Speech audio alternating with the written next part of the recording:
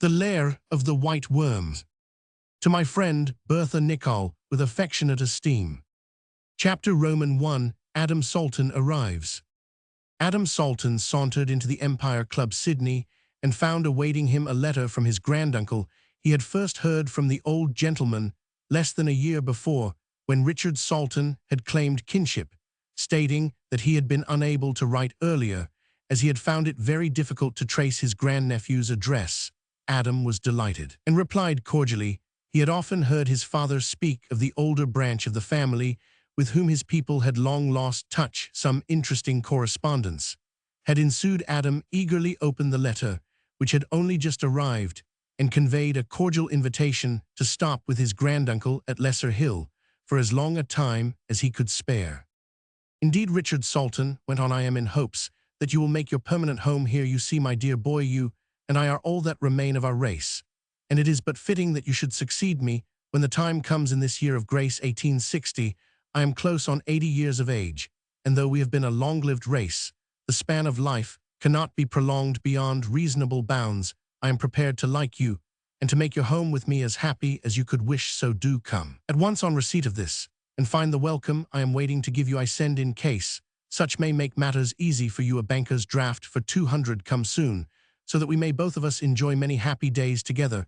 If you are able to give me the pleasure of seeing you, send me as soon as you can a letter telling me when to expect you. Then, when you arrive at Plymouth or Southampton, or whatever port you are bound for, wait on board, and I will meet you at the earliest hour possible.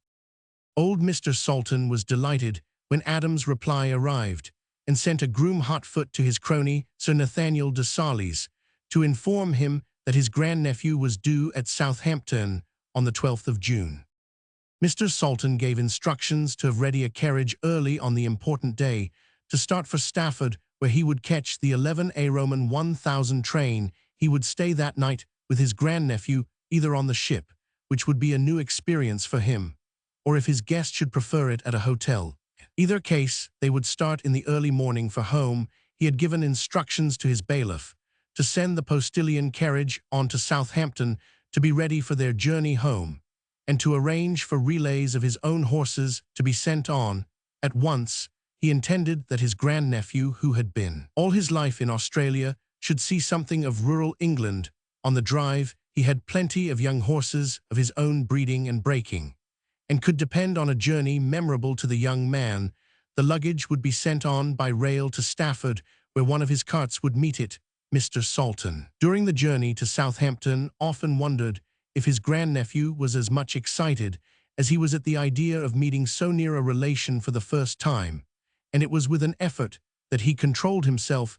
The endless railway lines and switches round the Southampton docks fired his anxiety afresh. As the train drew up on the dock side, he was getting his hand traps together when the carriage door was wrenched open and a young man jumped in. How are you, uncle? I recognized you from the photo you sent me. I wanted to meet you as soon as I could, but everything is so strange to me that I didn't quite know what to do. However, here I am glad to see you, sir. I have been dreaming of this happiness for thousands of miles now. I find that the reality beats all the dreaming. As he spoke, the old man and the young one were heartily wringing each other's hands. The meeting, so auspiciously begun, proceeded well. Adam, seeing that the old man was interested in the novelty of the ship, suggested that he should stay the night on board, and that he would himself be ready to start at any hour and go anywhere. That the other suggested this affectionate willingness to fall in with his own plans quite won the old man's heart. He warmly accepted the invitation, and at once they became not only on terms of affectionate relationship, but almost like old friends. The heart of the old man, which had been empty for so long, found a new delight. The young man found on landing in the old country a welcome and a surrounding in full harmony with all his dreams throughout his wanderings and solitude, and the promise of a fresh and adventurous life. It was not long before the old man accepted him to full relationship by calling him by his Christian name. After a long talk on affairs of interest, they retired to the cabin which the elder was to share. Richard Salton put his hands affectionately on the boy's shoulders. Though Adam was in his 27th year, he was a boy, and always would be to his granduncle. I am so glad to find you, as you are my dear boy, just such a young man, as I had always hoped for as a son in the days, when I still had such hopes. However, that is all past.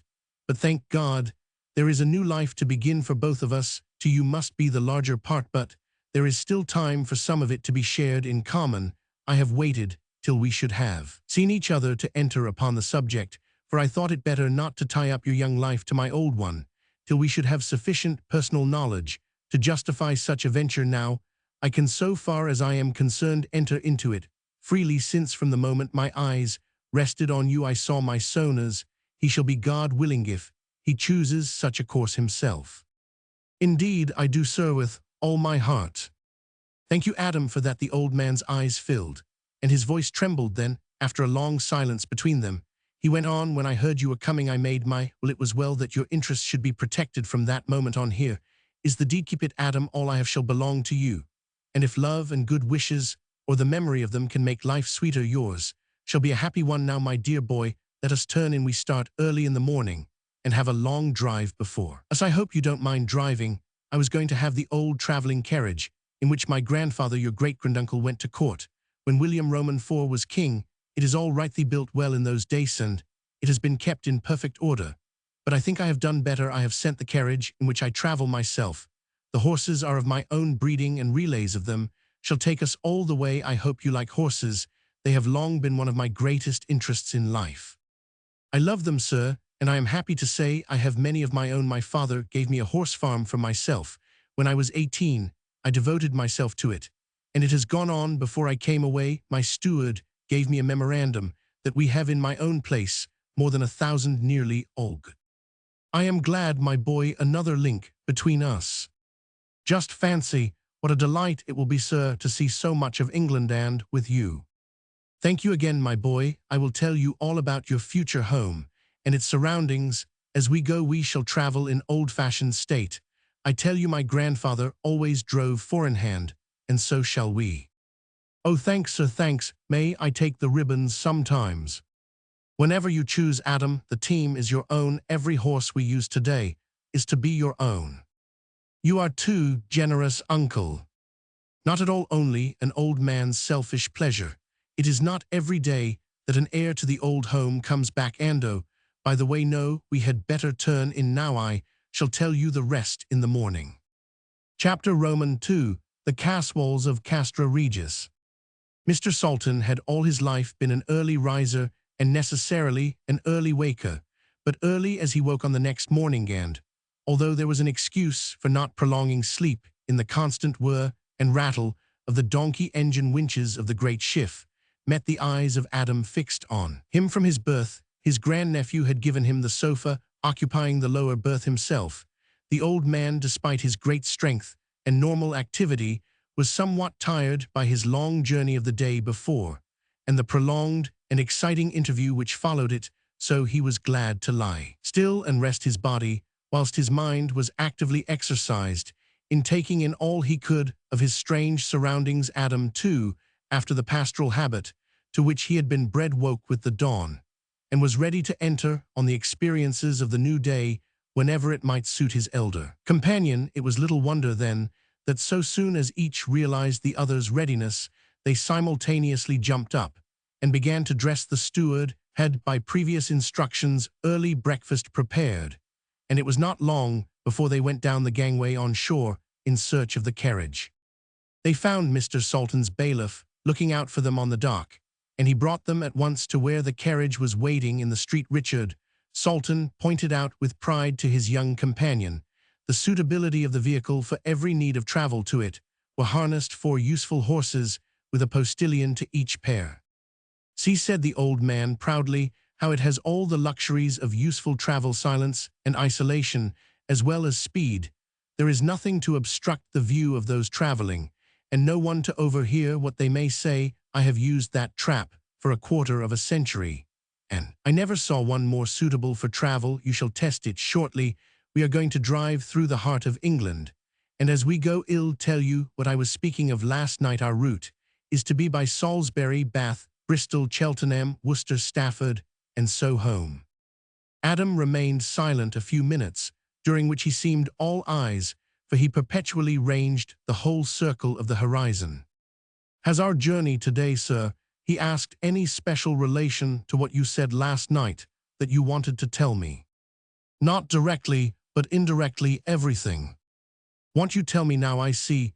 We cannot be overheard, and if anything strikes you as we go along, just run it in, I shall understand." So old Sultan spoke.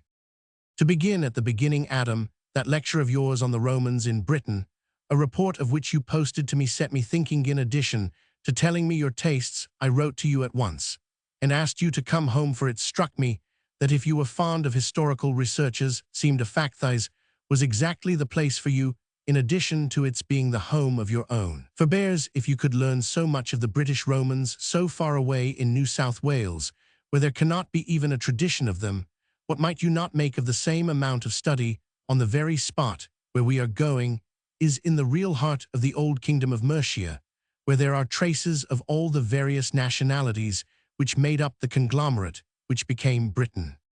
I rather gathered that you had some more definite and more personal reason for my hurrying. After all, history can keep except in the making." "Quite right, my boy. I had a reason, such as you very wisely guessed.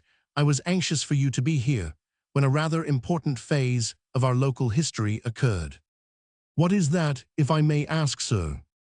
"Certainly the principal landowner of our part of the county is on his way home, and there will be a great homecoming, which you may care to see. The fact is, for more than a century, the various owners in the succession here, with the exception of a short time, have lived abroad." "How is that, sir, if I may ask?" "The great house and estate in our part of the world is Castra Regis, the family seat of the Caswall family.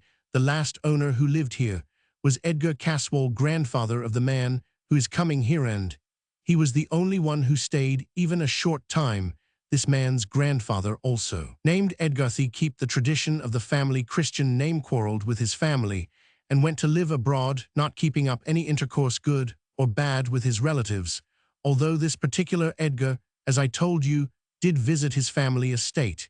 Yet his son was born and lived and died abroad, while his grandson, the latest inheritor, was also born and lived abroad till he was over 30, his present age. This was the second line of absentees. The great estate of Castra Regis has had no knowledge of its owner for 5 generations, covering more than 120 years. It has been well administered, however, and no tenant or other connected with it has had anything of which to complain. All the same, there has been much natural anxiety to see the new owner, and we are all excited about the event of his coming. Even I am, though I own my own estate, which, though adjacent, is quite apart from Castra Regis.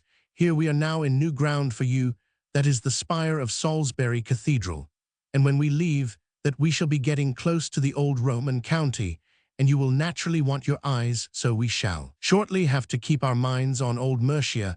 However, you need not be disappointed. My old friend, Sir Nathaniel de Sales, who, like myself, is a freeholder near Castra Regis's estate, Doom Tower, is over the border of Derbyshire on the Peakeys, coming to stay with me for the festivities. To welcome Edgar Caswall, he is just the sort of man you will like. He is devoted to history and is president of the Mercian Archaeological Society. He knows more of our own part of the country, with its history and its people, than anyone else. I expect he will have arrived before us, and we 3 can have a long chat after dinner. He is also our local geologist and natural historian, so you and he will have many interests in common. Amongst other things, he has a special knowledge of the Peak and its caverns, and knows all the old legends of prehistoric times." They spent the night at Cheltenham, and on the following morning resumed their journey to Stafford. Adam's eyes were in constant employment, and it was not till Sultan declared that they had now entered on the last stage of their journey that he referred to Sir Nathaniel's coming. As the dusk was closing down, they drove on to Lesser Hill, Mr. Sultan's house. It was now too dark to see any details of their surroundings. Adam could just see that it was on the top of a hill, not quite so high as that which was covered by the castle, on whose tower flew the flag, and which was all ablaze with moving lights, manifestly used in the preparations for the festivities on the morrow. So Adam deferred his curiosity till daylight his granduncle was met at the door by a fine old man who greeted him warmly. "I came over early, as you wished. I suppose this is your grandnephew. I am glad to meet you, Mr. Adam Salton. I am Nathaniel de Sarles, and your uncle is one of my oldest friends." Adam, from the moment of their eyes meeting, felt as if they were already friends. The meeting was a new note of welcome to those that had already sounded in his ears. The cordiality with which Sir Nathaniel and Adam met made the imparting of information easy. Sir Nathaniel was a clever man of the world who had traveled much and within a certain area studied deeply. He was a brilliant conversationalist, as was to be expected from a successful diplomatist, even under unstimulating conditions, but he had been touched, and to a certain extent fired by the younger man's evident admiration and willingness to learn from him. Accordingly, the conversation, which began on the most friendly basis, soon warmed to an interest above proof. As the old man spoke of it next day to Richard Salton, he knew already that his old friend wanted his grandnephew to learn all he could of the subject in hand, and so had, during his journey from the peak, put his thoughts in sequence for narration and explanation. Accordingly, Adam had only to listen, and he must learn much that he wanted to know. When dinner was over, and the servants had withdrawn, leaving the three men at their wine, Sir Nathaniel began. "I gather from your uncleby the way I suppose we had better speak of you as uncle and nephew, instead of going into exact relationship. In fact, your uncle is so old and dear a friend that, with your permission, I shall drop formality with you altogether and speak of you and to you as Adam, as though you were his son." "I should like," answered the young man, "nothing better."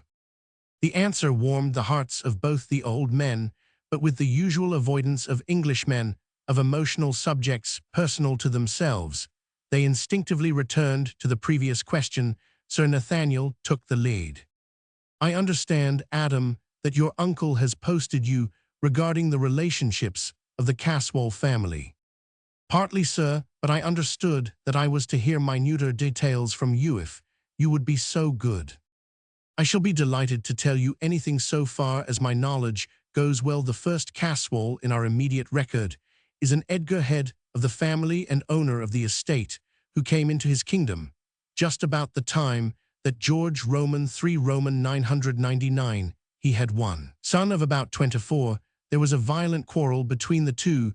No one of this generation has any idea of the cause, but considering the family characteristics, we may take it for granted that though it was deep and violent, it was on the surface trivial.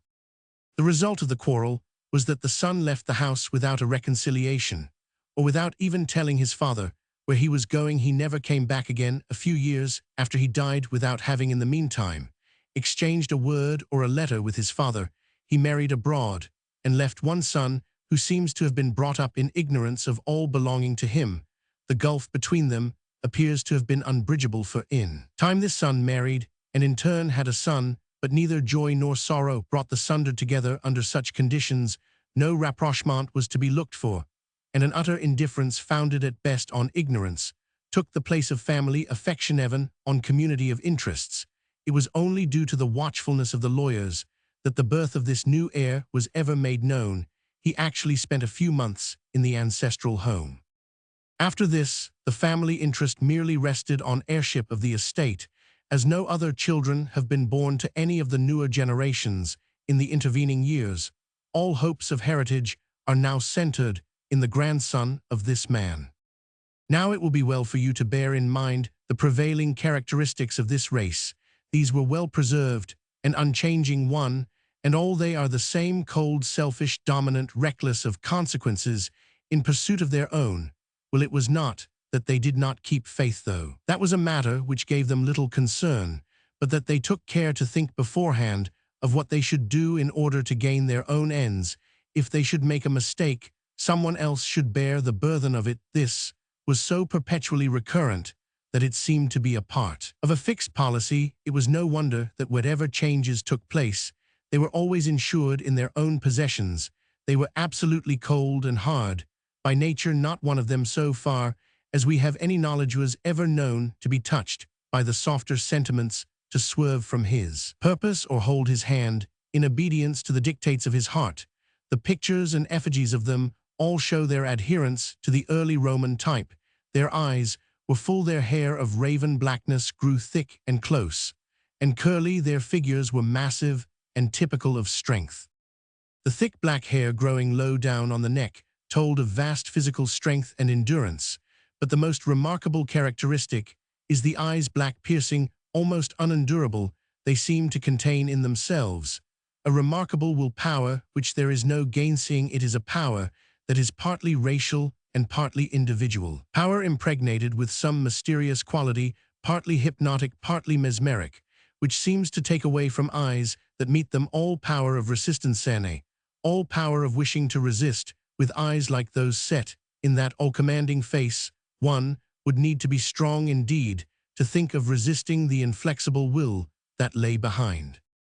You may think, Adam, that all this is imagination on my part, especially as I have never seen any of them. So it is but imagination based on deep study. I have made use of all I know or can surmise logically regarding this strange race, with such strange, compelling qualities. Is it any wonder that there is abroad an idea that in the race there is some demoniac possession, which tends to a more definite belief that certain individuals have in the past sold themselves to the devil? But I think we had better go to bed now. We have a lot to get through tomorrow, and I want you to have your brain clear and all your susceptibilities fresh. Moreover, I want you to come with me for an early walk, during which we may notice, whilst the matter is fresh in our minds, the peculiar disposition of this place, not merely your granduncle's estate, but the lie of the country around it. There are many things on which we may seek and, perhaps, find enlightenment. The more we know at the start, the more things which may come into our view will develop themselves. Chapter Roman 3, Diana's Grove. Curiosity took Adam Salton out of bed in the early morning, but when he had dressed and gone downstairs, he found that early as he was, Sir Nathaniel was ahead of him. The old gentleman was quite prepared for a long walk, and they started at once. Sir Nathaniel, without speaking, led the way to the east down the hill. When they had descended and risen again, they found themselves on the eastern brink of a steep hill. It was of lesser height than that on which the castle was situated, but it was so placed that it commanded the various hills that crowned the ridge. All along the ridge, the rock cropped out bare and bleak, but broken in rough natural castellation.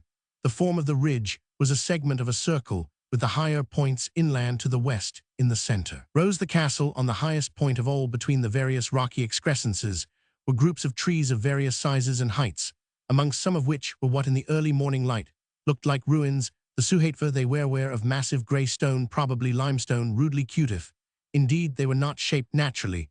The fall of the ground was steep all along the ridge, so steep that here and there both trees and rocks and buildings seemed to overhang the plain far below, through which ran many streams.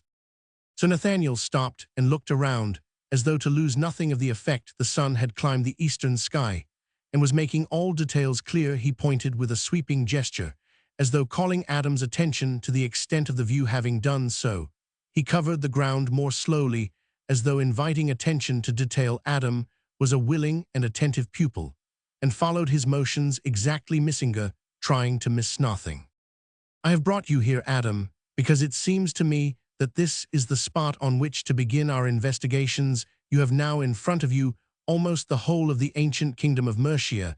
In fact, we see the whole of it, except that furthest part, which is covered by the Welsh marches, and those parts which are hidden. From where we stand by the high ground of the immediate west, we can see theatrically the whole of the eastern bound of the kingdom, which ran south from the Humber to the Wash. I want you to bear in mind the trend of the ground, for some time sooner or later we shall do well to have it in our mind's eye when we are considering the ancient traditions and superstitions and are trying to find the rationale of them. Each legend, each superstition which we receive will help in the understanding and possible elucidation of the others. And as all such have a local basis, we can come closer to the truther. The probability be knowing the local conditions as we go along, it will help us to bring to our aid such geological truth as we may have between us. For instance, the building materials used in various ages can afford their own lessons to understanding eyes, the very heights and shapes and materials of these hillsnay, even of the wide plain that lies between us and the sea, have in themselves the materials of enlightening books. For instance, sir, said Adam, venturing a question. Well, look at those hills, which surround the main one, where the site for the castle was wisely chosen on the highest ground. Take the others. There is something ostensible in each of them, and in all probability something unseen and unproved, but to be imagined also. For instance, continued Adam, let us take them seriatim, that to the east, where the trees are lower down, that was once the location of a Roman temple, possibly founded on a pre-existing druidical one. Its name implies the former, and the grove of ancient oaks suggests the latter. Please explain. The old name translated means Diana's Grove, then the next one higher than it, but just beyond it is called Mercia. In all probability, a corruption or familiarization of the word Mercia with a Roman pun included. We learn from early manuscripts that the place was called Villula Misericordiae. It was originally a nunnery founded by Queen Bertha, but done away with by King Penda, the reactionary to paganism, after St. Augustine. Then comes your uncle's place, Lesser Hill. Though it is so close to the castle, it is not connected with it. It is a freehold, and so far as we know of equal age, it has always belonged to your family. Then there only remains the castle. That is all, but its history contains the histories of all the others. In fact, the whole history of early England. Sir Nathaniel, seeing the expectant look on Adam's face, went on. The history of the castle has no beginning so far as we know. The furthest records or surmises or inferences simply accept it as existing. Some of the segesses, let us call them, seem to show that there was some sort of structure there when the Romans came. Therefore, it must have been a place of importance in Drew times. If indeed that was the beginning, naturally the Romans accepted it, as they did everything of the kind that was or might be useful. The change is shown or inferred in the name Castra. It was the highest protected ground, and so naturally became the most important of their camps. A study of the map will show you that it must have been a most important center. It both protected the advances already made to the north and helped to dominate the sea coast. It sheltered the western marches, beyond which lay savage Walesan danger. It provided a means of getting to the Severn Round, which lay the great Roman roads then coming into existence, and made possible the great waterway to the heart of England through the Severn and its tributaries. It brought the east and the west together by the swiftest and easiest ways known to those times.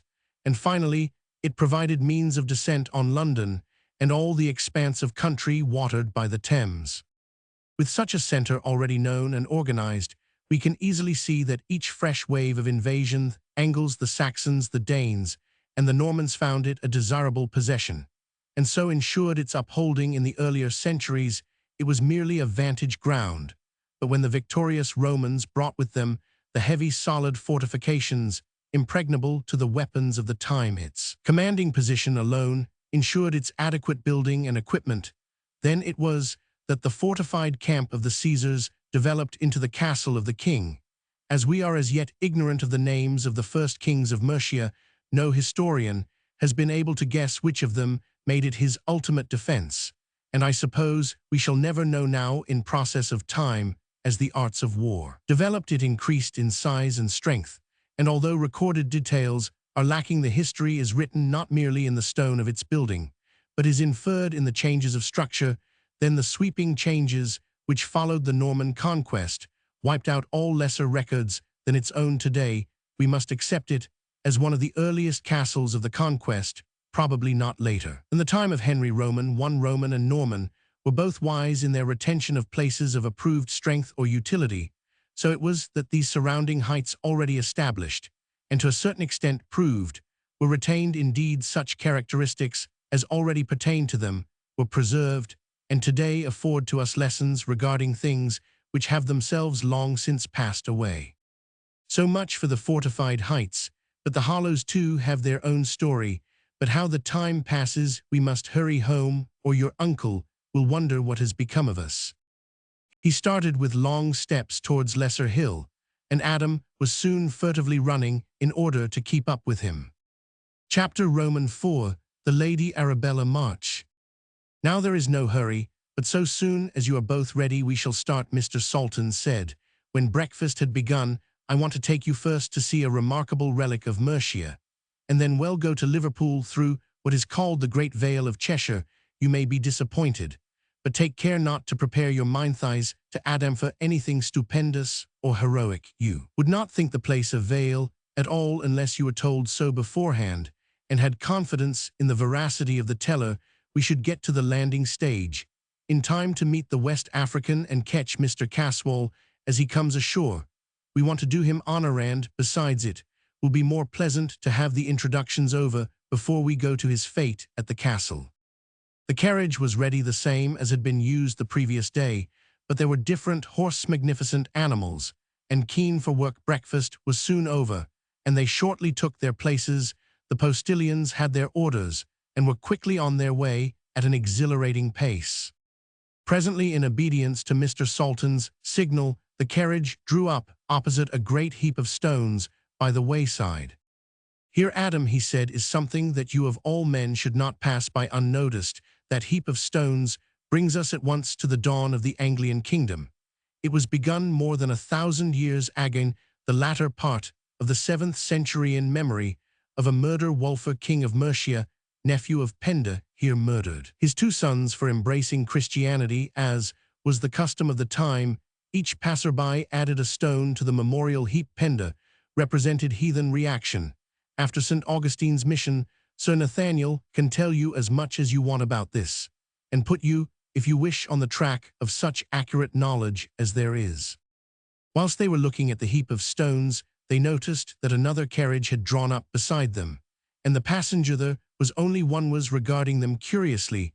The carriage was an old, heavy traveling one, with arms blazoned on it gorgeously.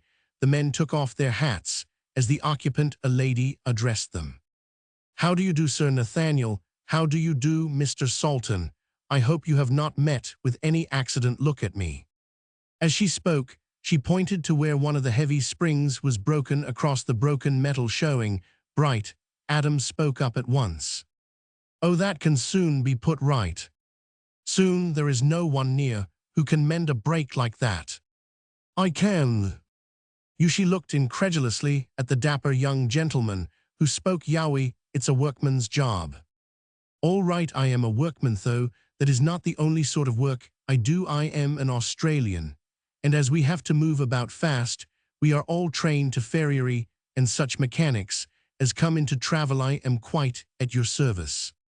I hardly know how to thank you for your kindness, of which I gladly avail myself. I don't know what else I can do, as I wish to meet Mr. Caswall of Castra Regis, who arrives home from Africa today. It is a notable homecoming. All the countryside want to do him honor." She looked at the old men and quickly made up her mind as to the identity of the stranger. "You must be Mr. Adam Salton of Lesser Hill. I am Lady Arabella March of Diana's Grove." As she spoke, she turned slightly to Mr. Salton, who took the hint and made a formal introduction. So soon as this was done, Adam took some tools from his uncle's carriage and at once began work on the broken spring. He was an expert workman, and the breach was soon made. Good Adam was gathering the tools which he had been using, which, after the manner of all workmen, had been scattered about, when he noticed that several black snakes had crawled out from the heap of stones and were gathering round him. This naturally occupied his mind, and he was not thinking of anything else when he noticed Lady Arabella, who had opened the door of the carriage, slip from it with a quick gliding motion. She was already among the snakes when he called out to warn her, but there seemed to be no need of warning. The snakes had turned and were wriggling back to the mound as quickly as they could. He laughed to himself behind his teeth as he whispered, "No need to fear there. They seem much more afraid of her than she of them." All the same, he began to beat on the ground with a stick, which was lying close to him, with the instinct of one used to such vermin. In an instant, he was alone beside the mound with Lady Arabella, who appeared quite unconcerned at the incident. Then he took a long look at her, and her dress alone was sufficient to attract attention. She was clad in some kind of soft white stuff, which clung close to her form, showing to the full every movement of her sinuous figure. She wore a close-fitting cap of some fine fur of dazzling white. Coiled round her white throat was a large necklace of emeralds, whose profusion of color dazzled when the sun shone on them. Her voice was peculiar, very low and sweet, and so soft that the dominant note was of sibilation. Her hands, too, were peculiar, long, flexible, white, with a strange movement as if waving gently to and fro. She appeared quite at ease, and after thanking, Adam said that if any of his uncle's party were going to Liverpool, she would be most happy to join forces. Whilst you are staying here, Mr. Salton, you must look on the grounds of Diana's Grove as your own, so that you may come and go just as you do in Lesser Hill. There are some fine views, and not a few natural curiosities, which are sure to interest you if you are a student of natural history, especially of an earlier kind, when the world was younger. The heartiness with which she spoke, and the warmth of her words, not of her manner, which was cold and distant, made him suspicious. In the meantime, both his uncle and Sir Nathaniel had thanked her for the invitation, off which, however, they said they were unable to avail themselves. Adam had a suspicion that though she answered regretfully, she was in reality relieved. When he had got into the carriage with the two old men, and they had driven off, he was not surprised when Sir Nathaniel spoke. "I could not but feel that she was glad to be rid of us. She can play her game better alone." "What is her game?" asked Adam unthinkingly. "All the county knows it. My boy Caswall is a very rich man. Her husband was rich when she married him, or seemed to be when he committed suicide. It was found that he had nothing left, and the estate was mortgaged up to the hilt. Her only hope is in a rich marriage. I suppose I need not draw any conclusion. You can do that as well as I can." Adam remained silent. Nearly all the time they were traveling through the alleged Vale of Cheshire, he thought much during that journey, and came to several conclusions, though his lips were unmoved. One of these conclusions was that he would be very careful about paying any attention to Lady Arabella. He was himself a rich man, how rich not even his uncle had the least idea, and would have been surprised had he known. The remainder of the journey was uneventful, and upon arrival at Liverpool, they went aboard the West African, which had just come to the landing stage there. His uncle introduced himself to Mr. Caswall, and followed this up by introducing Sir Nathaniel, and then Adam, the newcomer, received them graciously, and said what a pleasure it was to be coming home after so long an absence of his family from their old seat. Adam was pleased at the warmth of the reception, but he could not avoid a feeling of repugnance at the man's face. He was trying hard to overcome this, when a diversion was caused by the arrival of Lady Arabella. The diversion was welcome to all the two sultans, and Sir Nathaniel was shocked at Caswall's face, so hard, so ruthless, so selfish, so dominant. God help any, was the common thought, who is under the domination of such a man. Presently his African servant approached him, and at once their thoughts changed to a larger toleration. Caswall looked indeed a savage, but a cultured savage. In him were traces of the softening civilization of ages off, some of the higher instincts and education of man, no matter how rudimentary these might be. But the face of Ulanga, as his master called him, was unreformed, unsoftened, savage, and inherent. In it were all the hideous possibilities of a lost, devil-ridden child of the forest, and the swamp, lowest of all created things that could be regarded as in some form ostensibly human. Lady Arabella and Ulanga arrived almost simultaneously, and Adam was surprised to notice what effect their appearance had on each other. The woman seemed as if she could not condescend to exhibit any concern or interest in such a creature. On the other hand, the negro's bearing was such as in itself to justify her pride. He treated her not merely as a slave treats his master, but as a worshipper would treat a deity. He knelt before her with his hands outstretched and his forehead in the dust. So long as she remained, he did not move. It was only when she went over to Caswall that he relaxed his attitude of devotion and stood by respectfully. Adam spoke to his own man Davenport, who was standing by, having arrived with the bailiff of Lesser Hill, who had followed Mr. Salton in a pony trap. As he spoke, he pointed to an attentive ship's steward, and presently the two men were conversing. "I think we ought to be moving," Mr. Salton said to Adam. "I have some things to do in Liverpool, and I am sure that both Mr. Caswall and Lady Arabella would like to get under way for Castra Regis." "I too, sir, would like to do something," replied Adam.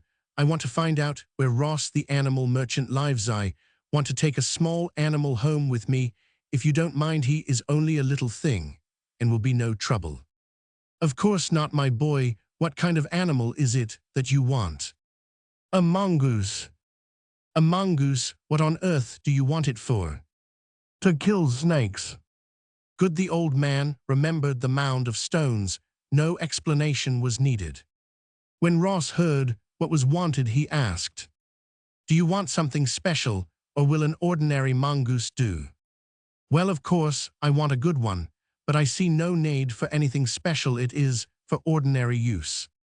"I can let you have a choice of ordinary ones. I only asked because I have in stock a very special one, which I got lately from Nepal. He has a record of his own. He killed a king cobra that had been seen in the Raja's garden. But I don't suppose we have any snakes of the kind in this cold climate. I dare say an ordinary one will do." When Adam got back to the carriage, carefully carrying the box with the mongoose, Sir Nathaniel said, "Hullo, what have you got there?" "A mongoose." "What for?" "To kill snakes." Sir Nathaniel laughed. "I heard Lady Arabella's invitation to you to come to Diana's Grove." "Well, what on earth has that got to do with it?" "Nothing directly that I know of, but we shall see." Adam waited, and the old man went on, "Have you by any chance heard the other name, which was given long ago to that place?" "No, sir." "It was called, look here, this subject wants a lot of talking over. Suppose we wait till we are alone and have lots of time before us." "All right, sir." Adam was filled with curiosity, but he thought it better not to hurry matters. All would come in good time. Then the three men returned home, leaving Mr. Caswall to spend the night in Liverpool. The following day, the Lesser Hill party set out for Castra Regis, and for the time Adam thought no more of Diana's Grove or of what mysteries it had contained or might still contain. The guests were crowding in, and special places were marked for important people. Adam, seeing so many persons of varied degree, looked round for Lady Arabella, but could not locate her. It was only when he saw the old-fashioned travelling carriage approach and heard the sound of cheering which went with it that he realized that Edgar Caswall had arrived. Then, on looking more closely, he saw that Lady Arabella, dressed as he had seen her last, was seated beside him. When the carriage drew up at the great flight of steps, the host jumped down and gave her his hand. It was evident to all that she was the chief guest at the festivities. It was not long before the seats on the dais were filled, while the tenants and guests of lesser importance had occupied all the coigns of vantage not reserved. The order of the day had been carefully arranged by a committee. There were some speeches, happily neither many nor long, and then festivities were suspended till the time for feasting arrived. In the interval, Caswall walked among his guests, speaking to all in a friendly manner, and expressing a general welcome. The other guests came down from the dais and followed his example, so there was unceremonious meeting and greeting between gentle and simple. Adam Salton naturally followed with his eyes all that went on within their scope, taking note of all who seemed to afford any interest. He was young and a man, and a stranger from a far distance, so on all these accounts, he naturally took stock rather of the women than of the men, and of these those who were young and attractive. There were lots of pretty girls among the crowd, and Adam, who was a handsome young man and well set up, got his full share of admiring glances. These did not concern him much, and he remained unmoved until there came along a group of three. By their dress and bearing of the farmer class, one was a sturdy old man, the other two were good-looking girls, one of a little over 20, the other not quite so old. So soon as Adam's eyes met those of the younger girl who stood nearest to him, some sort of electricity flashed, that divine spark which begins by recognition and ends in obedience. Men call it love. Both his companions noticed how much Adam was taken by the pretty girl, and spoke of her to him in a way which made his heart warm to them. "Did you notice that party that passed the old man? Is Michael Watford, one of the tenants of Mr. Caswall. He occupies Mercy Farm, which Sir Nathaniel pointed out to you today. The girls are his granddaughters, the elder Lilla being the only child of his elder son, who died when she was less than a year old. His wife died on the same day. She is a good girl, as good as she is pretty. The other is her first cousin, the daughter of Watford's second son. He went for a soldier when he was just over 20 and was drafted abroad. He was not a good correspondent, though he was a good enough son. A few letters came, and then his father heard from the colonel of his regiment that he had been killed by dacoits in Burma. He heard from the same source that his boy had been married to a Burmese, and that there was a daughter only a year old. Watford had the child brought home, and she grew up beside Lilla. The only thing that they heard of her birth was that her name was Roman 2000. The two children adored each other, and due to this day, strange how different they are. Lilla all fair like the old Saxon stock, from which she is sprung. Mimi showing a trace of her mother's race.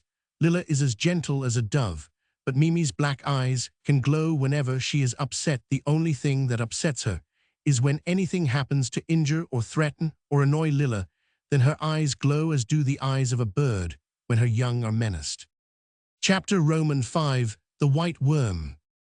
Mr. Salton introduced Adam to Mr. Watford and his granddaughters, and they all moved on together, of course neighbors. In the position of the Watfords knew all about Adam Salton, his relationship circumstances and prospects, so it would have been strange indeed if both girls did not dream of possibilities of the future. In agricultural England, eligible men of any class are rare. This particular man was specially eligible, for he did not belong to a class in which barriers of caste were strong. So when it began to be noticed that he walked beside Mimi Watford and seemed to desire her society, all their friends endeavored to give the promising affair a helping hand. When the gongs sounded for the banquet, he went with her into the tent, where her grandfather had seats. Mr. Salton and Sir Nathaniel noticed that the young man did not come to claim his appointed place at the dais table, but they understood and made no remark, or indeed did not seem to notice his absence. Lady Arabella sat as before at Edgar Caswall's right hand. She was certainly a striking and unusual woman, and to all it seemed fitting from her rank and personal qualities that she should be the chosen partner of the heir. On his first appearance, of course, nothing was said openly by those of her own class who were present, but words were not necessary when so much could be expressed by nods and smiles. It seemed to be an accepted thing that at last there was to be a mistress of Castra Regis, and that she was present amongst them. There were not lacking some who, whilst admitting all her charm and beauty, placed her in the second rank. Lilla Watford being marked as first, there was sufficient divergence of type, as well as of individual beauty, to allow of fair comment. Lady Arabella represented the aristocratic type, and Lilla that of the commonalty. When the dusk began to thicken, Mr. Salton and Sir Nathaniel walked homeward. Trap had been sent away early in the day, leaving Adam to follow in his own time. He came in earlier than was expected, and seemed upset about something. Neither of the elders made any comment. They all lit cigarettes, and as dinner time was close at hand, went to their rooms to get ready. Adam had evidently been thinking in the interval. He joined the others in the drawing-room, looking ruffled and impatient, a condition of things seen for the first time. The others, with the patience, the experience of age, trusted to time to unfold and explain things. They had not long to wait. After sitting down and standing up several times, Adam suddenly burst out. "That fellow seems to think he owns the earth. Can't he let people alone? He seems to think that he has only to throw his handkerchief to any woman and be her master." This outburst was in itself enlightening. Only thwarted affection in some guise could produce this feeling in an amiable young man. Sir Nathaniel, as an old diplomatist, had a way of understanding, as if by foreknowledge, the true inwardness of things, and asked suddenly, but in a matter-of-fact, indifferent voice, "Was he after Lilla?" Yes, and the fellow didn't lose any time either. Almost as soon as they met, he began to butter her up and tell her how beautiful she was. Why, before he left her side, he had asked himself to tea tomorrow at Mercy Farm. Stupid ass, he might see that the girl isn't his sort. I never saw anything like it. It was just like a hawk and a pigeon. As he spoke, Sir Nathaniel turned and looked at Mr. Salton, a keen look, which implied a full understanding. "Tell us all about it, Adam. There are still a few minutes before dinner, and we shall all have better appetites when we have come to some conclusion on this matter." "There is nothing to tell, sir. That is the worst of it. I am bound to say that there was not a word said that a human being could object to. He was very civil, and all that was proper, just what a landlord might be to a tenant's daughter. Yet, well, I don't know how it was, but it made my blood boil." "How did the hawk and the pigeon come in?" Sir Nathaniel's voice was soft and soothing, nothing of contradiction or overdone curiosity in it, a tone eminently suited to win confidence. "I can hardly explain. I can only say that he looked like a hawk, and she like a dove, and now that I think of it, that is what they each did look like, and do look like in their normal condition." That is so, came the soft voice of Sir Nathaniel. Adam went on. Perhaps that early Roman look of his set me off, but I wanted to protect her. She seemed in danger. She seems in danger, in a way, from all you young men. I couldn't help noticing the way that even you look at us, if you wish to absorb her. I hope both you young men will keep your heads cool, put in Mr. Salton. You know, Adam, it won't do to have any quarrel between you, especially so soon after his homecoming, and your arrival here. We must think of the feelings and happiness of our neighbors, mustn't we? I hope so, sir. I assure you that whatever may happen or even threaten, I shall obey your wishes in this, as in all things. Hush, whispered Sir Nathaniel, who heard the servants in the passage, bringing dinner. After dinner over the walnuts and the wine, Sir Nathaniel returned to the subject of the local legends.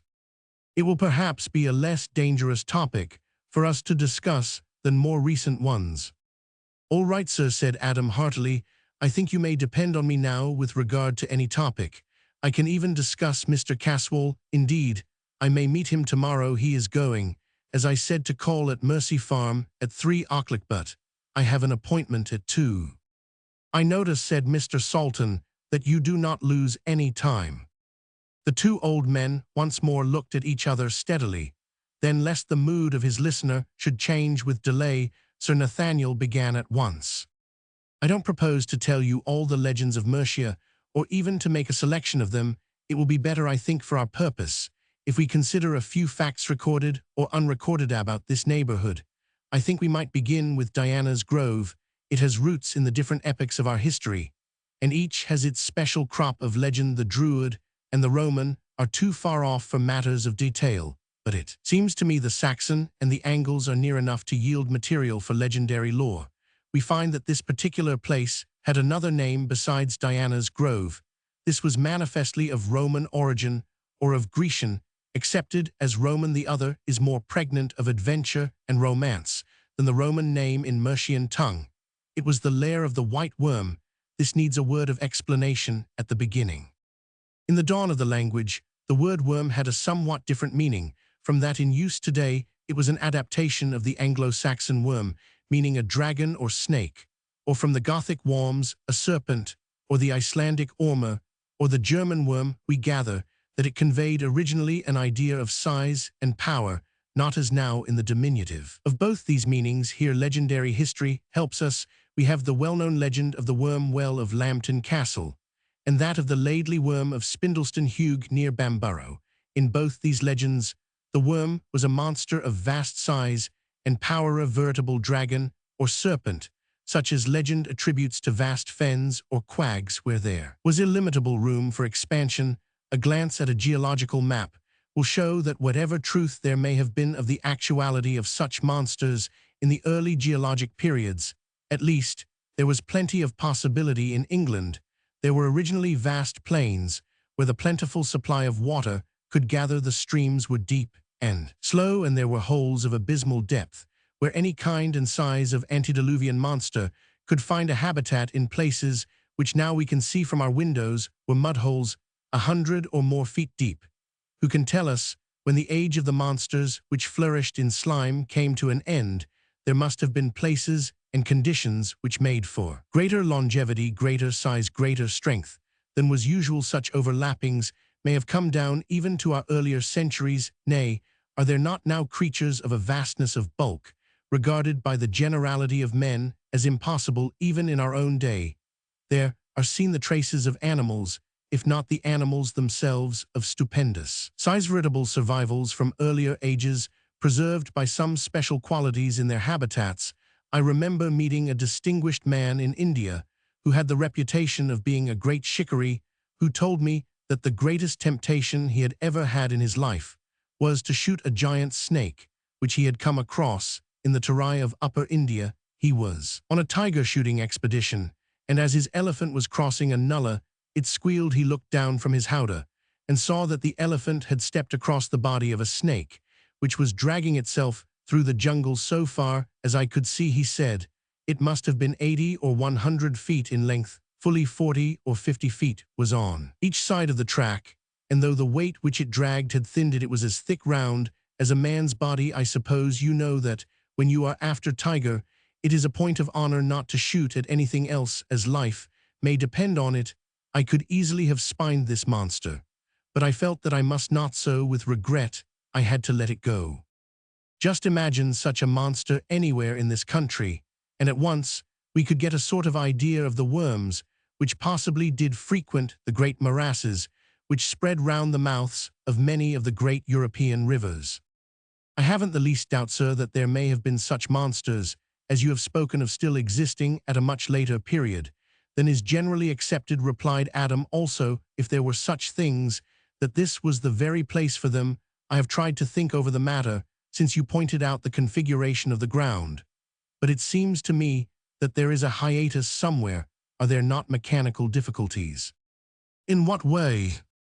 Well, our antique monster must have been mighty heavy, and the distances he had to travel were long, and the ways difficult. From where we are now sitting down to the level of the mudholes is a distance of several hundred feet, leaving out of consideration altogether any lateral distance.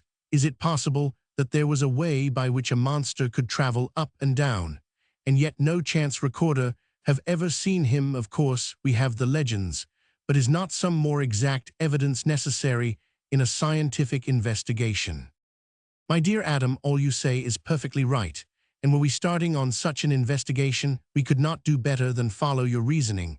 But my dear boy, you must remember that all this took place thousands of years ago. You must remember, too, that all records of the kind that would help us are lacking, also that the places to be considered were deserts so far as human habitation or population are considered. In the vast desolation of such a place as complied with the necessary conditions, there must have been such profusion of natural growth as would bar the progress of men. Formed as we are, the lair of such a monster would not have been disturbed for hundreds or thousands of years.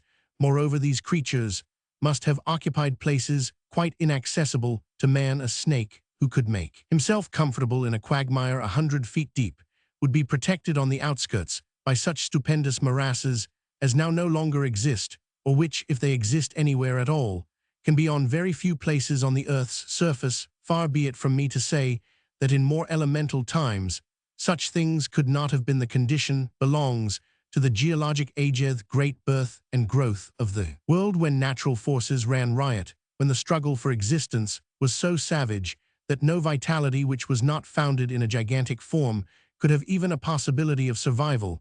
That such a time existed, we have evidences in geology, but there only we can never expect proofs such as this age demands. We can only imagine or surmise such things or such conditions and such forces as overcame them.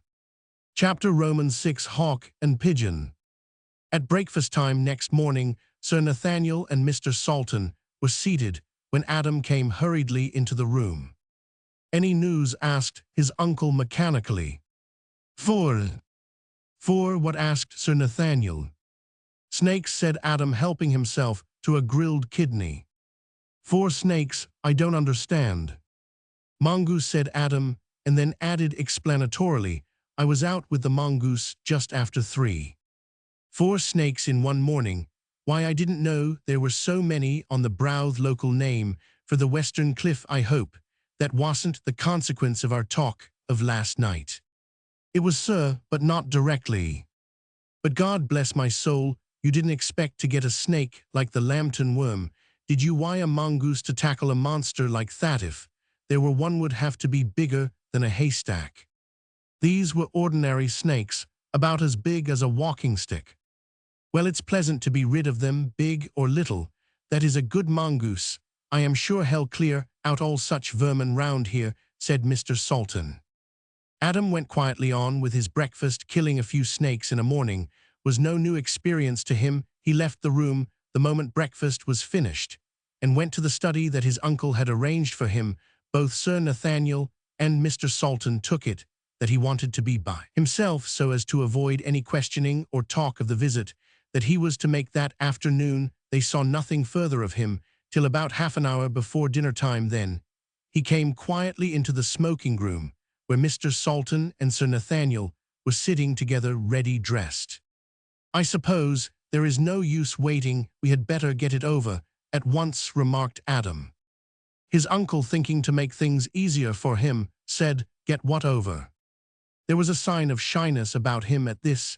He stammered a little at first, but his voice became more even as he went on. "My visit to Mercy Farm." Mr. Salton waited eagerly. The old diplomatist simply smiled. "I suppose you both know that I was much interested yesterday in the Watfords." There was no denial or fending off the question. Both the old men smiled acquiescence. Adam went on, "I meant you to see it, both of you, you uncle, because you are my uncle and the nearest of my own kin, and moreover, you couldn't have been more kind to me, or made me more welcome, if you had been my own father." Mr. Salton said nothing. He simply held out his hand, and the other took it, and held it for a few seconds. "And you, sir, because you have shown me something of the same affection, which in my wildest dreams of home I had no right to expect." He stopped for an instant, much moved. Sir Nathaniel answered softly, laying his hand on the youth's shoulder. "You are right, my boy, quite right. That is the proper way to look at it. And I may tell you that we old men who have no children of our own feel our hearts growing warm when we hear words like those." Then Adam hurried on, speaking with a rush, as if he wanted to come to the crucial point. "Mr. Watford had not come in, but Lilla and Mimi were at home, and they made me feel very welcome. They have all a great regard for my uncle. I am glad of that anyway, for I like them all much." We were having tea when Mr. Caswall came to the door, attended by the Negro. Lilla opened the door herself. The window of the living room at the farm is a large one, and from within you cannot help seeing anyone coming. Mr. Caswall said he had ventured to call, as he wished to make the acquaintance of all his tenants in a less formal way, and more individually, than had been possible to him on the previous day. "The girls made him welcome. Ethy are very sweet girls, though, sir, someone will be very happy some day there with either of them." "And that man may be you, Adam," said Mr. Salton heartily. A sad look came over the young man's eyes, and the fire his uncle had seen there died out. Likewise the timbre left his voice, making it sound lonely. "Such might crown my life, but that happiness, I fear, is not for me, or not without pain and loss and woe." "Well, it's early days yet," cried Sir Nathaniel heartily. The young man turned on him his eyes, which had now grown excessively sad. "Yesterday, a few hours' Agathat remark would have given me new hope, new courage, but since then I have learned too much." The old man, skilled in the human heart, did not attempt to argue in such a matter. "Too early to give in, my boy." "I am not of a giving-in kind," replied the young man earnestly, "but after all, it is wise to realize a truth, and when a man, though he is young, feels as I do, as I have felt ever since yesterday, when I first saw Mimi's Aishi's heart jumps, he does not need to learn things he knows." There was silence in the room, during which the twilight stole on imperceptibly. It was Adam who again broke the silence. "Do you know, uncle, if we have any second sight in our family?" "No, not that I ever heard about." "Why?"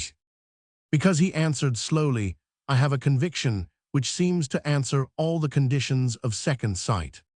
And then asked the old man, much perturbed. "And then the usual inevitable, what in the Hebrides and other places where the sight is a culta beliefes, called the doomed court, from which there is no appeal. I have often heard of second sight. We have many Western Scots in Australia, but I have realized more of its true inwardness in an instant of this afternoon than I did in the whole of my life previously. A granite wall stretching up to the very heavens, so high and so dark that the eye of God himself cannot see beyond. Well, if the doom must come, it must, that is all." The voice of Sir Nathaniel broke in, smooth and sweet and grave. "Can there not be a fight for it?" "There can for most things." "For most things, yes, but for the doom, no. What a man can do, I shall do. There will be, must be fight. When and where and how I know not, but a fight there will be. But after all, what is a man in such a case?" "Adam, there are three of us." Salton looked at his old friend as he spoke, and that old friend's eyes blazed. "I, three of us," he said, and his voice rang. There was again a pause, and Sir Nathaniel endeavored to get back to less emotional and more neutral ground. "Tell us of the rest of the meeting. Remember, we are all pledged to this, It is a fight a l'outrance, and we can afford to throw away or forego no chance. We shall throw away or lose nothing that we can help we fight to win. And the stake is a life perhaps more than one who shall see then, he went on in a conversational tone, such as he had used when he spoke of the coming to the farm of Edgar Caswall. When Mr. Caswall came in, the negro went a short distance away, and there remained, it gave me the idea that he expected to be called, and intended to remain in sight or within hail. Then Mimi got another cup and made fresh tea, and we all went on together. Was there anything uncommon were you all quite friendly? Asked Sir Nathaniel quietly. Quite friendly, there was nothing that I could notice out of the common except, he went on with a slight hardening of the voice, except that he kept his eyes fixed on Lilla in a way which was quite intolerable to any man who might hold her dear.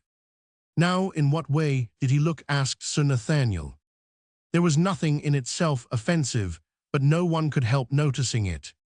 You Roman 999, Miss Watford herself, who was the victim, and Mr. Caswall, who was the offender, are out of range as witnesses. Was there anyone else who noticed? Mimi Roman 999, her face flamed with anger as she saw the look. What kind of look was it? Over-ardent or too admiring? Or what was it? The look of a lover or one who fain would be? You understand? Yes, sir, I quite understand. Anything of that sort I should of course notice. It would be part of my preparation for keeping my self-control, to which I am pledged. If it were not amatory, was it threatening? Where was the offense? Adam smiled kindly at the old man. It was not amatory, even if it was such was to be expected. I should be the last man in the world to object, since I am myself an offender in that respect. Moreover, not only have I been taught to fight fair, but by nature I believe I am just. I would be as tolerant of and as liberal to a rival as I should expect him to be to me. No, the look I mean was nothing of that kind, and so long as it did not lack proper respect, I should not of my own part condescend to notice it. Did you ever study the eyes of a hound? At rest? No, when he is following his instincts, or better still, Adam went on the eyes of a bird of prey when he is following his instincts, not when he is swooping, but merely when he is watching his quarry. No, said Sir Nathaniel, I don't know that I ever. Roman 999, why may I ask? That was the look, certainly not amatory or anything of that kind yet. It struck me more dangerous, if not so deadly, as an actual threatening. Again there was a silence which Sir Nathaniel broke as he stood up. I think it would be well if we all thought over this by ourselves, then we can renew the subject. Chapter Romans 7, Ulanga. Mr. Salton had an appointment for 6 o'clock at Liverpool. When he had driven off, Sir Nathaniel took Adam by the arm. May I come with you for a while to your study? I want to speak to you privately without your uncle knowing about it, or even what the subject is. You don't mind, do you? It is not idle curiosity. No, no, it is on the subject to which we are all committed. Is it necessary to keep my uncle in the dark about it? He might be offended. It is not necessary, but it is advisable. It is for his sake that I asked. My friend is an old man, and it might concern him unduly, even alarm him. I promise you there shall be nothing that could cause him anxiety in our silence, or at which he could take umbrage. Go on, sir, said Adam simply. You see, your uncle is now an old man. I know it, for we were boys together. He has led an uneventful and somewhat self-contained life, so that any such condition of things as has now arisen is apt to perplex him from its very strangeness. In fact, any new matter is trying to old people. It has its own disturbances and its own anxieties, and neither of these things are good for lives that should be restful. Your uncle is a strong man with a very happy and placid nature. Given health and ordinary conditions of life, there is no reason why he should not live to be 100. You and I, therefore, who both love him, though in different ways, should make it our business to protect him from all disturbing influences. I am sure you will agree with me that any labor to this end would be well spent. All right, my boy, I see your answer in your eyes, so we need say no more of that. And now," here his voice changed, "tell me all that took place at that interview. There are strange things in front of us, strange. We cannot at present even guess. Doubtless some of the difficult things to understand, which lie behind the veil, will in time be shown to us to see and to understand. In the meantime, all we can do is to work patiently, fearlessly, and unselfishly to an end that we think is right. You had got so far as where Lilla opened the door to Mr. Caswall and the Negro. You also observed that Mimi was disturbed in her mind at the way Mr. Caswall looked at her cousin. Certainly, though disturbed is a poor way of expressing her objection. Can you remember well enough to describe Caswall's eyes and how Lilla looked, and what Mimi said and did also? Ulanga, Caswall's West African servant.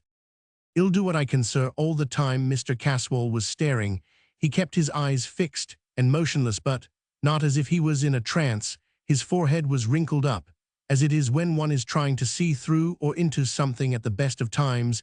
His face has not a gentle expression, but when it was screwed up like that, it was almost diabolical. It frightened poor Lilla so that she trembled, and after a bit got so pale that I thought she had fainted. However, she held up and tried to stare back, but in a feeble kind of way. Then Mimi came close and held her hand that braced her up, and still, never ceasing her return stare, she got color again and seemed more like herself.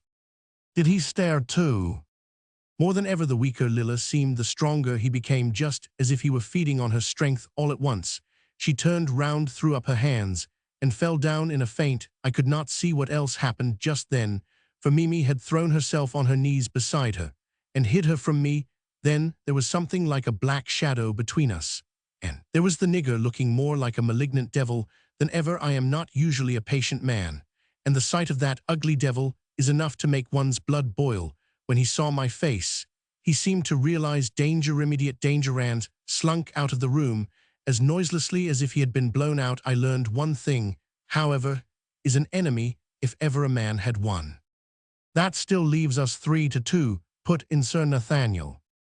Then Caswall slunk out, much as the nigger had done when he had gone. Lilla recovered at once. "Now," said Sir Nathaniel, anxious to restore peace, "have you found out anything yet regarding the Negro? I am anxious to be posted regarding him. I fear there will be, or may be, grave trouble with him." "Yes, sir, I've heard a good deal about him. Of course, it is not official, but hearsay must guide us at first. You know my man, Davenport, Private's secretary, confidential man of business and general factotum. He is devoted to me and has my full confidence. I asked him to stay on board the West African and have a good look round and find out what he could about Mr. Caswall. Naturally, he was struck with the aboriginal savage. He found one of the ship's stewards who had been on the regular voyages to South Africa. He knew Ulanga and had made a study of him. He is a man who gets on well with niggers, and they open their hearts to him. It seems that this Ulanga is quite a great person in the nigger world of the African West Coast. He has the two things which men of his own color respect. He can make them afraid, and he is lavish with money. I don't know whose money, but that does not matter. They are always ready to trumpet his greatness, evil greatness. It is, but neither does that matter. Briefly, this is his history. He was originally a witchfinder, about as low an occupation as exists amongst aboriginal savages. Then he got up in the world and became an alderman, which gives an opportunity to wealth via blackmail. Finally, he reached the highest honor in hellish service. He became a user of voodoo, which seems to be a service of the utmost baseness and cruelty. I was told some of his deeds of cruelty, which are simply sickening. They made me long for an opportunity of helping to drive him back to hell. You might think, to look at him, that you could measure in some way the extent of his vileness, but it would be a vain hope. Monsters such as he is belong to an earlier and more rudimentary stage of barbarism. He is in his way a clever fellow for a nigger, but is none the less dangerous or the less hateful, for that the men in the ship told me that he was a collector. Some of them had seen his collections, such collections, all that was potent for evil in bird or beast, or even in fish beaks, that could break and rend and tear. All the birds represented were of a predatory kind. Even the fishes are those which are born to destroy, to wound, to torture. The collection, I assure you, was an object lesson in human malignity. This being has enough evil in his face to frighten even a strong man. It is little wonder that the sight of it put that poor girl into a dead faint. Nothing more could be done at the moment, so they separated. Adam was up in the early morning and took a smart walk round the brow. As he was passing Diana's grove, he looked in on the short avenue of trees and noticed the snakes killed on the previous morning by the mongoose. They all lay in a row straight and rigid as if they had been placed by hands. Their skins seemed damp and sticky, and they were covered all over with ants and other insects. They looked loathsome, so after a glance he passed on. A little later, when his steps took him naturally enough past the entrance to Mercy Farm, he was passed by the Negro moving quickly under the trees. Wherever there was shadow laid across one extended arm, looking like dirty towels across a rail. He had the horrid-looking snakes.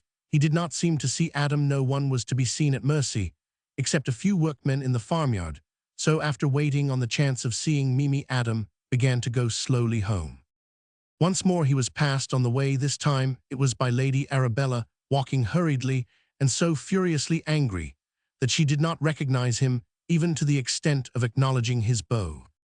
When Adam got back to Lesser Hill, he went to the coach house where the box with the mongoose was kept, and took it with him, intending to finish at the mound of stone what he had begun the previous morning. With regard to the extermination, he found that the snakes were even more easily attacked than on the previous day. No less than 6 were killed in the first half hour. As no more appeared, he took it for granted that the morning's work was over, and went towards home. The mongoose had by this time become accustomed to him, and was willing to let himself be handled freely.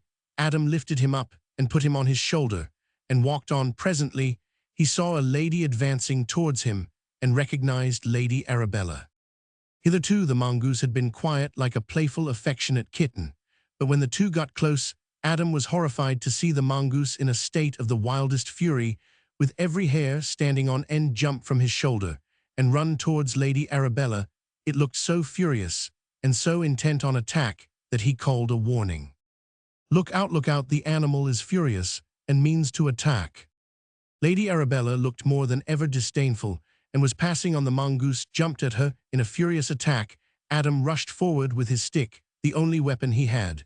But just as he got within striking distance, the lady drew out a revolver and shot the animal, breaking his backbone. Not satisfied with this, she poured shot after shot into him till the magazine was exhausted. There was no coolness or hauteur about her now. She seemed more furious even than the animal, her face transformed with hate, and as determined to kill as he had appeared to be. Adam, not knowing exactly what to do, lifted his hat in apology and hurried on to Lesser Hill. Chapter Roman 8 Survivals. At breakfast, Sir Nathaniel noticed that Adam was put out about something, but he said nothing. The lesson of silence is better remembered in age than in youth. When they were both in the study where Sir Nathaniel followed him, Adam at once began to tell his companion of what had happened. Sir Nathaniel looked graver and graver as the narration proceeded, and when Adam had stopped, he remained silent for several minutes before speaking. "This is very grave. I have not formed any opinion yet, but it seems to me at first impression that this is worse than anything I had expected." "Why, sir," said Adam, "is the killing of a mongoose no matter, by whom so serious a thing as all that?" His companion smoked on quietly for quite another few minutes before he spoke. "When I have properly thought it over, I may moderate my opinion, but in the meantime it seems to me that there is something dreadful behind all this, something that may affect all our lives, that may mean the issue of life or death to any of us." Adam sat up quickly. "Do tell me, sir, what is in your mind, if of course you have no objection, or do not think it better to withhold it." "I have no objection, Adam. In fact, if I had, I should have to overcome it. I fear there can be no more reserved thoughts between us." "Indeed, sir, that sounds serious, worse than serious." "Adam, I greatly fear that the time has come for us, for you and me, at all events, to speak out plainly to one another. Does not there seem something very mysterious about this?" "I have thought so, sir, all along. The only difficulty one has is what one is to think, and where to begin." "Let us begin with what you have told me first. Take the conduct of the mongoose. He was quiet, even friendly and affectionate with you. He only attacked the snakes, which is after all his business in life." "That is so." "Then we must try to find some reason why he attacked Lady Arabella. May it not be that a mongoose may have merely the instinct to attack that nature does not allow, or provide him with the fine reasoning powers to discriminate who he is to attack. Of course that may be so, but on the other hand, should we not satisfy ourselves why he does wish to attack anything if, for centuries, this particular animal is known to attack only one kind of other animal? Are we not justified in assuming that, when one of them attacks a hitherto unclassed animal, he recognizes in that animal some quality which it has in common with the hereditary enemy? That is a good argument, Sir Adam went on, but a dangerous one.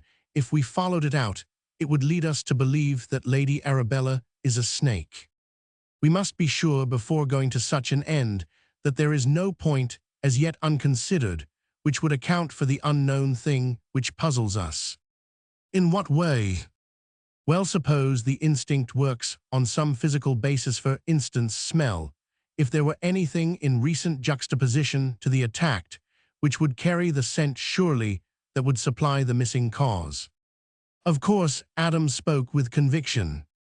Now, from what you tell me, the Negro had just come from the direction of Diana's grove, carrying the dead snakes, which the mongoose had killed the previous morning. Might not the scent have been carried that way? Of course it might, and probably was. I never thought of that.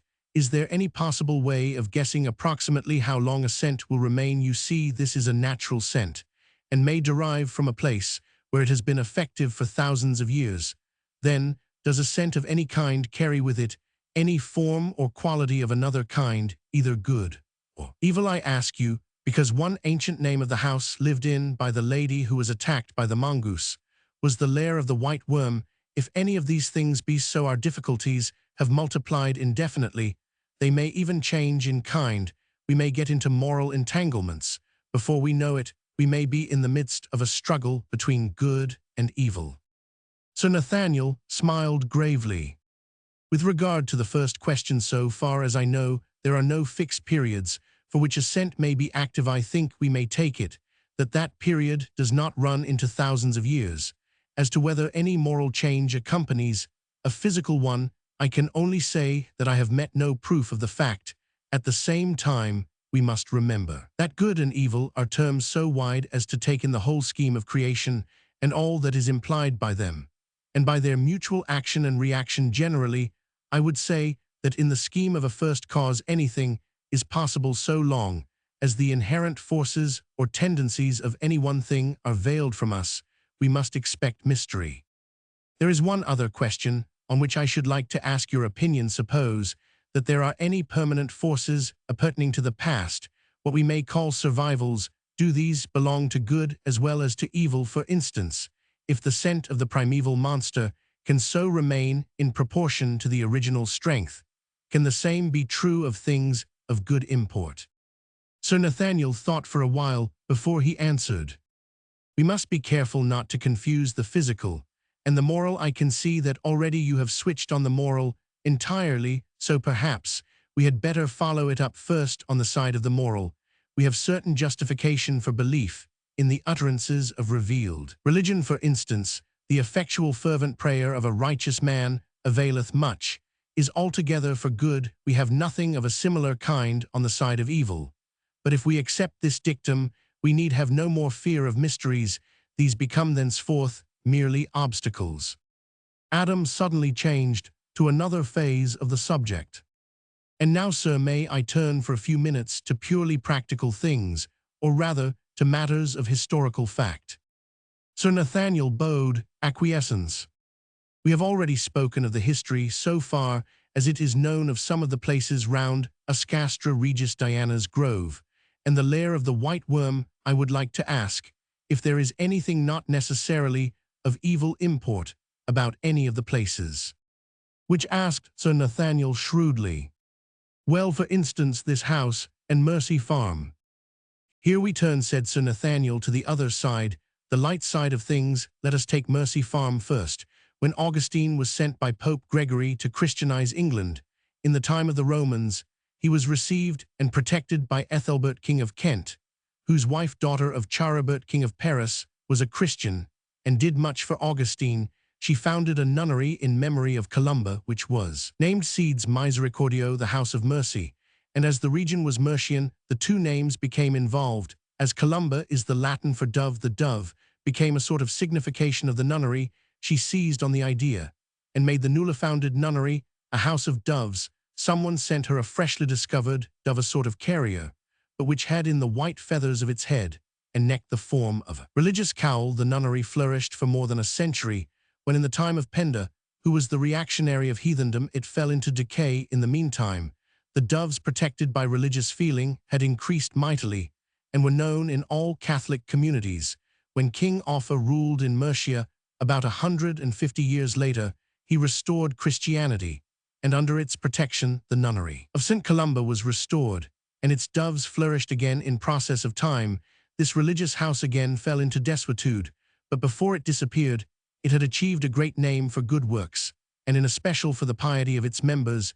If deeds and prayers and hopes and earnest thinking leave anywhere any moral effect, Mercy Farm and all around it have almost the right to be considered holy ground. "Thank you, sir," said Adam earnestly, and was silent. Sir Nathaniel understood. After lunch that day, Adam casually asked Sir Nathaniel to come for a walk with him. The keen-witted old diplomatist guessed that there must be some motive behind the suggestion, and he at once agreed. As soon as they were free from observation, Adam began. "I am afraid, sir, that there is more going on in this neighborhood than most people imagine. I was out this morning, and on the edge of the small wood I came upon the body of a child by the roadside. At first I thought she was dead, and while examining her, I noticed on her neck some marks that looked like those of teeth." "Some wild dog, perhaps," put in Sir Nathaniel. "Possibly, sir, though I think not. But listen to the rest of my news." I glanced around, and to my surprise, I noticed something white moving among the trees. I placed the child down carefully and followed, but I could not find any further traces, so I returned to the child and resumed my examination, and to my delight, I discovered that she was still alive. I chafed her hands, and gradually she revived, but to my disappointment, she remembered nothing except that something had crept up quietly from behind and had gripped her round the throat. Then apparently she fainted. "Gripped her round the throat? Then it cannot have been a dog." "No, sir, that is my difficulty, and explains why I brought you out here, where we cannot possibly be overheard. You have noticed, of course, the peculiar sinuous way in which Lady Arabella moves. Well, I feel certain that the white thing that I saw in the wood was the mistress of Diana's grove." "Good God, boy, be careful what you say." "Yes, sir, I fully realize the gravity of my accusation, but I feel convinced that the marks on the child's throat were human and made by a woman." Adam's companion remained silent for some time, deep in thought. "Adam, my boy," he said at last, "this matter appears to me to be far more serious even than you think. It forces me to break confidence with my old friend your uncle, but in order to spare him, I must do so. For some time now things have been happening in this district that have been worrying him dreadfully. Several people have disappeared without leaving the slightest trace. A dead child was found by the roadside with no visible or ascertainable cause of death. Sheep and other animals have been found in the fields bleeding from open wounds. There have been other matters, many of them apparently trivial in themselves. Some sinister influence has been at work, and I admit that I have suspected Lady Arabella. That is why I questioned you so closely about the mongoose and its strange attack upon Lady Arabella. You will think it strange that I should suspect the mistress of Diana's grove, a beautiful woman of aristocratic birth. Let me explain. The family seat is near my own place, Doom Tower, and at one time I knew the family well when still a young girl. Lady Arabella wandered into a small wood near her home and did not return. She was found unconscious and in a high fever. Doctors said that she had received a poisonous bite, and the girl being at a delicate and critical age, the result was serious, so much so that she was not expected to recover. A great London physician came down, but could do nothing. Indeed, he said that the girl would not survive the night. All hope had been abandoned, when to everyone's surprise Lady Arabella made a sudden and startling recovery within a couple of days. She was going about as usual, but to the horror of her people, she developed a terrible craving for cruelty, maiming and injuring birds and small animal 7. Killing them, this was put down to a nervous disturbance due to her age, and it was hoped that her marriage to Captain March would put this right. However, it was not a happy marriage, and eventually her husband was found shot through the head.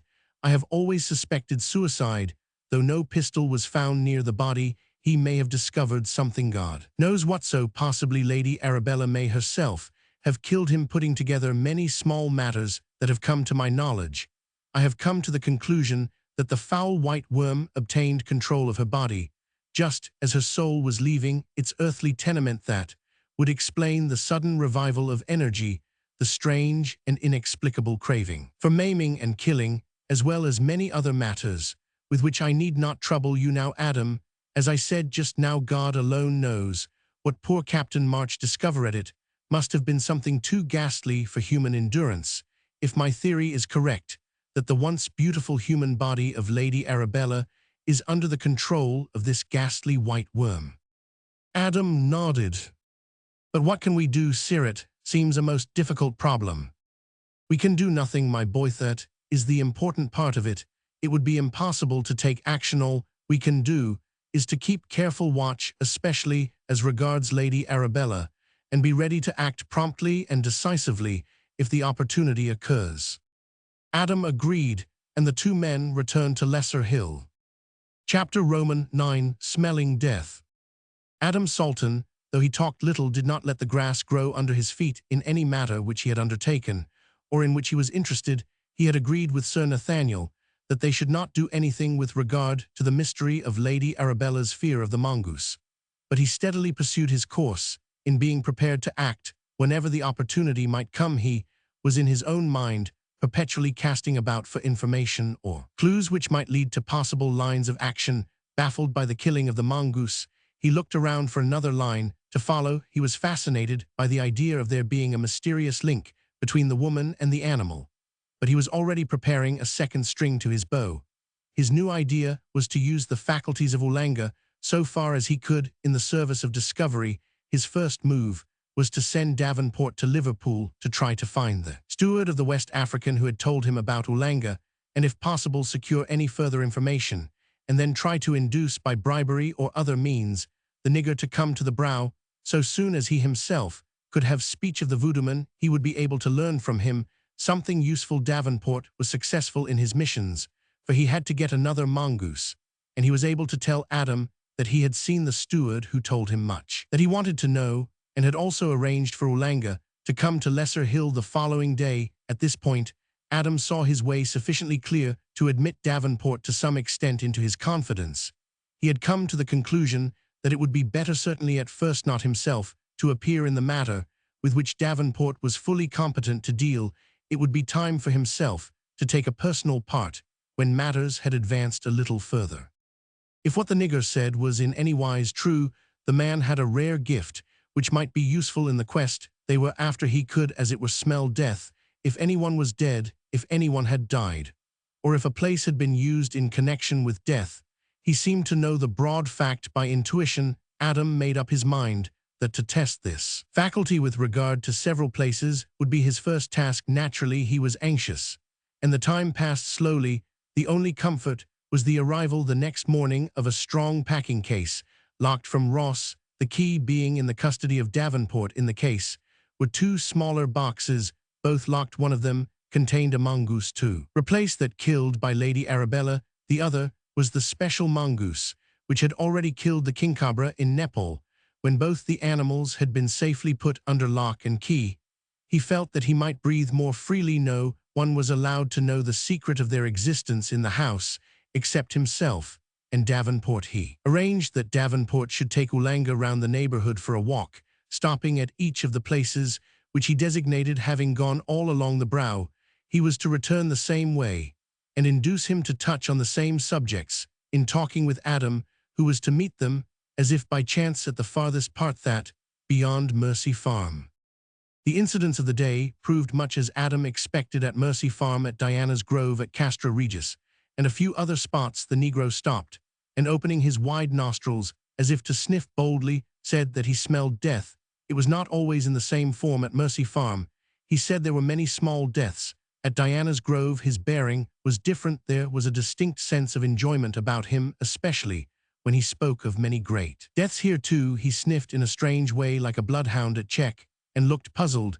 He said no word in either praise or disparagement, but in the center of the grove, where hidden amongst ancient oak stumps was a block of granite slightly hollowed on the top, he bent low and placed his forehead on the ground. This was the only place where he showed distinct reverence. At the castle, though he spoke of much death, he showed no sign of respect. There was evidently something about Diana's grove which both interested and baffled him. Before leaving, he moved all over the place unsatisfied, and in one spot close to the edge of the brow, where there was a deep hollow, he appeared to be afraid. After returning several times to this place, he suddenly turned and ran in a panic of fear to the higher ground, crossing, as he did so, the outcropping rock. Then he seemed to breathe more freely and recovered some of his jaunty impudence. All this seemed to satisfy Adam's expectations. He went back to Lesser Hill with a serene and settled calm upon him. Sir Nathaniel followed him into his study. "By the way, I forgot to ask you details about one thing. When that extraordinary staring episode of Mr. Caswall went on, how did Lilla take Itho? Did she bear herself?" "She looked frightened and trembled, just as I have seen a pigeon with a hawk or a bird with a serpent." "Thanks, it is just as I expected. There have been circumstances in the Caswall family which lead one to believe that they have had from the earliest times some extraordinary mesmeric or hypnotic faculty. Indeed, a skilled eye could read so much in their physiognomy. That shot of yours, whether by instinct or intention, of the hawk and the pigeon was peculiarly apposite. I think we may settle on that as a fixed trait to be accepted throughout our investigation." When dusk had fallen, Adam took the new mongoose, not the one from Nepaland, carrying the box slung over his shoulder, strolled towards Diana's grove. Close to the gateway, he met Lady Arabella, clad as usual in tightly fitting white, which showed off her slim figure. To his intense astonishment, the mongoose allowed her to pet him, take him up in her arms, and fondle him. As she was going in his direction, they walked on together. Round the roadway between the entrances of Diana's grove and Lesser Hill were many trees with not much foliage, except at the top in the dusk. This place was shadowy, and the view was hampered by the clustering trunks. In the uncertain tremulous light which fell through the treetops, it was hard to distinguish anything clearly, and at last somehow he lost sight of her altogether, and turned back on his track to find her. Presently he came across her close to her own gate. She was leaning over the paling of split oak branches, which formed the paling of the avenue. He could not see the mongoose, so he asked her where it had gone. "He slipped out of my arms while I was petting him," she answered, and disappeared under the hedges. They found him at a place where the avenue widened so as to let carriages pass each other. The little creature seemed quite changed. He had been ebulliently active, now he was dull and spiritless, seemed to be dazed.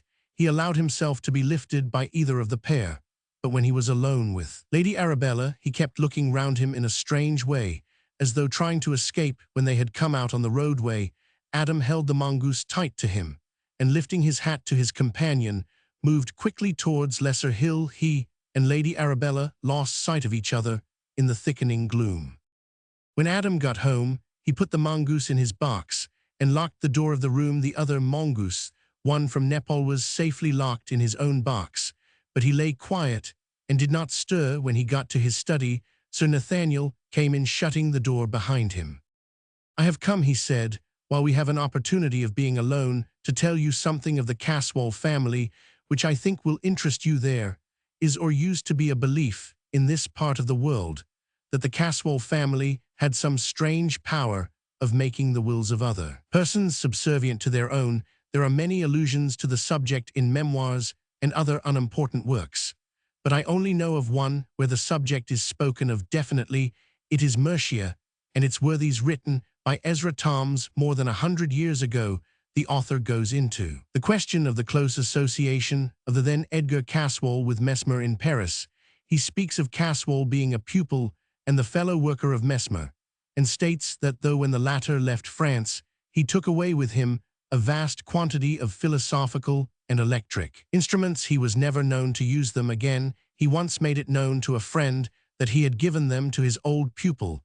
The term he used was odd, for it was bequeathed, but no such bequest of Mesmer was ever made known. At any rate, the instruments were missing and never turned up. A servant came into the room to tell Adam that there was some strange noise coming from the locked room into which he had gone. When he came in, he hurried off to the place, at once Sir Nathaniel going with him. Having locked the door behind them, Adam opened the packing case, where the boxes of the two mongooses were locked up. There was no sound from one of them, but from the other a queer restless struggling. Having opened both boxes, he found that the noise was from the Nepal animal, which however became quiet at once. In the other box, the new mongoose lay dead, with every appearance of having been strangled. Chapter Roman 10, The Kite. On the following day, a little after 4 o'clock, Adam set out for Mercy. He was home just as the clocks were striking 6. He was pale and upset, but otherwise looked strong and alert. The old man summed up his appearance and manner thus braced up for battle. "Now," said Sir Nathaniel, and settled down to listen, looking at Adam steadily and listening attentively that he might miss nothin' Jevon the inflection of a word. "I found Lilla and Mimi at home. Watford had been detained by business on the farm. Miss Watford received me as kindly as before. Mimi, too, seemed glad to see me. Mr. Caswall came so soon after I arrived that he or someone on his behalf must have been watching for me. He was followed closely by the Negro, who was puffing hard, as if he had been running, so it was probably he who watched. Mr. Caswall was very cool and collected, but there was a more than usually iron look about his face that I did not like. However, we got on very well. He talked pleasantly on all sorts of questions. The nigger waited a while and then disappeared. As on the other occasion, Mr. Caswall's eyes were as usual fixed on Lilla. True, they seemed to be very deep and earnest, but there was no offense in them. Had it not been for the drawing down of the brows and the stern set of the jaws, I should not at first have noticed anything but the stare. When presently it began increased in intensity, I could see that Lilla began to suffer from nervousness, as on the first occasion, but she carried herself bravely. However, the more nervous she grew, the harder Mr. Caswall stared. It was evident to me that he had come prepared for some sort of mesmeric or hypnotic battle. After a while, he began to throw glances round him, and then raised his hand without letting either Lilla or Mimi see the action. It was evidently intended to give some sign to the Negro, for he came in his usual stealthy way quietly in by the hall door, which was open. Then Mr. Caswall's efforts at staring became intensified, and poor Lilla's nervousness grew greater. Mimi, seeing that her cousin was distressed, came close to her as if to comfort or strengthen her with the consciousness of her presence. This evidently made a difficulty for Mr. Caswall, for his efforts, without appearing to get feebler, seemed less effective. This continued for a little while, to the gain of both Lilla and Roman 2000. Then there was a diversion without word or apology. The door opened, and Lady Arabella March entered the room. I had seen her coming through the great window. Without a word she crossed the room and stood beside Mr. Caswall. It really was very like a fight of a peculiar kind, and the longer it was sustained, the more earnest, the fiercer it grew. That combination of forces, Overlord, the white woman, and the black man would have cost some, probably all of them, their lives in the southern states of America. To us, it was simply horrible, but all that you can understand this time, to go on in sporting phrase, it was understood by all to be a fight to a finish, and the mixed group did not slacken a moment or relax their efforts. On Lilla the strain began to tell disastrously. She grew palely, a patchy pallor, which meant that her nerves were out of order. She trembled like an aspen, and though she struggled bravely, I noticed that her legs would hardly support her. A dozen times she seemed about to collapse in a faint, but each time, on catching sight of Mimi's eyes, she made a fresh struggle and pulled through. By now Mr. Caswall's face had lost its appearance of passivity. His eyes glowed with a fiery light. He was still the old Roman in inflexibility of purpose, but grafted on to the Roman was a new berserker fury. His companions in the baleful work seemed to have taken on something of his feeling. Lady Arabella looked like a soulless, pitiless being, not human, unless it revived old legends of transformed human beings who had lost their humanity in some transformation or in the sweep of natural savagery. As for the Negro, I can only say that it was solely due to the self-restraint which you impressed on me that I did not wipe him out, as he stood without warning, without fair play, without a single one of the graces of life, and death Lilla was silent.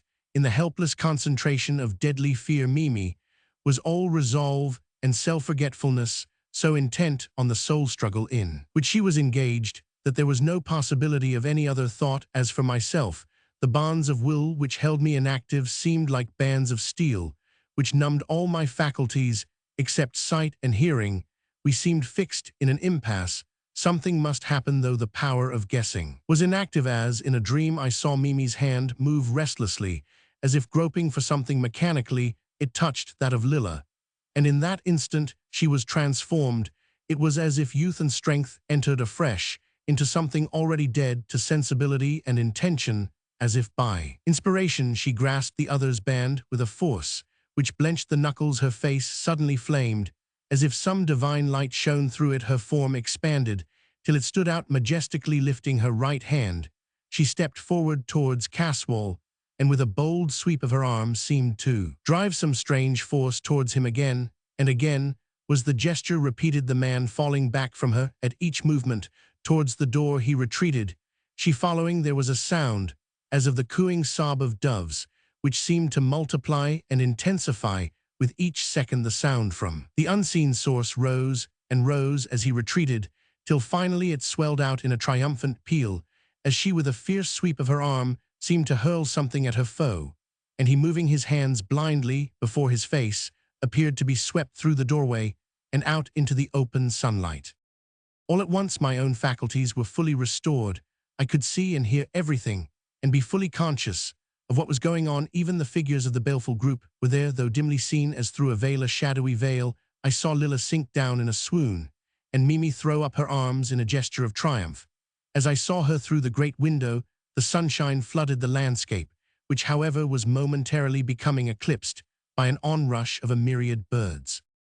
By the next morning daylight showed the actual danger which threatened from every part of the eastern counties. Reports were received concerning the enormous immigration of birds. Experts were sending in their own account on behalf of learned societies, and through local and imperial governing bodies reports dealing with the matter and suggesting remedies. The reports closer to home were even more disturbing. All day long it would seem that the birds were coming thicker from all quarters. Doubtless many were going as well as coming, but the mass seemed never to get less. Each bird seemed to sound some note of fear or anger or seeking, and the whirring of wings never ceased nor lessened. The air was full of a muttered throb. No window or barrier could shut out the sound, till the ears of any listener became dulled by the ceaseless murmur, so monotonous. It was so cheerless, so disheartening, so melancholy, that all longed, but in vain, for any variety, no matter how terrible it might be. The second morning, the reports from all the districts round were more alarming than ever. Farmers began to dread the coming of winter, as they saw the dwindling of the timely fruitfulness of the earth. And as yet it was only a warning of evil, not the evil accomplished. The ground began to look bare whenever some passing sound temporarily frightened the birds. Edgar Caswall tortured his brain for a long time unavailingly to think of some means of getting rid of what he as well as his neighbors had come to regard as a plague of birds.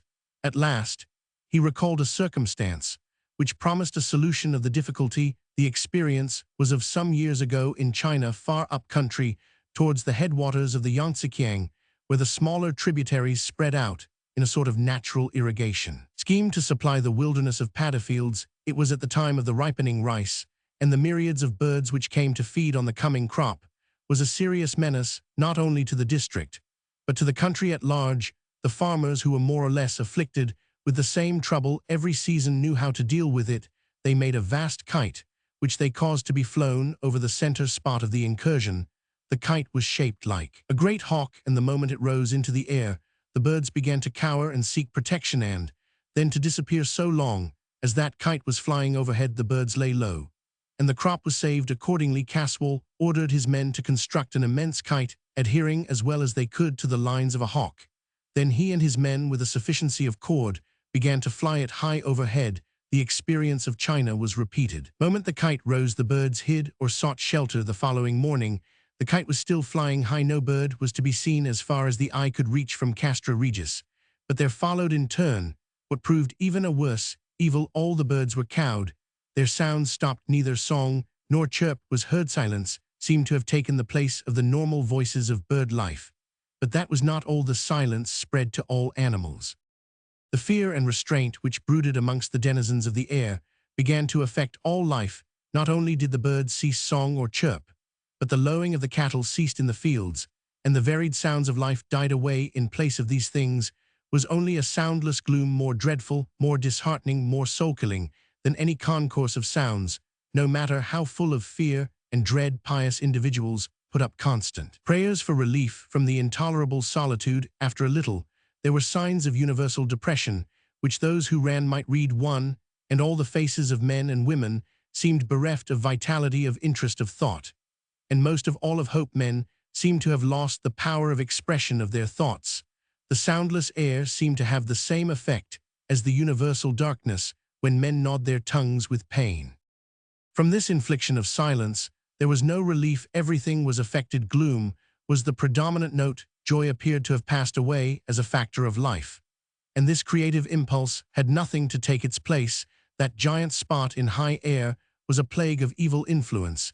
It seemed like a new misanthropic belief, which had fallen on human beings, carrying with it the negation of all hope. After a few days, men began to grow desperate. Their very words, as well as their senses, seemed to be in chains. Edgar Caswall again tortured his brain to find any antidote or palliative of this greater evil than before. He would gladly have destroyed the kite, or caused its flying to cease. But the instant it was pulled down, the birds rose up in even greater numbers. All those who depended in any way on agriculture sent pitiful protests to Castra Regis.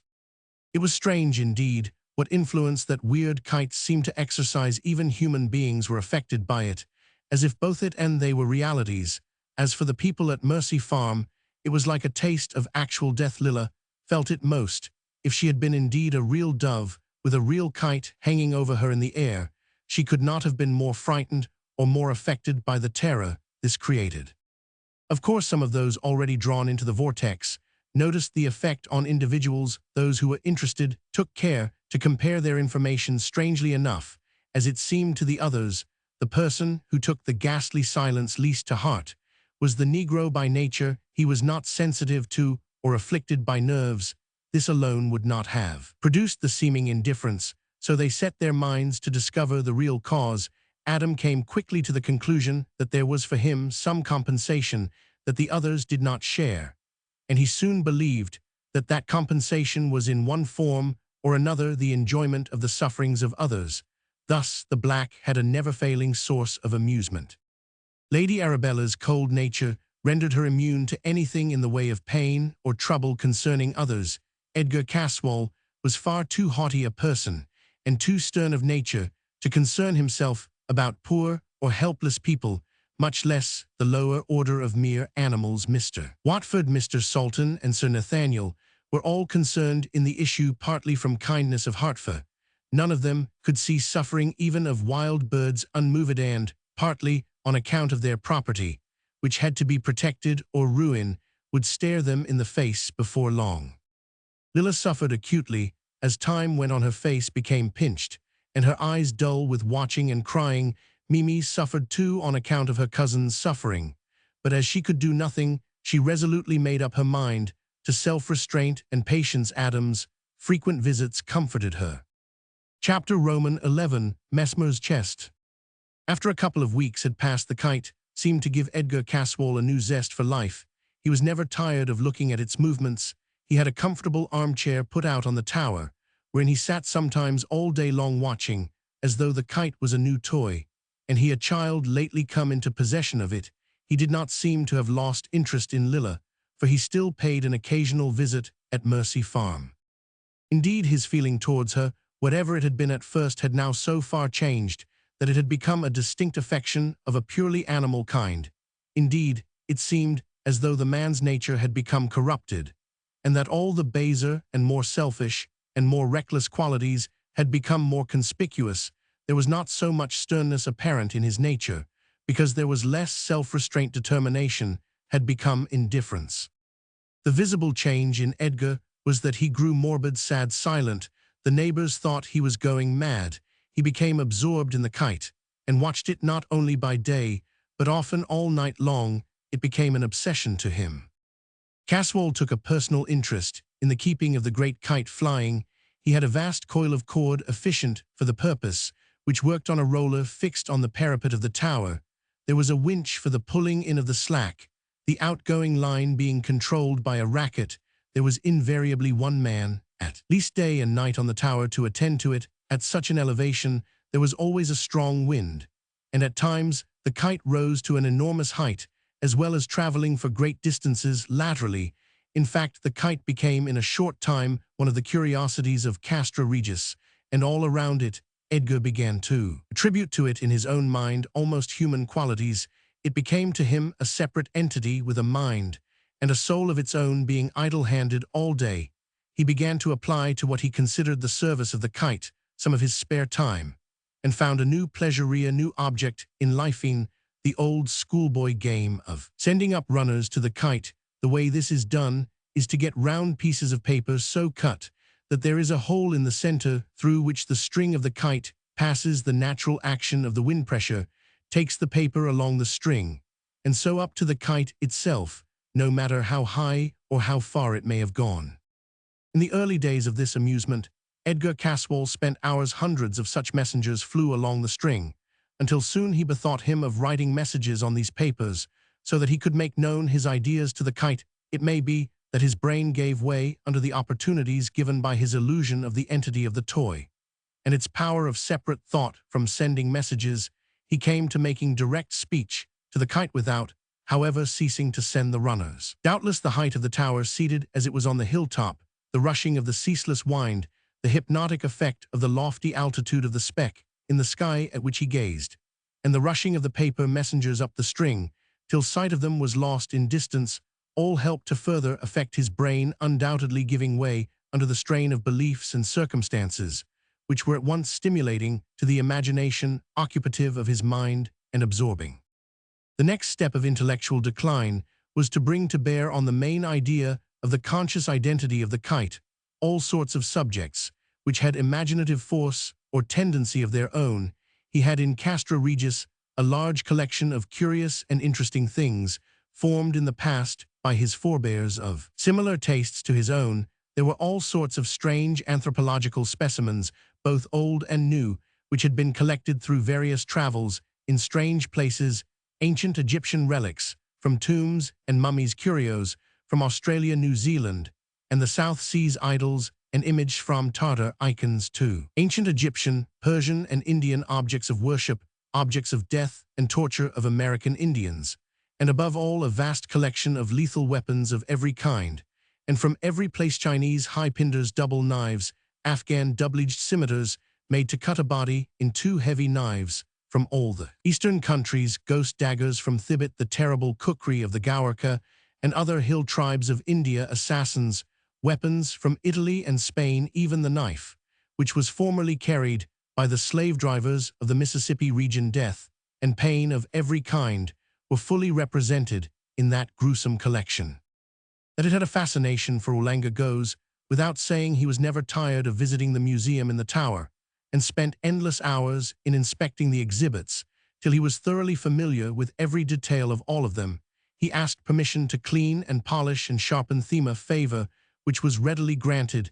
In addition to the above objects, there were many things of a kind to awaken human fear: stuffed serpents of the most objectionable and horrid kind, giant insects from the tropics, fearsome in every detail, fishes and crustaceans covered with weird spikes, dried octopuses of great size. Other things too there were not less deadly, though seemingly innocuous, dried fungi, traps intended for birds, beasts, fishes, reptiles, and insects, machines which could produce pain of any kind and degree, and the only mercy of which was the power of producing speedy death. Caswall, who had never before seen any of these things, except those which he had collected himself, found a constant amusement and interest in them.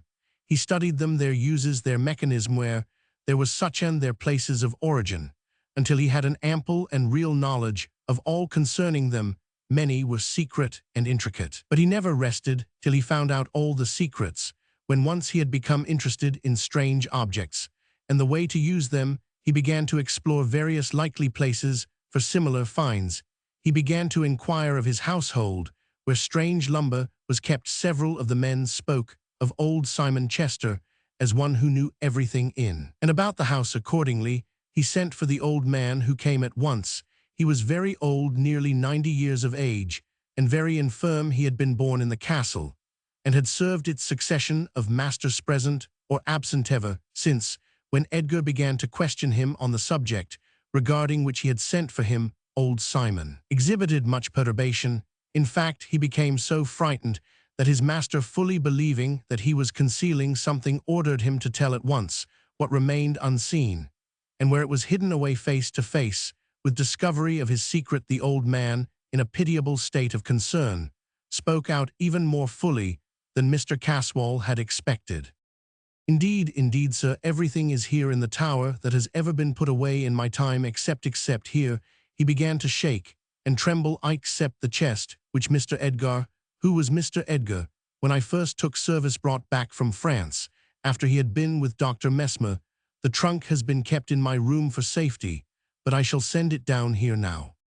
"What is in it?" asked Edgar sharply. "That I do not know. Moreover, it is a peculiar trunk, without any visible means of opening." "Is there no lock?" "I suppose so, sir, but I do not know. There is no keyhole." "Send it here, and then come to me yourself." The trunk, a heavy one with steel bands round it, but no lock or keyhole, was carried in by two men. Shortly afterwards, old Simon attended his master. When he came into the room, Mr. Caswall himself went and closed the door. Then he asked, "How do you open it?" "I do not know, sir." "Do you mean to say that you never opened it?" "Most certainly, I say so, your honor. How could I? It was entrusted to me, with the other things, by my master. To open it would have been a breach of trust." Caswall sneered. "Quite remarkable. Leave it with me. Close the door behind you." Stated, "No one ever tell you about it's anything regarding it. Make any remark." Old Simon turned pale and put his trembling hands together. "Oh, sir, I entreat you not to touch it. That trunk probably contains secrets which Dr. Mesmer told my master, told them to his ruin." "How do you mean, what ruins?" "Sir, he it was who men said sold his soul to the evil one. I had thought that time and the evil of it had all passed away." "That will do. Go away, but remain in your own room, or within call. I may want use." The old man bowed deeply and went out, trembling, but without speaking a word.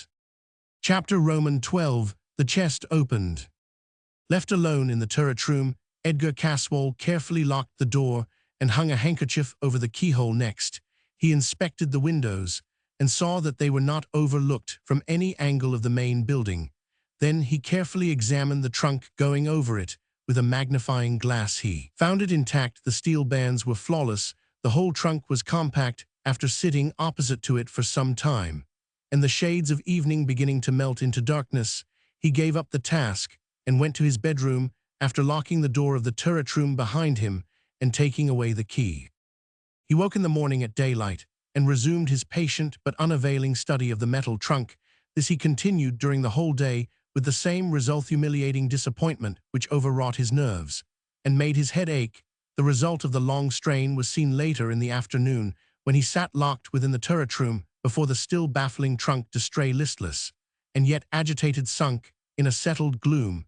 As the dusk was falling, he told the steward to send him 2 men, strong ones. These he ordered to take the trunk to his bedroom. In that room he then sat on into the night, without pausing even to take any food. His mind was in a whirl, a fever of excitement. The result was that when late in the night he locked himself in his room, his brain was full of odd fancies. He was on the high road to mental disturbance. He lay down on his bed in the dark, still brooding over the mystery of the closed trunk. Gradually he yielded to the influences of silence and darkness.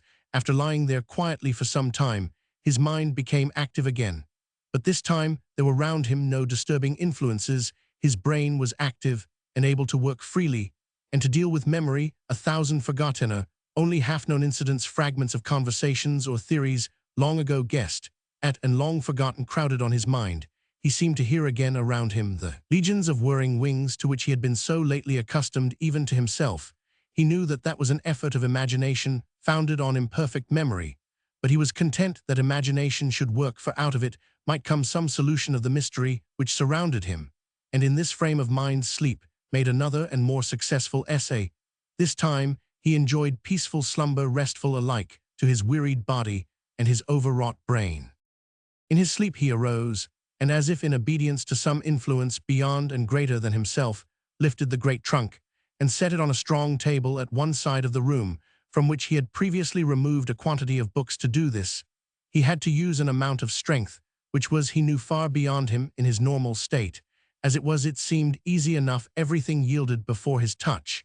Then he became conscious that, somehow how he never could remember, the chest was open. He unlocked his door, and taking the chest on his shoulder, carried it up to the turret room, the door of which also he unlocked. Even at the time he was amazed at his own strength, and wondered whence it had come. His mind, lost in conjecture, was too far off to realize more immediate things. He knew that the chest was enormously heavy. He seemed in a sort of vision, which lit up the absolute blackness around, to see the two sturdy servant men staggering under its great weight.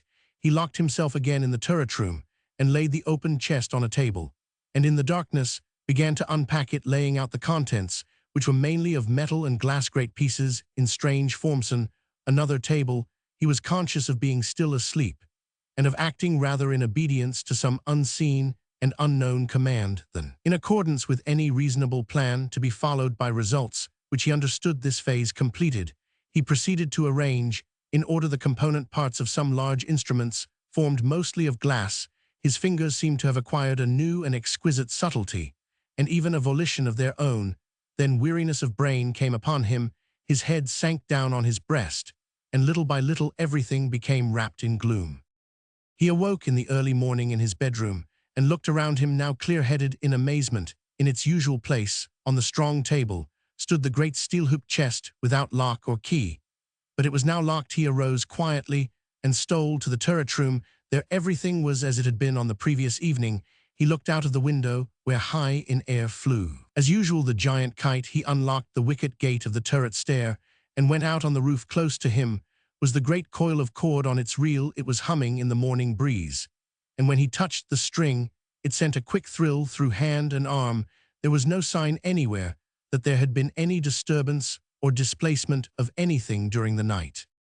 Utterly bewildered, he sat down in his room to think. Now for the first time he felt that he was asleep and dreaming. Presently he fell asleep again, and slept for a long time. He awoke hungry, and made a hearty meal. Then towards evening, having locked himself in, he fell asleep again. When he woke he was in darkness, and was quite at sea as to his whereabouts. He began feeling about the dark room, and was recalled to the consequences of his position by the breaking of a large piece of glass. Having obtained a light, he discovered this to be a glass wheel, part of an elaborate piece of mechanism, which he must in his sleep have taken from the chest, which was now opened. He had once again opened it whilst asleep, but he had no recollection of the circumstances. Caswall came to the conclusion that there had been some sort of dual action of his mind, which might lead to some catastrophe or some discovery of his secret plans, so he resolved to forego for a while the pleasure of making discoveries regarding the chest. To this end, he applied himself to quite another matter, an investigation of the other treasures. Rare objects in his collections, he went amongst them in simple idle curiosity, his main object being to discover some strange item which he might use for experiment. With the kite he had already resolved to try some runners other than those made of paper. He had a vague idea that with such a force as the great kite straining at its lash, this might be used to lift to the altitude of the kite itself heavier articles. His first experiment with articles of little but increasing weight was eminently successful, so he added by degrees more and more weight, until he found out that the lifting power of the kite was considerable. He then determined to take a step further, and send to the kite some of the articles which lay in the steel-hooped chest. The last time he had opened it in sleep, it had not been shut again, and he had inserted a wedge so that he could open it at will. He made examination of the contents, but came to the conclusion that the glass objects were unsuitable. They were too light for testing weight, and they were so frail as to be dangerous to send to such a height. So he looked around for something more solid with which to experiment. His eye caught sight of an object which at once attracted him. This was a small copy of one of the ancient Egyptian gods that of Bes, who represented the destructive power of nature. It was so bizarre and mysterious as to commend itself to his mad humor. In lifting it from the cabinet, he was struck by its great weight in proportion to its size. He made accurate examination of it by the aid of some instruments, and came to the conclusion that it was carved from a lump of lodestone. He remembered that he had read somewhere of an ancient Egyptian god cut from a similar substance, and thinking it over, he came to the conclusion that he must have read it in Sir Thomas Browne's Popular Errors, a book of the 17th century. He got the book from the library and looked out the passage. A great example we have from the observation of our learned friend Mr. Graves in an Egyptian idol cut out of lodestone, and found among the mummies, which still retains its attraction, though probably taken out of the mine about 2,000 years ago. The strangeness of the figure, and its being so close akin to his own nature, attracted him. He made from thin wood a large circular runner, and in front of it placed the weighty god, sending it up to the flying kite along the throbbing cord. Chapter Roman 13. Ulanga's hallucinations. During the last few days, Lady Arabella had been getting exceedingly impatient. Her debts, always pressing, were growing to an embarrassing amount. The only hope she had of comfort in life was a good marriage, but the good marriage on which she had fixed her eye did not seem to move quickly enough. Indeed, it did not seem to move at Alan the right direction. Edgar Caswall was not an ardent wooer. From the very first he seemed difficile, but he had been keeping to his own room ever since his struggle with Mimi Watford. On that occasion, Lady Arabella had shown him in an unmistakable way what her feelings were. Indeed, she had made it known to him in a more overt way than pride should allow that she wished to help and support him. The moment when she had gone across the room to stand beside him in his mesmeric struggle had been the very limit of her voluntary action. It was quite bitter enough, she felt, that he did not come to her, but now that she had made that advance, she felt that any withdrawal on his part would, to a woman of her class, be nothing less than a flaming insult. Had she not classed herself with his nigger servant, an unreformed savage? Had she not shown her preference for him at the festival of his homecoming? Had she not? Lady Arabella was cold-blooded, and she was prepared to go through all that might be necessary of indifference and even insult to become chatelaine of Castra Regis. In the meantime, she would show no hurrish, must wait. She might, in an unostentatious way, come to him again. She knew him now, and could make a keen guess at his desires with regard to Lilla Watford. With that secret in her possession, she could bring pressure to bear on Caswall, which would make it no easy matter for him to evade her. The great difficulty was how to get near him. He was shut up within his castle, and guarded by a defense of convention which she could not pass without danger of ill repute to herself. Over this question she thought, and thought for days and nights. At last, she decided that the only way would be to go to him openly at Castra Regis. Her rank and position would make such a thing possible. If carefully done, she could explain matters. Afterwards, if necessary, then, when they were alone, she would use her arts and her experience to make him commit himself. After all, he was only a man with a man's dislike of difficult or awkward situations. She felt quite sufficient confidence in her own womanhood to carry her through any difficulty which might arise. From Diana's Grove, she heard each day the luncheon gong from Castra Regis sound, and knew the hour when the servants would be in the back of the house. She would enter the house at that hour, and pretending that she could not make anyone hear her, would seek him in his own rooms. The tower was, she knew, away from all the usual sounds of the house, and moreover she knew that the servants had strict orders not to interrupt him when he was in the turret chamber. She had found out, partly by the aid of an opera glass, and partly by judicious questioning, that several times lately a heavy chest had been carried to and from his room, and that it rested in the room each night. She was therefore confident that he had some important work on hand, which would keep him busy for long spells. Meanwhile, another member of the household at Castra Regis had schemes which he thought were working to fruition. A man, in the position of a servant, has plenty of opportunity of watching his betters and forming opinions regarding them. Ulanga was in his way a clever, unscrupulous rogue, and he felt that with things moving round him in this great household, there should be opportunities of self-advancement. Being unscrupulous and stealthy and a savage, looked to dishonest means he saw plainly enough that Lady Arabella was making a dead set at his master, and he was watchful of the slightest sign of anything which might enhance this knowledge. Like the other men in the house, he knew of the carrying to and fro of the great chest, and had got it into his head that the care exercised in its porterage indicated that it was full of treasure. He was forever lurking around the turret rooms on the chance of making some useful discovery, but he was as cautious as he was stealthy, and took care that no one else watched him. It was thus that the Negro became aware of Lady Arabella's venture into the house. As she thought unseen, he took more care than ever since he was watching another, that the positions were not reversed. More than ever he kept his eyes and ears open, and his mouth shut, seeing Lady Arabella gliding up the stairs towards his master's room. He took it for granted that she was there for no good, and doubled his watching intentness and caution. Ulanga was disappointed, but he dared not exhibit any feeling, lest it should betray that he was hiding. Therefore, he slunk downstairs again noiselessly, and waited for a more favorable opportunity of furthering his plans.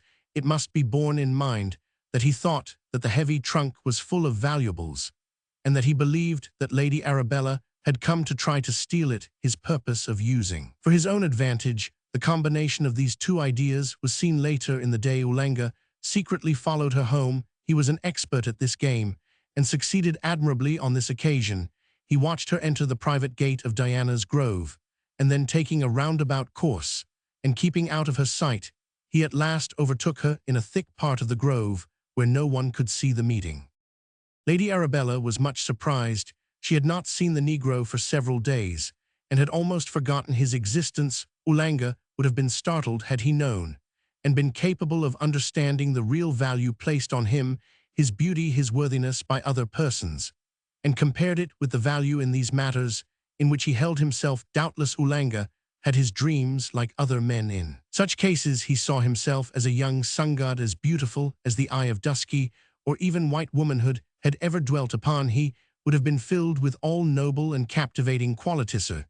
Those regarded as such in West Africa, women would have loved him, and would have told him so in the overt and fervid manner usual in affairs of the heart, in the shadowy depths of the forest of the Gold Coast.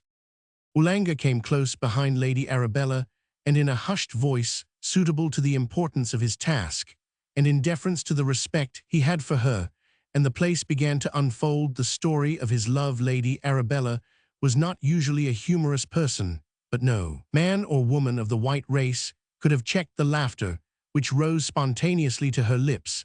The circumstances were too grotesque, the contrast too violent for subdued mirth.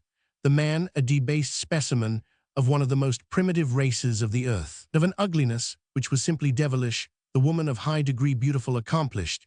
She thought that her first moment's consideration of the outragate was nothing less. In her eyes had given her the full material for thought, but every instant after threw new and varied lights on the affront. Her indignation was too great for passion. Only irony or satire would meet the situation. Her cold, cruel nature helped, and she did not shrink to subject this ignorant savage to the merciless firelash of her scorn. Ulanga was dimly conscious that he was being flouted, but his anger was no less keen because of the measure of his ignorance. So he gave way to it, as does a tortured beast. He ground his great teeth together, raved, stamped, and swore in barbarous tongues, and with barbarous imagery. Even Lady Arabella felt that it was well she was within reach of help, or he might have offered her brutal violence, even have killed her. "Am I to understand," she said, with cold disdain, so much more effective to wound than hot passion, "that you are offering me your love, your love?" For reply, he nodded his head. The scorn of her voice, in a sort of baleful hiss, sounded and felt like the lash of a whip. "And you dared, you are Savagia, slaveth, basest thing in the world of vermin. Take care. I don't value your worthless life more than I do that of a rat or a spider. Don't let me ever see your hideous face here again, or I shall rid the earth of you." As she was speaking, she had taken out her revolver and was pointing it at him. In the immediate presence of death, his impudence forsook him, and he made a weak effort to justify himself. His speech was short, consisting of single words to Lady Arabella. It sounded mere gibberish, but it was in his own dialect, and meant love, marriage, wife. From the intonation of the words, she guessed with her woman's quick intuition at their meaning, but she quite failed to follow when, becoming more pressing, he continued to urge his suit in a mixture of the grossest animal passion and ridiculous threats. He warned her that he knew she had tried to steal his master's treasure and that he had caught her in the act, but if she would be his, he would share the treasure with her and they could live in luxury in the African forests. But if she refused, he would tell his master, who would flog and torture her, and then give her to the police, who would kill her. Chapter Roman 14, Battle Renewed. The consequences of that meeting in the dusk of Diana's Grove were acute and far-reaching, and not only to the two engaged in it from Ulanga. This might have been expected by anyone who knew the character of the tropical African savage. To such there are two passions that are inexhaustible and insatiable: vanity, and that which they are pleased to call love. Ulanga left the grove with an absorbing hatred in his heart. His lust and greed were afire, while his vanity had been wounded to the core. Lady Arabella's icy nature was not so deeply stirred, though she was in a seething passion. More than ever she was set upon bringing Edgar Caswall to her feet. The obstacles she had encountered, the insults she had endured, were only as fuel to the purpose of revenge which consumed her. As she sought her own rooms in Diana's Grove, she went over the whole subject again and again, always finding in the face of Lilla Watford a key to a problem which puzzled her, the problem of a way to turn Caswall's power, she's very existence, to aid her purpose. When in her boudoir she wrote a note, taking so much trouble over it that she destroyed and rewrote till her dainty wastebasket was half full of torn sheets of notepaper. When quite satisfied, she copied out the last sheet afresh, and then carefully burned all the spoiled fragments. She put the copied note in an emblazoned envelope and directed it to Edgar Caswall at Castra Regis. This she sent off by one of her grooms. The letter ran: Dear Mr. Caswall, I want to have a chat with you on a subject in which I believe you are interested. Will you kindly call for me one day after lunch, say at 3 or 4 o'clock, and we can walk a little way together, only as far as Mercy Farm, where I want to see Lilla and Mimi Watford. We can take a cup of tea at the farm. Do not bring your African servant with you, as I am afraid his face frightens the girls. After all, he is not pretty, is he? I have an idea you will be pleased with your visit this time. Yours sincerely, Arabella March. At 3:30 next day, Edgar Caswall called at Diana's Grove. Lady Arabella met him on the roadway outside the gate. She wished to take the servants into her confidence. As little as possible she turned when she saw him coming and walked beside him towards Mercy Farm, keeping step with him as they walked. When they got near Mercy, she turned and looked around her, expecting to see Ulanga or some sign of him. He was, however, not visible. He had received from his master peremptory orders to keep out of sight, an order for which the Africans scored a new offense up against her. They found Lilla and Mimi at home, and seemingly glad to see them, though both the girls were surprised at the visit, coming so soon after the other. The proceedings were a repetition of the battle of souls of the former visit. On this occasion, however, Edgar Caswall had only the presence of Lady Arabella to support him, Ulanga being absent, but Mimi lacked the support of Adam Salton, which had been of such effective service. Before this time, the struggle for supremacy of was longer and more determined. Caswall felt that if he could not achieve supremacy, he had better give up the idea, so all his pride was enlisted against Roman 2000.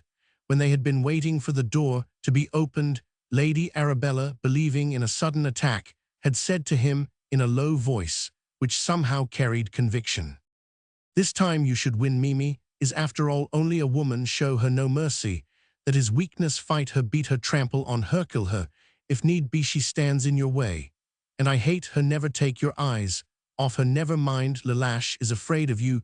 You are already her master. Mimi will try to make you look at her cousin. There lies defeat. Let nothing take your attention from Mimi, and you will win. If she is overcoming you, take my hand and hold it hard whilst you are looking into her eyes. If she is too strong for you, I shall interfere. Make a diversion, and under cover of it, you must retire unbeaten, even if not victorious. Hush, they are coming."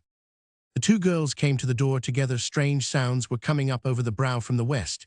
It was the rustling and crackling of the dry reeds and rushes from the lowlands. The season had been an unusually dry one. Also, the strong east wind was helping forward enormous flocks of birds, most of them pigeons with white cowls. Not only were their wings whirring, but their cooing was plainly audible from such a multitude of birds. The mass of sound, individually small, assumed the volume of a storm. Surprised at the influx of birds, to which they had been strangers so long. They all looked towards Castra Regis, from whose high tower the great kite had been flying as usual, but even as they looked the cord broke, and the great kite fell headlong in a series of sweeping dives its own weight, and the aerial force opposed to it, which caused it to rise combined with the strong easterly breeze, had been too much for the great length of cord holding it. Somehow the mishap to the kite gave new hope to Roman 2000. It was as though the side issues had been shorn away, so that the main struggle was thenceforth on simpler lines. She had a feeling in her heart, as though some religious chord had been newly touched. It may of course have been that, with the renewal of the bird voices. A fresh courage, a fresh belief in the good issue of the struggle, came too in the misery of silence, from which they had all suffered for so long. Any new train of thought was almost bound to be a boon, as the inrush of birds continued their wings, beating against the crackling rushes. Lady Arabella grew pale and almost fainted. "What is that?" she asked suddenly. To Mimi, born and bred in Siam, the sound was strangely like an exaggeration of the sound produced by a snake charmer. Edgar Caswall was the first to recover from the interruption of the falling kite. After a few minutes, he seemed to have quite recovered his sang-froid, and was able to use his brains to the end which he had in view. Mimi, too, quickly recovered herself, but from a different cause. With her, it was a deep, religious conviction that the struggle round her was of the powers of good and evil, and that good was triumphing. The very appearance of the snowy birds with the cowls of St. Columba heightened the impression. With this conviction strong upon her, she continued the strange battle with fresh vigor. She seemed to tower over Caswall, and he to give back before her oncoming. Once again her vigorous passes drove him to the door. He was just going out backward, when Lady Arabella, who had been gazing at him with fixed eyes, caught his hand, and tried to stop his movement. She was however unable to do any good, and so, holding hands, they passed out together. As they did so, the strange music, which had so alarmed Lady Arabella, suddenly stopped. Instinctively, they all looked towards the tower of Castra Regis, and saw that the workmen had refixed the kite, which had risen again, and was beginning to float out to its former station. As they were looking, the door opened, and Michael Watford came into the room. By that time, all had recovered their self-possession, and there was nothing out of the common to attract his attention. As he came in, seeing inquiring looks all around him, he said, "The new influx of birds is only the annual migration of pigeons from Africa. I am told that it will soon be over." The second victory of Mimi Watford made Edgar Caswall more moody than ever. He felt thrown back on himself, and this added to his absorbing interest in the hope of a victory of his mesmeric powers, became a deep and settled purpose of revenge. The chief object of his animosity was of course Mimi, whose will had overcome his, but it was obscured in greater or lesser degree by all who had opposed him. Lilla was next to Mimi in his hate. Lilla, the harmless, tender-hearted, sweet-natured girl, whose heart was so full of love for all things that in it was no room for the passions of ordinary life, whose nature resembled those doves of St. Columba, whose color she wore, whose appearance she reflected. Adam Salton came next after. A gap, for against him Caswall had no direct animosity. He regarded him as an interference, a difficulty to be got rid of or destroyed. The young Australian had been so discreet that the most he had against him was his knowledge of what had been. Caswall did not understand him, and to such a nature as his ignorance was a cause of alarm, of dread. Caswall resumed his habit of watching the great kite straining at its cord, varying his vigils in this way by a further examination of the mysterious treasures of his house, especially Mesmer's chest. He sat much on the roof of the tower, brooding over his thwarted passion, the vast extent of his possessions visible to him. At that altitude, might one would have thought have restored some of his complacency, but the very extent of his ownership, thus perpetually brought before him, created a fresh sense of grievance. How was it, he thought, that with so much at command that others wished for, he could not achieve the dearest wishes of his heart? In this state of intellectual and moral depravity, he found a solace in the renewal of his experiments with the mechanical powers of the kite. For a couple of weeks, he did not see Lady Arabella, who was always on the watch for a chance of meeting him. Neither did he see the Watford girls, who studiously kept out of his way, Adam Salton. Simply marked time, keeping ready to deal with anything that might affect his friends. He called at the farm and heard from Mimi of the last battle of wills. But it had only one consequence. He got from Ross several more mongooses, including a second kinkabracula, which he generally carried with him in its box whenever he walked out. Mr. Caswell's experiments with the kite went on successfully each day. He tried the lifting of greater weight, and it seemed almost as if the machine had a sentience of its own, which was increasing with the obstacles placed before it. All this time, the kite hung in the sky at an enormous height. The wind was steadily from the north, so the trend of the kite was to the south. All day long runners of increasing magnitude were sent up. These were only of paper or thin cardboard or leather or other flexible materials. The great height at which the kite hung made a great concave curve in the string, so that as the runners went up they made a flapping sound.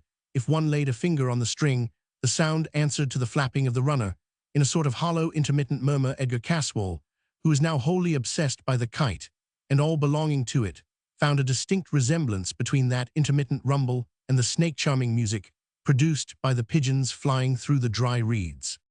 One day he made a discovery in Mesmer's chest, which he thought he would utilize with regard to the runners.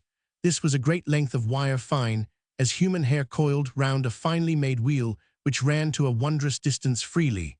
And as lightly he tried this on runners, and found it work admirably, whether the runner was alone or carried something much more weighty than itself.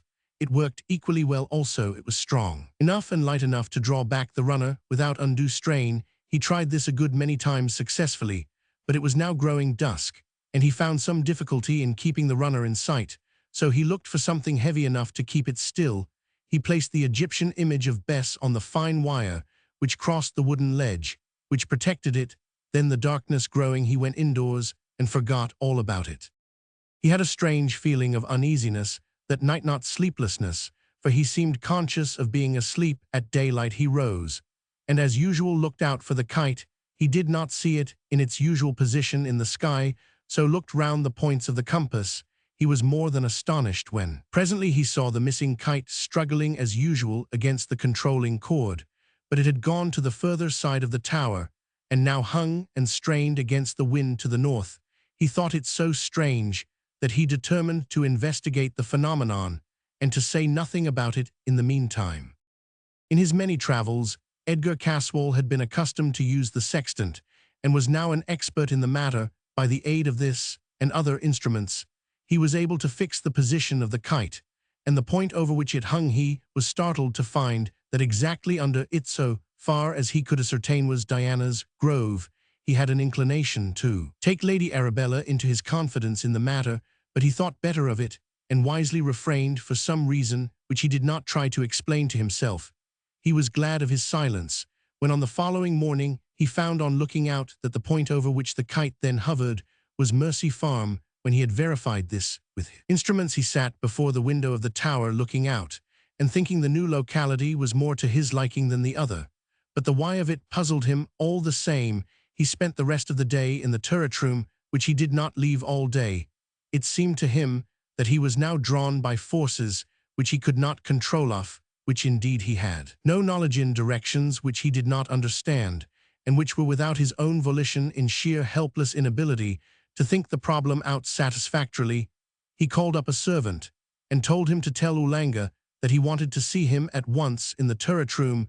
The answer came back that the African had not been seen since the previous evening. Caswell was now so irritable that even this small thing upset him. As he was distrait and wanted to talk to somebody, he sent for Simon Chester, who came at once, breathless with hurrying and upset by the unexpected summons.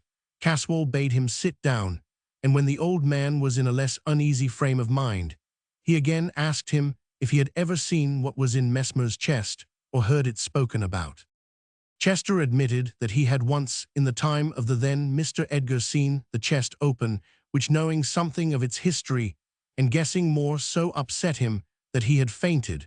When he recovered, the chest was closed. From that time, the then Mr. Edgar had never spoken about it again. When Caswell asked him to describe what he had seen when the chest was open, he got very agitated, and despite all his efforts to remain calm, he suddenly went off into a faint.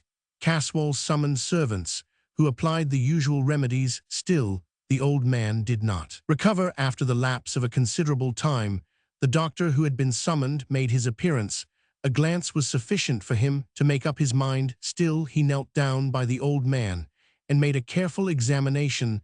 Then he rose to his feet and in a hushed voice said, "I grieve to say, sir, that he has passed away." Chapter Roman 15, On the Track. Those who had seen Edgar Caswall familiarly since his arrival, and had already estimated his cold-blooded nature at something of its true value, were surprised that he took so to heart the death of old Chester. The fact was that not one of them had guessed correctly at his character. They thought naturally enough that the concern which he felt was that of a master for a faithful old servant of his family. They little thought that it was merely the selfish expression of his disappointment that he had thus lost the only remaining clue to an interesting piece of family historion, which was now, and would be forever wrapped in mystery. Caswall knew enough about the life of his ancestor in Paris to wish to know more fully and more thoroughly all that had been. The period covered by that ancestor's life in Paris was one inviting every form of curiosity.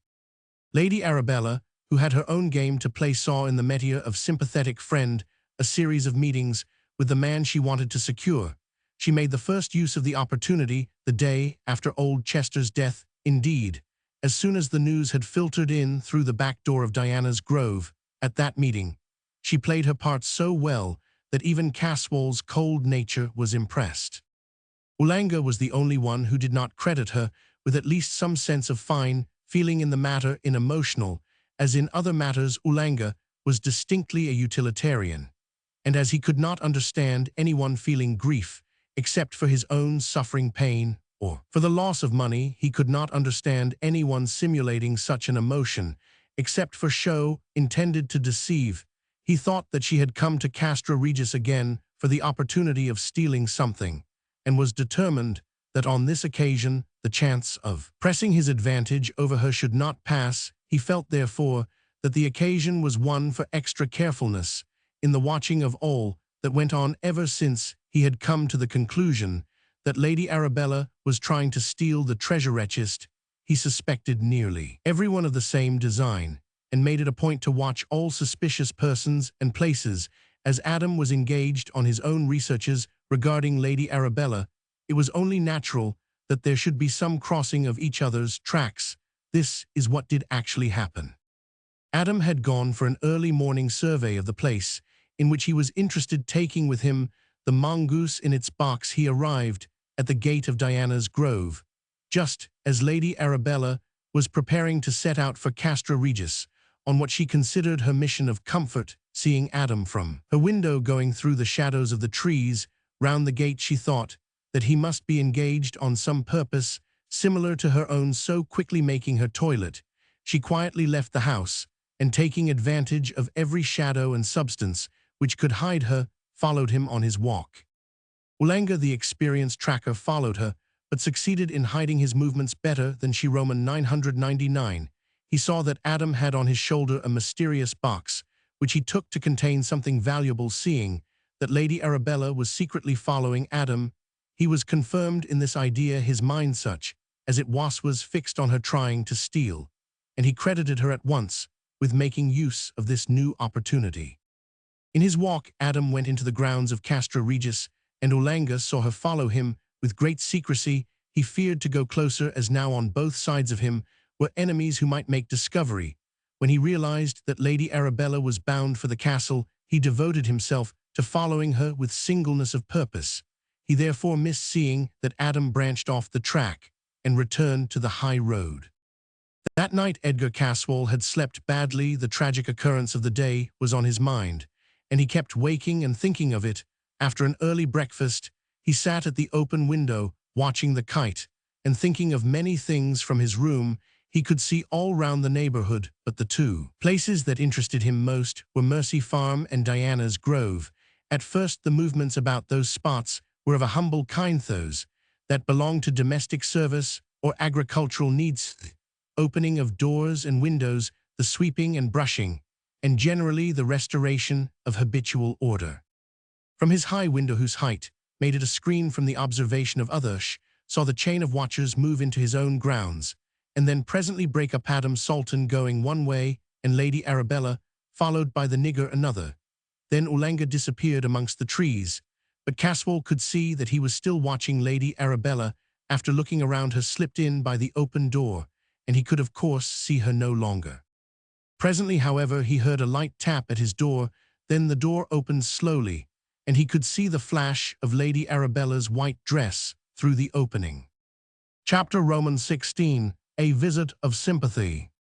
Caswall was genuinely surprised when he saw Lady Arabella, though he need not have been, after what had already occurred. In the same way, the look of surprise on his face was so much greater than Lady Arabella had expected, though she thought she was prepared to meet anything that might occur. That she stood still in sheer amazement, cold-blooded as she was, and ready for all social emergencies. She was nonplussed how to go on. She was plucky, however, and began to speak at once, although she had not the slightest idea what she was going to say. I came to offer you my very warm sympathy with the grief you have so lately experienced.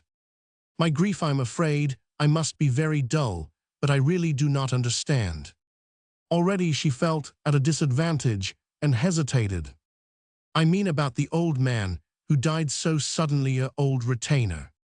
Caswall's face relaxed something of its puzzled concentration. Oh, he was only a servant, and he had overstayed his 70 years by something like 20 years. He must have been 90. Still, as an old servant. Caswall's words were not so cold as their inflection. I never interfere with servants. He was kept on here merely because he had been so long on the premises. I suppose the steward thought it might make him unpopular if the old fellow had been dismissed. How on earth was she to proceed on such a task as hers, if this was the utmost geniality she could expect? So she at once tried another tack, this time a personal one. I am sorry I disturbed you. I am really not unconventional, though certainly no slave to convention. Still, there are limits. It is bad enough to intrude in this way, and I do not know what you can say or think of the time selected for the intrusion. After all, Edgar Caswall was a gentleman by custom and habit, so he rose to the occasion. I can only say, Lady Arabella, that you are always welcome at any time. You may deign to honor my house with your presence. She smiled at him sweetly.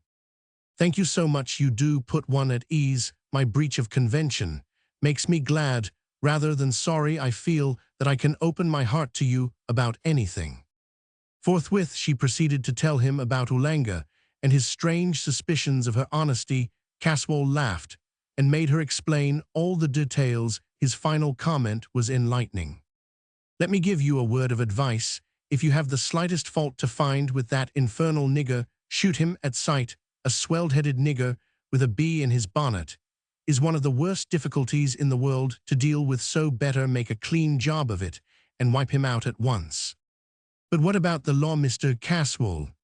Oh, the law doesn't concern itself much about dead niggers. A few more or less do not matter to my mind. It's rather a relief. I'm afraid of you, was her only comment, made with a sweet smile and in a soft voice. All right, he said, let us leave it at that. Anyhow, we shall be rid of one of them. I don't love niggers any more than you do, she replied, and I suppose one mustn't be too particular where that sort of cleaning up is concerned. Then she changed in voice and manner and asked genially, and now tell me, am I forgiven? You are, dear lady, if there is anything to forgive. As he spoke, seeing that she had moved to go, he came to the door with her, and in the most natural way accompanied her downstairs. He passed through the hall with her, and down the avenue. As he went back to the house, she smiled to herself. Well, that is all right. I don't think the morning has been altogether thrown away. And she walked slowly back to Diana's Grove. Adam Salton followed the line of the brow and refreshed his memory as to the various localities. He got home to Lesser Hill just as Sir Nathaniel was beginning lunch. Mr. Salton had gone to Walsall to keep an early appointment, so he was all alone when the meal was over. Seeing in Adam's face that he had something to speak about, followed into the study and shut the door. When the two men had lighted their pipes, Sir Nathaniel began. I have remembered an interesting fact about Diana's Grove there, is I have long understood some strange mystery about that house. It may be of some interest, or it may be trivial in such a tangled skein as we are trying to unravel. Please tell me all you know or suspect to begin then, of what sort is the mysterophysical, mental, moral, historical, scientific, occult. Any kind of hint will help me.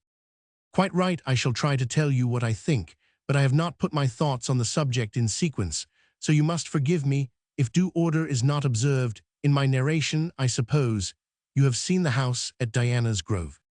The outside of it, but I have that in my mind's eye, and I can fit into my memory whatever you may mention. The house is very old, probably the first house of some sort that stood there was in the time of the Romans. This was probably renewed perhaps several times at later periods. The house stands, or rather used to stand here, when Mercia was a kingdom. I do not suppose that the basement can be later than the Norman conquest. Some years ago, when I was president of the Mercian Archaeological Society, I went all over it very carefully. This was when it was purchased by Captain March. The house had then been done up so as to be suitable for the bride. The basement is very strong, almost as strong, and as heavy as if it had been intended as a fortress. There are a whole series of rooms deep underground. One of them in particular struck me. The room itself is of considerable size, but the masonry is more than massive. In the middle of the room is a sunk well built up to floor level, and evidently going deep underground. There is no windlass, nor any trace of there ever having been any rope, nothing. Now we know that the Romans had wells of immense depth, from which the water was lifted by the old rag rope, that at Woodhull used to be nearly 1,000 feet here. Then we have simply an enormously deep well hole. The door of the room was massive, and was fastened with a lock nearly a foot square. It was evidently intended for some kind of protection to someone or something, but no one in those days had ever heard of anyone having been allowed even to see the room. All this is apropos of a suggestion on my part that the well hole was a way by which the white worm, whatever it was, went and came at that time. I would have had a search, mad even excavation, if necessary, at my own expense, but all suggestions were met with a prompt and explicit negative, so of course I took no further step in the matter. Then it died out of recollection even of mine. Do you remember, sir, asked Adam, what was the appearance of the room where the well hole was? Was there furniture, in fact, any sort of thing in the room? The only thing I remember was a sort of green light, very clouded, very dim, which came up from the well, not a fixed light, but intermittent and irregular, quite unlike anything I had ever seen. Do you remember how you got into the well room? Was there a separate door from outside, or was there any interior room or passage which opened into it? I think there must have been some room with a way into it. I remember going up some steep steps. They must have been worn smooth by long use or something of the kind, for I could hardly keep my feet as I went up. Once I stumbled and nearly fell into the well hole. Was there anything strange about the place? Any queer smell, for instance? Queer smellies like bilge or a rank swamp. It was distinctly nauseating. When I came out I felt as if I had just been going to be sick. I shall try back on my visit and see if I can recall any more of what I saw or felt. Then perhaps, sir, later in the day, you will tell me anything you may chance to recollect. I shall be delighted, Adam, if your uncle has not returned by then. I'll join you in the study after dinner, and we can resume this interesting chat. Chapter Romans 17, The Mystery of the Grove. That afternoon Adam decided to do a little exploring. As he passed through the wood outside the gate of Diana's Grove, he thought he saw the African's face for an instant, so he went deeper into the undergrowth and followed along parallel to the avenue to the house. He was glad that there was no workman or servant about, for he did not care that any of Lady Arabella's people should find him wandering about her grounds. Taking advantage of the denseness of the trees, he came close to the house and skirted round it. He was repaid for his trouble, for on the far side of the house, close to where the rocky frontage of the cliff fell away, he saw Olenga crouched behind the irregular trunk of a great oak. The man was so intent on watching someone or something that he did not guard against being himself watched. This suited Adam, for he could thus make scrutiny at will. The thick wood, though the trees were mostly of small girth, threw a heavy shadow, so that the steep declension in front of which grew the tree behind which the African lurked was almost in darkness. Adam drew as close as he could, and was amazed to see a patch of light on the ground before him when he realized what it was he was determined more than ever to follow on his quest. The nigger had a dark lantern in his hand and was throwing the light down the steep incline. The glare showed a series of stone steps, which ended in a lowlying heavy iron door fixed against the side of the house. All the strange things he had heard from Sir Nathaniel, and all those little and big, which he had himself noticed, crowded into his mind in a chaotic way. Instinctively, he took refuge behind a thick oak stem and set himself down to watch what might occur. After a short time, it became apparent that the African was trying to find out what was behind the heavy door. There was no way of looking in, for the door fitted tight into the massive stone slabs.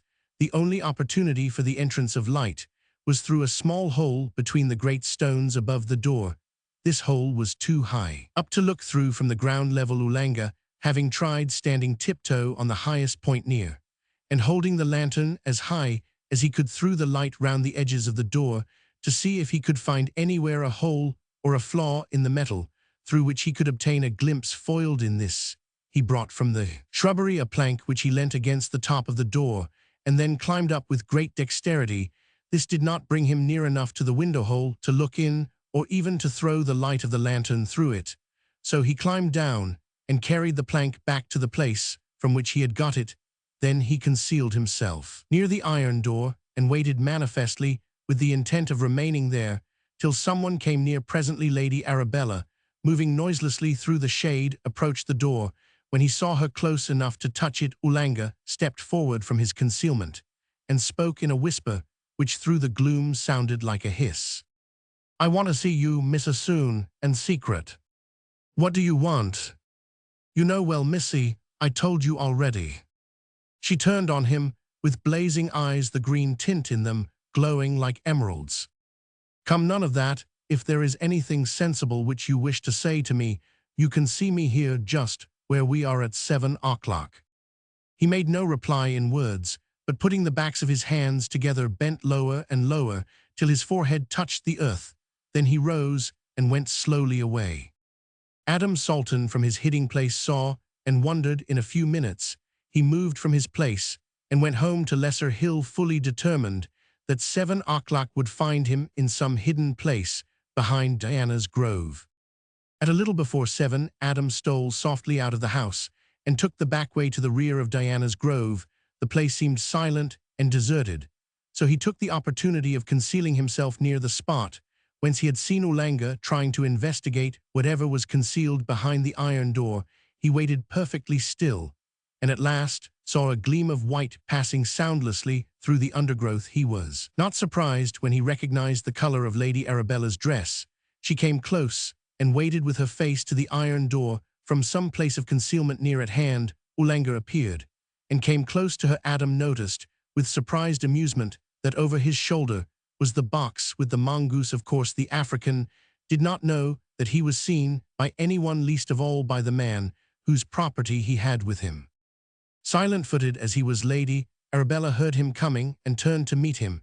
It was somewhat hard to see in the gloom, for as usual he was all in black, only his collar and cuffs showing white. Lady Arabella opened the conversation which ensued between the two. "What do you want, to rob me or murder me?" "No, to love you." This frightened her a little, and she tried to change the tone. "Is that a coffin you have with you? If so, you are wasting your time. It would not hold me." When a nigger suspects he is being laughed at, all the ferocity of his nature comes to the front, and this man was of the lowest kind. "Dis ain't no coffin for nobody. Dis box is for you. Somefin you lub me give him to you." Still anxious to keep off the subject of affection on which she believed him to have become crazed, she made another effort to keep his mind elsewhere. "Is this why you want to see me?" He nodded. "Then come round to the other door. But be quiet. I have no desire to be seen so close to my own house, in conversation with a nigger like you." She had chosen the word deliberately. She wished to meet his passion with another kind. Such would at all events help to keep him quiet. In the deep gloom she could not see the anger which suffused his face. Rolling eyeballs and grinding teeth are, however, sufficient signs of anger to be decipherable in the dark. She moved round the corner of the house to her right. Ulanga was following her when she stopped him by raising her hand. "No, not that door," she said. "That is not for niggers. The other door will do well enough for you." Lady Arabella took in her hand a small key which hung at the end of her watch chain, and moved to a small door low down round the corner, and a little downhill from the edge of the brow Olanga. In obedience to her gesture, went back to the iron door. Adam looked carefully at the mongoose box as the African went by, and was glad to see that it was intact. Unconsciously, as he looked, he fingered the key that was in his waistcoat pocket. When Olanga was out of sight, Adam hurried after Lady Arabella. Chapter Roman 18, Exit Olanga. The woman turned sharply as Adam touched her shoulder. "One moment, whilst we are alone. You had better not trust that nigger," he whispered. Her answer was crisp and concise. "I don't. Forewarned is forearmed. Tell me, if you will, it is for your own protection. Why do you mistrust him?" "My friend, you have no idea of that man's impudence. Would you believe that he wants me to marry him?" "No," said Adam, incredulously amused, in spite of himself. "Yes, and wanted to bribe me to do it by sharing a chest of treasure at least. He thought it was stolen from Mr. Caswall. Why do you distrust him, Mr. Sultan? Did you notice that box he had slung on his shoulder? That belongs to me. I left it in the gun room when I went to lunch. He must have crept in and stolen it, doubtless. He thinks that it too is full of treasure." "He does. How on earth do you know?" asked Adam. "A little while ago, he offered to give it to me, another bribe, to accept him, for I am ashamed to tell you such a thing, the beast." Whilst they had been speaking, she had opened the door. A narrow iron one well hung for it, opened easily and closed tightly without any creaking or sound of any kind. Within all was dark, but she entered as freely and with as little misgiving or restraint as if it had been broad daylight for Adam. There was just sufficient green light from somewhere for him to see that there was a broad flight of heavy stone steps leading upward, but Lady Arabella, after shutting the door behind her, when it closed tightly, without a clang, tripped up the steps lightly.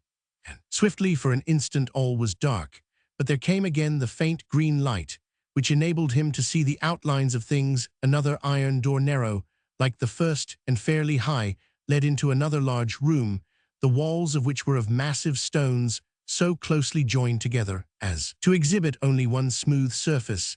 This presented the appearance of having at one time been polished. On the far side, also smooth like the walls, was the reverse of a wide, but not high iron door. Here there was a little more light, for the high-up aperture over the door opened to the air. Lady Arabella took from her girdle another small key, which she inserted in a keyhole in the center of a massive lock. The great bolt seemed wonderfully hung for the moment. The small key was turned, the bolts of the great lock moved noiselessly, and the iron doors swung open. On the stone steps outside stood Olanga, with the mongoose box slung over his shoulder. Lady Arabella stood a little on one side, and the African, accepting the movement as an invitation, entered in an obsequious way. The moment, however, that he was inside, he gave a quick look around him. "Much death here, big death, many deaths, good."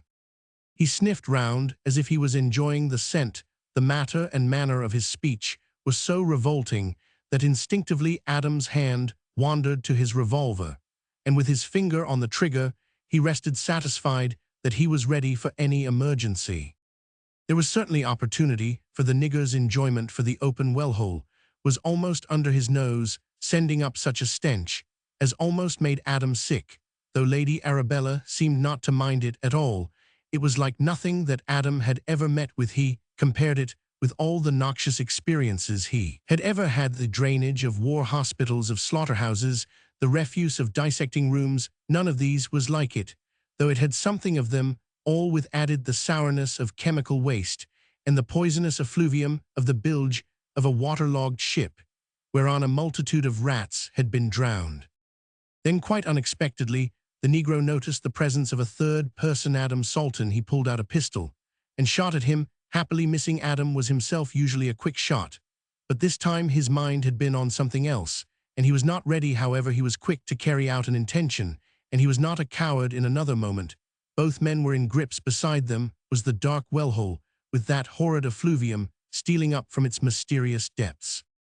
Adam and Olanga both had pistols. Lady Arabella, who had not one, was probably the most ready of them all in the theory of shooting. But that being impossible, she made her effort in another way, gliding forward. She tried to seize the African, but he eluded her grasp, just missing in doing so, falling into the mysterious hole. As he swayed back to firm foothold, he turned his own gun on her and shot instinctively. Adam leaped at his assailant, clutching at each other. They tottered on the very brink. Lady Arabella's anger, now fully awake, was all for Ulanga. She moved towards him with her hands extended, and had just seized him when the catch of the locked box to some movement from within flew open, and the kinkabracula flew at her with a venomous fury impossible to describe. As it seized her throat, she caught hold of it, and with a fury superior to its own tore it in two, just as if it had been a sheet of paper. The strength used for such an act must have been terrific. In an instant, it seemed to spout blood and entrails, and was hurled into the well-hole. In another instant, she had seized Ulanga, and with a swift rush, had drawn him, her white arms encircling him, down with her into the gaping aperture. Adam saw a medley of green and red lights blaze in a whirling circle, and as it sank down into the well, a pair of blazing green eyes became fixed, sank lower and lower with frightful rapidity, and disappeared, throwing upward the green light, which grew more and more vivid every moment. As the light sank into the noisome depths, there came a shriek, which chilled Adam's blood, a prolonged agony of pain and terror, which seemed to have no end. Adam Salton felt that he would never be able to free his mind from the memory of those dreadful moments. The gloom which surrounded that horrible charnel pit, which seemed to go down to the very bowels of the earth, conveyed from far down the sights and sounds of the nethermost hell, the ghastly fate of the African as he sank down to his terrible doom, his black face growing grey with terror, his white eyeballs now like veined bloodstone rolling in the helpless extremity of fear. The mysterious green light was in itself a milieu of horror, and through it all the awful cry came up from that fathomless pit whose entrance was flooded with spots of fresh blood, even the death of the fearless little snake killer, so fierce, so frightful, as if stained with a ferocity which told of no living force above earth, but only of the devils of the pit, was only an incident. Adam was in a state of intellectual tumult which had no parallel in his experience. He tried to rush away from the horrible place. Even the baleful green light thrown up through the gloomy well shaft was dying away. As its source sank deeper into the primeval ooze, the darkness was closing in on him in overwhelming density. Darkness in such a place, and with such a memory of it. He made a wild rush forward, slipped on the steps in some sticky, acrid-smelling mass that felt and smelt like blood, and falling forward, felt his way into the inner room where the well shaft was not. Then he rubbed his eyes in sheer amazement. Up the stone steps from the narrow door by which he had entered glided the white-clad figure of Lady Arabella, the only color to be seen on her being blood marks on her face and hands and throat. Otherwise she was calm and unruffled, as when earlier she stood aside for him to pass in through the narrow iron door. Chapter Roman 19, An Enemy in the Dark. Adam Salton went for a walk before returning to Lesser Hill. He felt that it might be well not only to steady his nerves shaken by the horrible scene, but to get his thoughts into some sort of order, so as to be ready to enter on the matter with Sir Nathaniel. He was a little embarrassed as to telling his uncle, for affairs had so vastly progressed beyond his original view that he felt a little doubtful as to what would be the old gentleman's attitude when he should hear of the strange events for the first time. Mr. Salton would certainly not be satisfied at being treated as an outsider with regard to such things, most of which had points of contact with the inmates of his own house. It was with an immense sense of relief that Adam heard that his uncle had telegraphed to the housekeeper that he was detained by business at Walsall, where he would remain for the night, and that he would be back in the morning in time for lunch. When Adam got home after his walk, he found Sir Nathaniel just going to bed. He did not say anything to him then of what had happened, but contented himself with arranging that they would walk together in the early morning, as he had much to say that would require serious attention. Strangely enough, he slept well and awoke at dawn with his mind clear, and his nerves in their usual unshaken condition. The maid brought up with his early morning cup of tea a note which had been found in the letter-box. It was from Lady Arabella, and was evidently intended to put him on his guard as to what he should say about the previous evening. He read it over carefully several times before he was satisfied that he had taken in its full import. Dear Mr. Salton, I cannot go to bed until I have written to you, so you must forgive me if I disturb you, and at an unseemly time indeed. You must also forgive me if in trying to do what is right I err in saying too much or too little. The fact is that I am quite upset and unnerved by all that has happened in this terrible night. I find it difficult even to write. My hands shake so that they are not under control, and I am trembling all over with memory of the horrors we saw enacted before our eyes. I am grieved beyond measure that I should be, however remotely, a cause of this horror coming on you. Forgive me if you can, and do not think too hardly of me. This I ask with confidence, for since we shared together the dangers very pangs of death, I feel that we should be to one another something more than mere friends, that I may lean on you and trust you, assured that your sympathy and pity are for me. You really must let me thank you for the friendliness, the help, the confidence, the real aid, at a time of deadly danger and deadly fear, which you showed me. That awful man, I shall see him forever in my dreams. His black malignant face will shut out all memory of sunshine and happiness. I shall eternally see his evil eyes, as he threw himself into that well-hole in a vain effort to escape from the consequences of his own misdoing. The more I think of it, the more apparent it seems to me that he had premeditated the whole thing, of course, except his own horrible death. Perhaps you have noticed a fur collar. I occasionally wear it. Is one of my most valued treasures, an ermine collar, studded with emeralds. I had often seen the nigger's eyes gleam covetously when he looked at it. Unhappily, I wore it yesterday. That may have been the cause that lured the poor man to his doom on the very brink of the abyss. He tore the collar from my neck. That was the last I saw of him when he sank into the hole. I was rushing to the iron door, which I pulled behind me, when I heard that soul-sickening yell, which marked his disappearance in the chasm. I was more glad than I can say that my eyes were spared the pain and horror which my ears had to endure. When I tore myself out of the negro's grasp, as he sank into the well-hole, I realized what freedom meant. Freedom not only from that noisome prison house, which has now such a memory, but from the more noisome embrace of that hideous monster. Whilst I live, I shall always thank you for my freedom. A woman must sometimes express her gratitude, otherwise it becomes too great to bear. I am not a sentimental girl who merely likes to thank a man. I am a woman who knows all of bad as well as good that life can give. I have known what it is to love and to lose, but you must not let me bring any unhappiness into your life.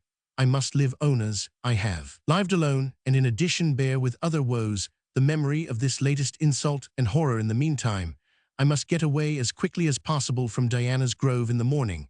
I shall go up to town, where I shall remain for a week. I cannot stay longer, as business affairs demand my presence here. I think, however, that a week in the rush of busy London, surrounded with multitudes of commonplace people, will help to soften. I cannot expect total obliteration, terrible images of the bygone night, when I can sleep easily, which will be, I hope, after a day or two. I shall be fit to return home and take up again the burden, which will, I suppose, always be with me. I shall be most happy to see you on my return, or earlier. If my good fortune sends you on any errand to London, I shall stay at the Mayfair Hotel in that busy spot. We may forget some of the dangers and horrors we have shared together. Adieu, and thank you again and again for all your kindness and consideration to me. Arabella Marsh. Adam was surprised by this effusive epistle, but he determined to say nothing of it to Sir Nathaniel until he should have thought it well over. When Adam met Sir Nathaniel at breakfast, he was glad that he had taken time to turn things over in his mind. The result had been that not only was he familiar with the facts in all their bearings, but he had already so far differentiated them that he was able to arrange them in his own mind according to their values. Breakfast had been a silent function, so it did not interfere in any way with the process of thought. So soon as the door was closed, Sir Nathaniel began. I see, Adam, that something has occurred, and that you have much to tell me. That is so, sir. I suppose I had better begin by telling you all I know that has happened since I left you yesterday. Accordingly, Adam gave him details of all that had happened during the previous evening. He confined himself rigidly to the narration of circumstances, taking care not to color events by any comment of his own or any opinion of the meaning of things, which he did not fully understand. At first Sir Nathaniel seemed disposed to ask questions, but shortly gave this up, when he recognized that the narration was concise and self-explanatory thenceforth. He contented himself with quick looks and glances easily interpreted, or by some acquiescent motions of his hands when such could be convenient to emphasize his idea of the correctness of any inference, until Adam ceased speaking, having evidently come to an end of what he had to say with regard to this section of his story. The elder man made no comment whatever, even when Adam took from his pocket Lady Arabella's letter with the manifest intention of reading it. He did not make any comment finally when Adam folded up the letter and put it in its envelope back in his pocket, as an intimation that he had now quite finished. The old diplomatist carefully made a few notes in his pocketbook. "Your narrative, my dear Adam, is altogether admirable. I think I may now take it that we are both well versed in the actual facts, and that our conference had better take the shape of a mutual exchange of ideas. Let us both ask questions as they may arise, and I do not doubt that we shall arrive at some enlightening conclusions. Will you kindly begin, sir? I do not doubt that, with your longer experience, you will be able to dissipate some of the fog which envelops certain of the things which we have to consider." "I hope so, my dear boy. For a beginning, then, let me say that Lady Arabella's letter makes clear some things which she intended and also some things which she did not intend. But before I begin to draw deductions, let me ask you a few questions. Adam, are you heart-whole, quite heart-whole, in the matter of Lady Arabella?" His companion answered at once, each looking the other straight in the eyes during question and answer. "Lady Arabella, sir, is a charming woman, and I should have deemed it a privilege to meet her to talk to heaven, since I am in the confessionalto flirt a little with her. But if you mean to ask if my affections are in any way engaged, I can emphatically answer no, as indeed you will understand when presently I give you the reason. Apart from that, there are the unpleasant details we discussed the other day. Would you mind giving me the reason now? It will help us to understand what is before us in the way of difficulty." "Certainly, sir. My reason, on which I can fully depend, is that I love another woman. That clinches it. May I offer my good wishes, and I hope my congratulations?" "I am proud of your good wishes, sir, and I thank you for them, but it is too soon for congratulations. Lady does not even know my hopes, yet indeed I hardly knew them myself as definite till this moment. I take it then, Adam, that at the right time I may be allowed to know who the lady is." Adam laughed a low, sweet laugh, such as ripples from a happy heart. "There need not be an hour's, a minute's delay.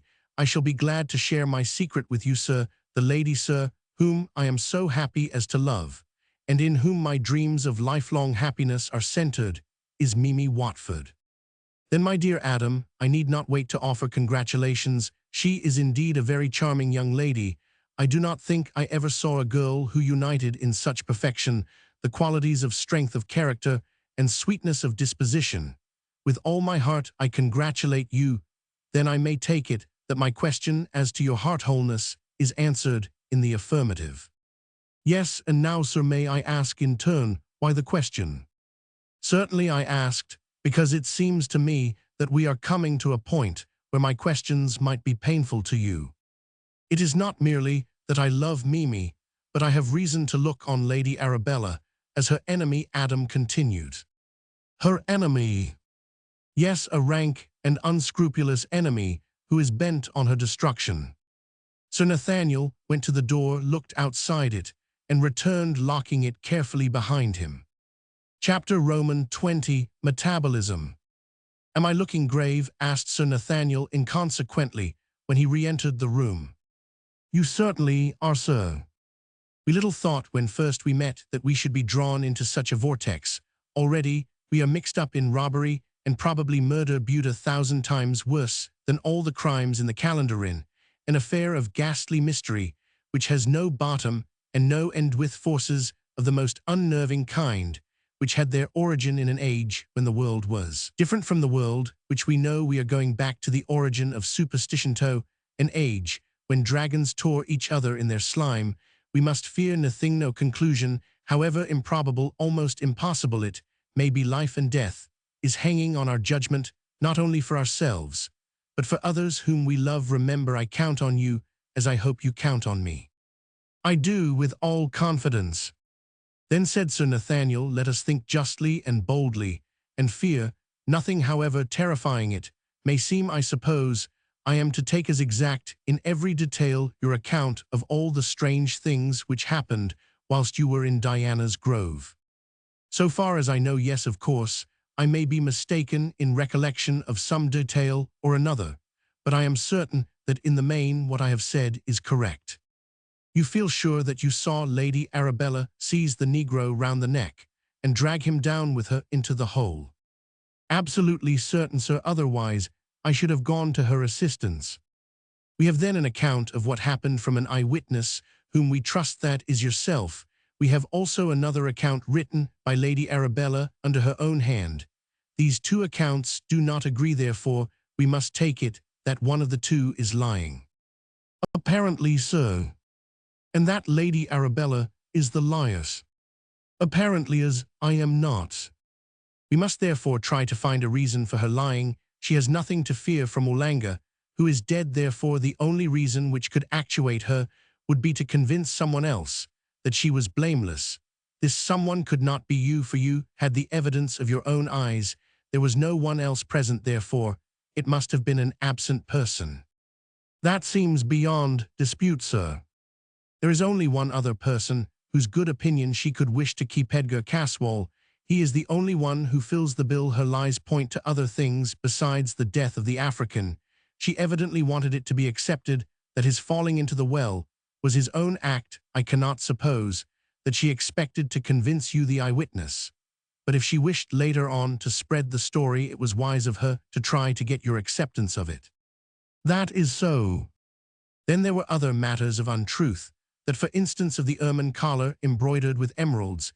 If an understandable reason be required for this, it would be to draw attention away from the green lights which were seen in the room, and especially in the well-hole. Any unprejudiced person would accept the green lights to be the eyes of a great snake, such as tradition pointed to living in the well-hole. In fine, therefore, Lady Arabella wanted the general belief to be that there was no snake of the kind in Diana's grove. For my own part, I don't believe in a partial liar. Thy's art does not deal in veneer. A liar is a liar right through. Self-interest may prompt falsity of the tongue, but if one prove to be a liar, nothing that he says can ever be believed.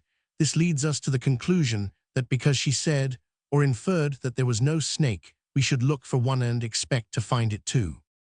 Now let me digress. I live, and have for many years lived, in Derbyshire, a county more celebrated for its caves than any other county in England.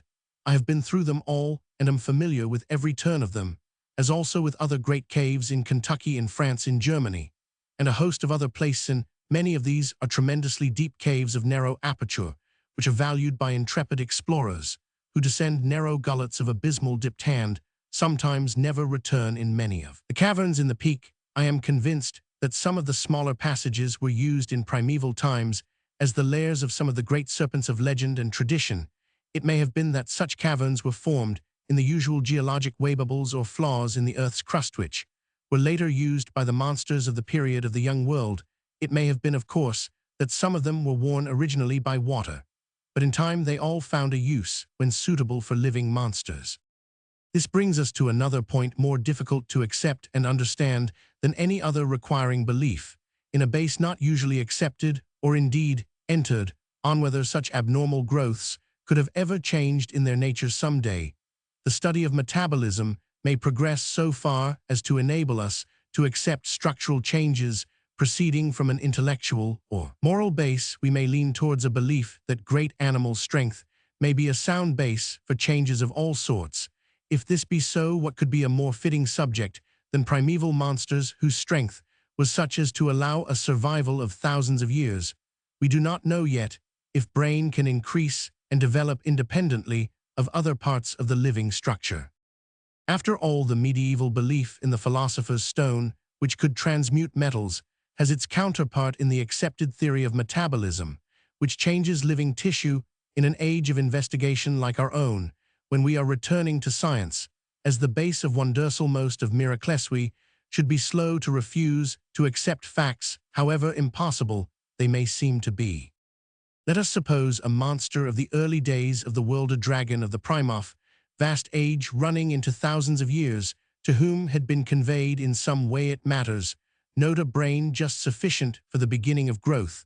Suppose the monster to be of incalculable size, and of a strength quite abnormal, veritable incarnation of animal strength.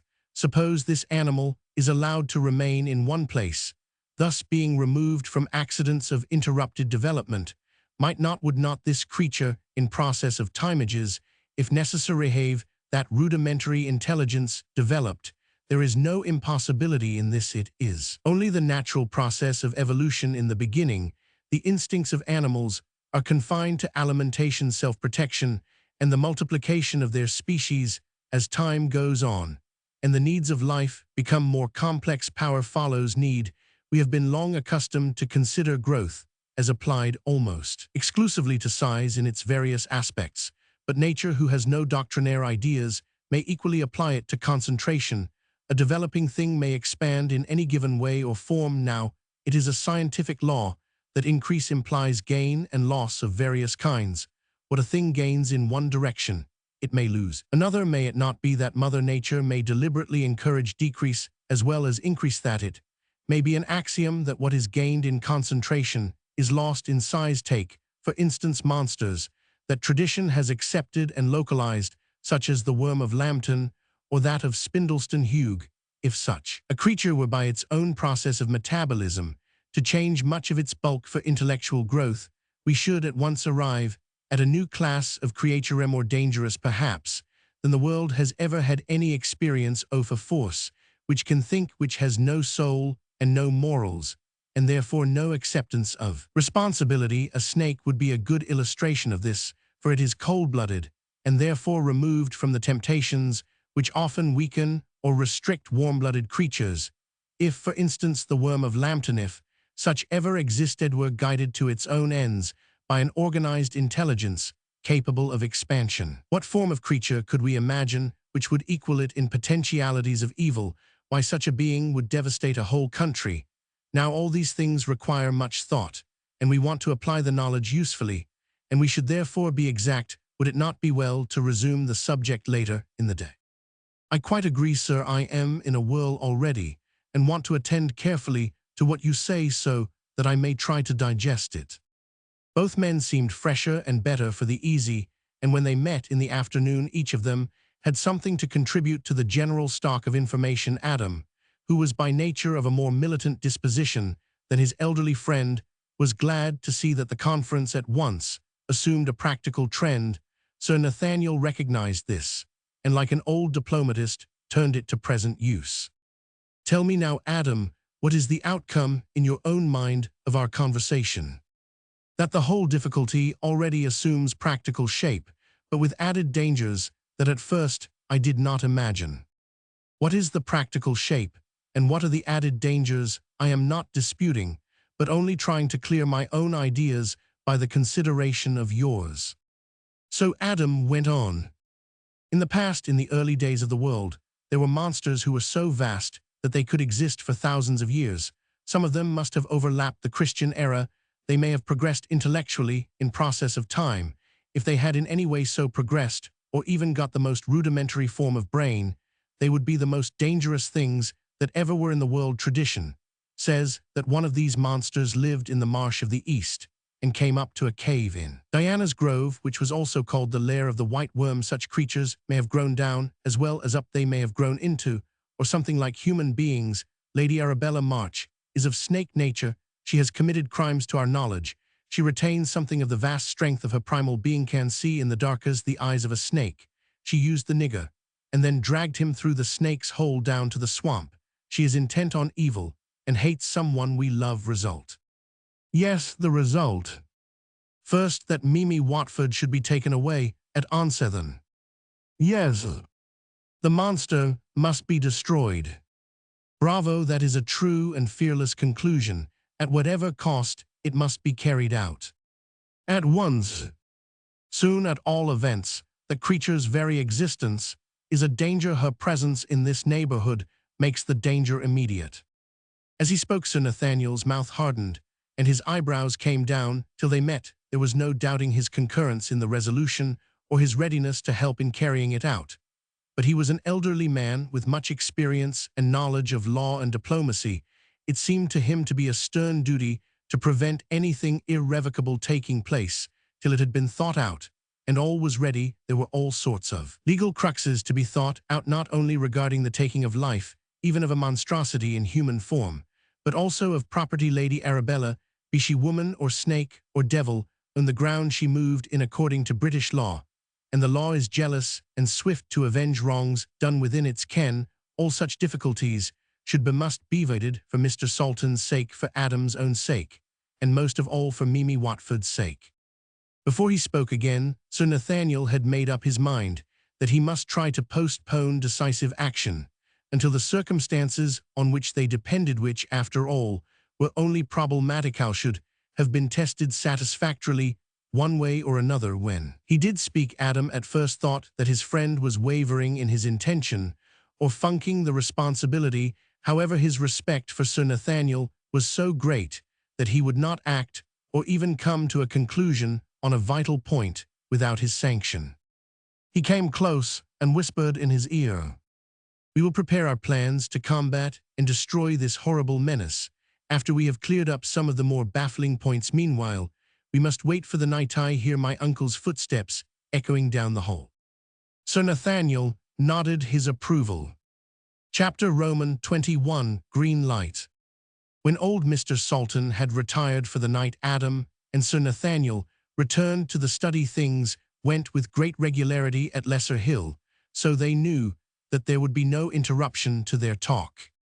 When their cigars were lighted, Sir Nathaniel began, "I hope, Adam, that you do not think me either slack or changeable of purpose. I mean to go through this business to the bitter, and whatever it may be satisfied that my first care is, and shall be, the protection of Mimi Watford. To that I am pledged, my dear boy. We who are interested are all in the same danger. That semi-human monster out of the pit hates and means to destroy us all, you and me certainly, and probably your uncle. I wanted especially to talk with you tonight, for I cannot help thinking that the time is fast coming, if it has not come already, when we must take your uncle into our confidence. It was one thing when fancied evils threatened, but now he is probably marked for death, and it is only right that he should know all. I am with you, sir. Things have changed since we agreed to keep him out of the trouble. Now we dare not. Consideration for his feelings might cost his life. It is a duty, and no light or pleasant one either. I have not a shadow of doubt that he will want to be one with us in this. But remember, we are his guests. His name, his honor, have to be thought of, as well as his safety." "All shall be as you wish, Adam. And now as to what we are to do. We cannot murder Lady Arabella offhand, therefore we shall have to put things in order for the killing, and in such a way that we cannot be taxed with a crime. It seems to me, sir, that we are in an exceedingly tight place. Our first difficulty is to know where to begin. I never thought this fighting an antediluvian monster would be such a complicated job. This one is a woman with all a woman's wit, combined with the heartlessness of a cocotte. She has the strength and impregnability of a diplodocus. We may be sure that in the fight that is before us, there will be no semblance of fair play, also that our unscrupulous opponent will not betray herself. That is so, but being feminine, she will probably overreach herself. Now, Adam, it strikes me that as we have to protect ourselves and others against feminine nature, our strong game will be to play our masculine against her feminine. Perhaps we had better sleep on it. She is a thing of the night, and the night may give us some ideas." So they both turned in. Adam knocked at Sir Nathaniel's door in the grey of the morning, and on being bidden came into the room. He had several letters in his hand. Sir Nathaniel sat up in bed. "Well, I should like to read you a few letters, but of course I shall not send them unless you approve. In fact, with a smile and a blush, there are several things which I want to do, but I hold my hand and my tongue till I have your approval." "Go on," said the other. "Kindly tell me all, and count at any rate on my sympathy and on my approval and help, if I can see my way." Accordingly, Adam proceeded. "When I told you the conclusions at which I had arrived, I put in the foreground that Mimi Watford should, for the sake of her own safety, be removed and that the monster which had wrought all the harm should be destroyed. Yes, that is so. To carry this into practice, sir, one preliminary is required unless harm of another kind is to be faced. Mimi should have some protector whom all the world would recognize. The only form recognized by convention is marriage. Sir Nathaniel smiled in a fatherly way. To marry, a husband is required, and that husband should be you. Yes, yes. And the marriage should be immediate, and secreta, at least not spoken of outside ourselves. Would the young lady be agreeable to that proceeding?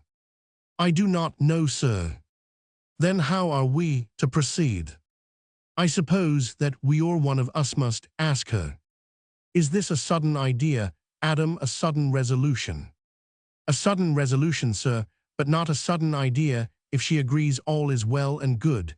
The sequence is obvious. And it is to be kept a secret amongst ourselves. I want no secret, sir, except for Mimi's good. For myself, I should like to shout it from the housetops, but we must be discreet. Untimely knowledge to our enemy might work incalculable harm. And how would you suggest, Adam, that we could combine the momentous question with secrecy? Adam grew red and moved uneasily. Someone must ask her as soon as possible. And that someone, I thought that you, sir, would be so good. God bless my soul, this is a new kind of duty to take on at my time of life. Adam, I hope you know that you can count on me to help in any way I can. I have already counted on you, sir, when I ventured to make such a suggestion. I can only ask, he added, that you will be more than ever kind to me. Use and look on the painful duty as a voluntary act of grace, prompted by kindness and affection. Painful duty. Yes, said Adam, boldly. Painful to you, though to me it would be all joyful. It is a strange job for an early morning. Well, we all live and learn. I suppose the sooner I go the better. You had better write a line for me to take with me, for you see, this is to be a somewhat unusual transaction, and it may be embarrassing to the lady, even to myself, so we ought to have some sort of warrant, something to show that we have been mindful of her feelings. It will not do to take acquiescence for granted, although we act for her. Sir Nathaniel, you are a true friend. I am sure that both Mimi and I shall be grateful to you for all our lives, however long they may be. So the two talked it over and agreed as to points to be borne in mind by the ambassador. It was striking 10 when Sir Nathaniel left the house, Adam seeing him quietly off. As the young man followed him with wistful eyes, almost jealous of the privilege which his kind deed was about to bring him, he felt that his own heart was in his friend's breast. The memory of that morning was like a dream to all those concerned in it. Sir Nathaniel had a confused recollection of detail and sequence, though the main facts stood out in his memory boldly and clearly. Adam Salton's recollection was of an illimitable weight, filled with anxiety, hope, and chagrin, all dominated by a sense of the slow passage of time and accompanied by vague fears. Mimi could not for a long time think at all or recollect anything except that Adam loved her and was saving her from a terrible danger. When she had time to think later on, she wondered when she had any ignorance of the fact that Adam loved her and that she loved him with all her heart. Everything, every recollection, however small, every feeling, seemed to fit into those elemental facts, as though they had all been molded together. The main and crowning recollection was her saying goodbye to Sir Nathaniel and entrusting to him loving messages straight from her heart to Adam Salton, and of his bearing when, with an impulse which she could not check, she put her lips to his and kissed him later when she was alone and had time to think. It was a passing grief to her that she would have to be silent for a time to Lilla on the happy events of that strange mission. She had, of course, agreed to keep all secret until Adam should give her leave to speak. The advice and assistance of Sir Nathaniel was a great help to Adam in carrying out his idea of marrying Mimi Watford without publicity. He went with him to London, and with his influence, the young man obtained the license of the Archbishop of Canterbury for a private marriage. Sir Nathaniel then persuaded old Mr. Salton to allow his nephew to spend a few weeks with him at Doom Tower, and it was here that Mimi became Adam's wife. But that was only the first step in their plans. Before going further, however, Adam took his bride off to the Isle of Man. He wished to place a stretch of sea between Mimi and the white worm.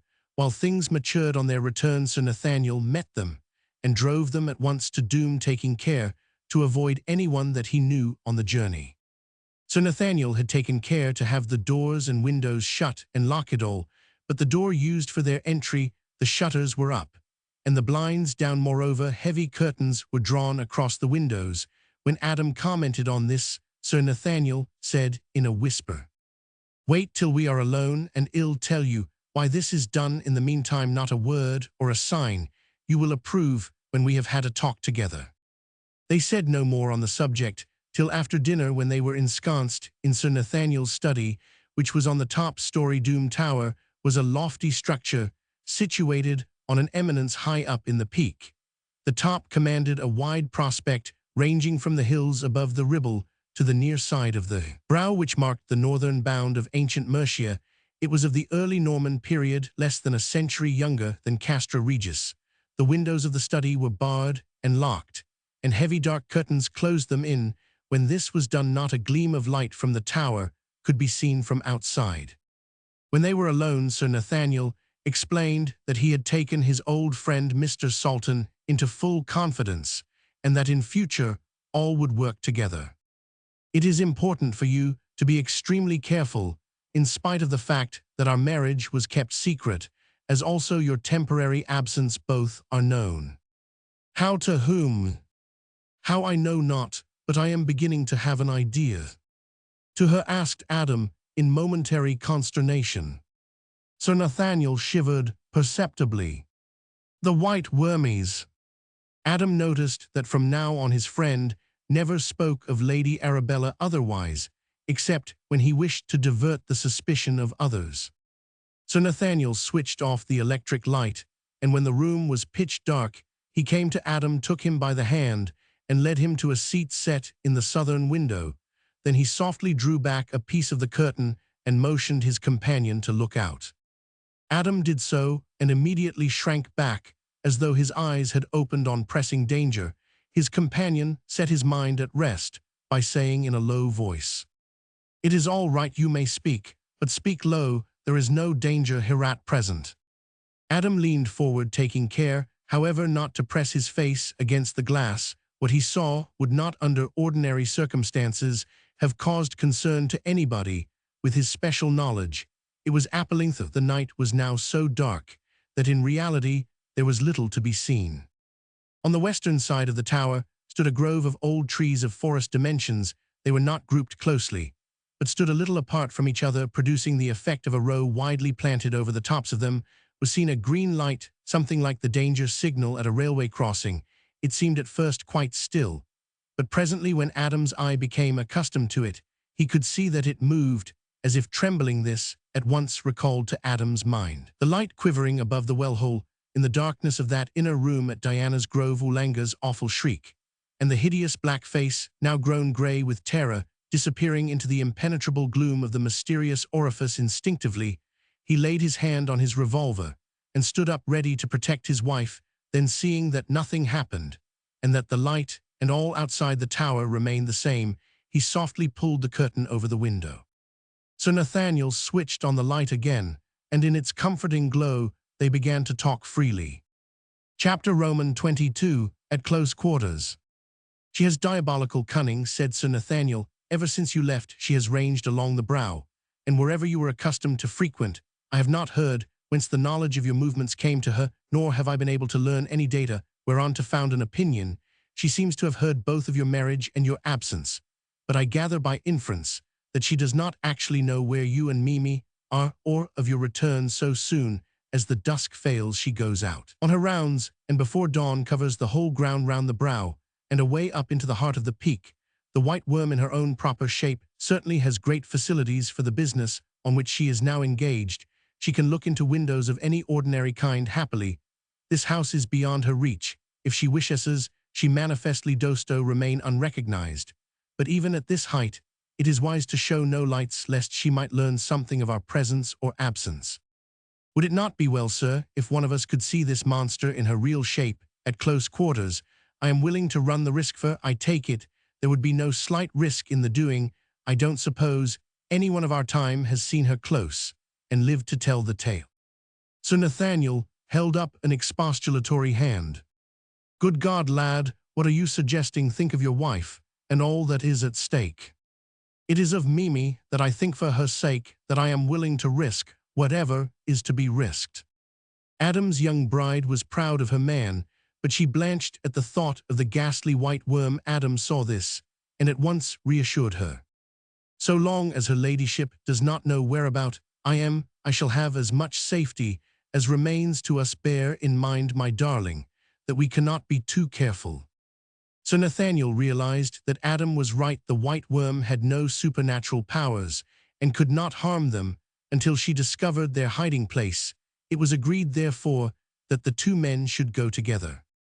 When the two men slipped out by the back door of the house, they walked cautiously along the avenue, which trended towards the west. Everything was pitch dark, so dark that at times they had to feel their way by the palings and tree trunks.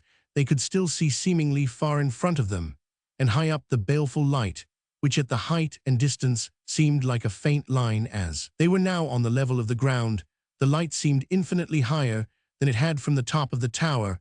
At the sight, Adam's heart fell. The danger of the desperate enterprise which he had undertaken burst upon him. But this feeling was shortly followed by another which restored him to himself, a fierce loathing, and a desire to kill such as he had never experienced before. They went on for some distance, on a level road fairly wide, from which the green light was visible. Here Sir Nathaniel spoke, softly, placing his lips to Adam's ear for safety. "We know nothing whatever of this creature's power of hearing or smelling, though I presume that both are of no great strength. As to seeing, we may presume the opposite, but in any case we must try to keep in the shade behind the tree trunks. The slightest error would be fatal to us." Adam only nodded in case there should be any chance of the monster seeing the movement. After a time that seemed interminable, they emerged from the circling wood. It was like coming out into sunlight. By comparison with the misty blackness which had been around them, there was light enough to see by, though not sufficient to distinguish things at a distance. Adam's eyes sought the green light in the sky. It was still in about the same place, but its surroundings were more visible. It was now at the summit of what seemed to be a long white pole, near the top of which were two pendant white masses, like rudimentary arms or fins. The green light, strangely enough, did not seem lessened by the surrounding starlight, but had a clearer effect and a deeper green. Whilst they were carefully regarding this, Adam, with the aid of an operaglus, their nostrils were assailed by a horrid stench, something like that which rose from the well-hole in Diana's grove. By degrees, as their eyes got the right focus, they saw an immense towering mass that seemed snowy white. It was tall and thin. The lower part was hidden by the trees which lay between, but they could follow the tall white shaft and the duplicate green lights which topped it. As they looked, there was a movement. The shaft seemed to bend, and the line of green light descended amongst the trees. They could see the green light twinkle as it passed between the obstructing branches. Seeing where the head of the monster was, the two men ventured a little further forward, and saw that the hidden mass at the base of the shaft was composed of vast coils of the great serpent's body, forming a base from which the upright mass rose. As they looked, this lower mass moved the glistening folds, catching the moonlight, and they could see that the monster's progress was along the ground. It was coming towards them at a swift pace, so they turned and ran, taking care to make as little noise as possible, either by their footfalls or by disturbing the undergrowth close to them. They did not stop or pause till they saw before them the high dark Tower of Doom. Chapter Roman 23. In the enemy's house. Sir Nathaniel was in the library next morning after breakfast when Adam came to him carrying a letter.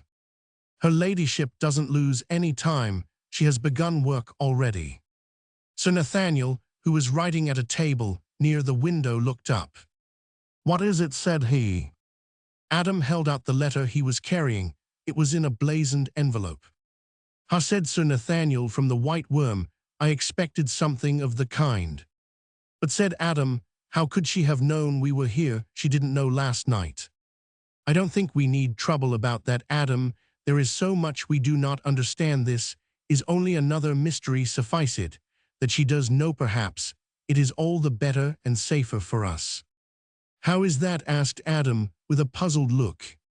"General process of reasoning, my boy, and the experience of some years in the diplomatic world. This creature is a monster without heart or consideration for anything or anyone.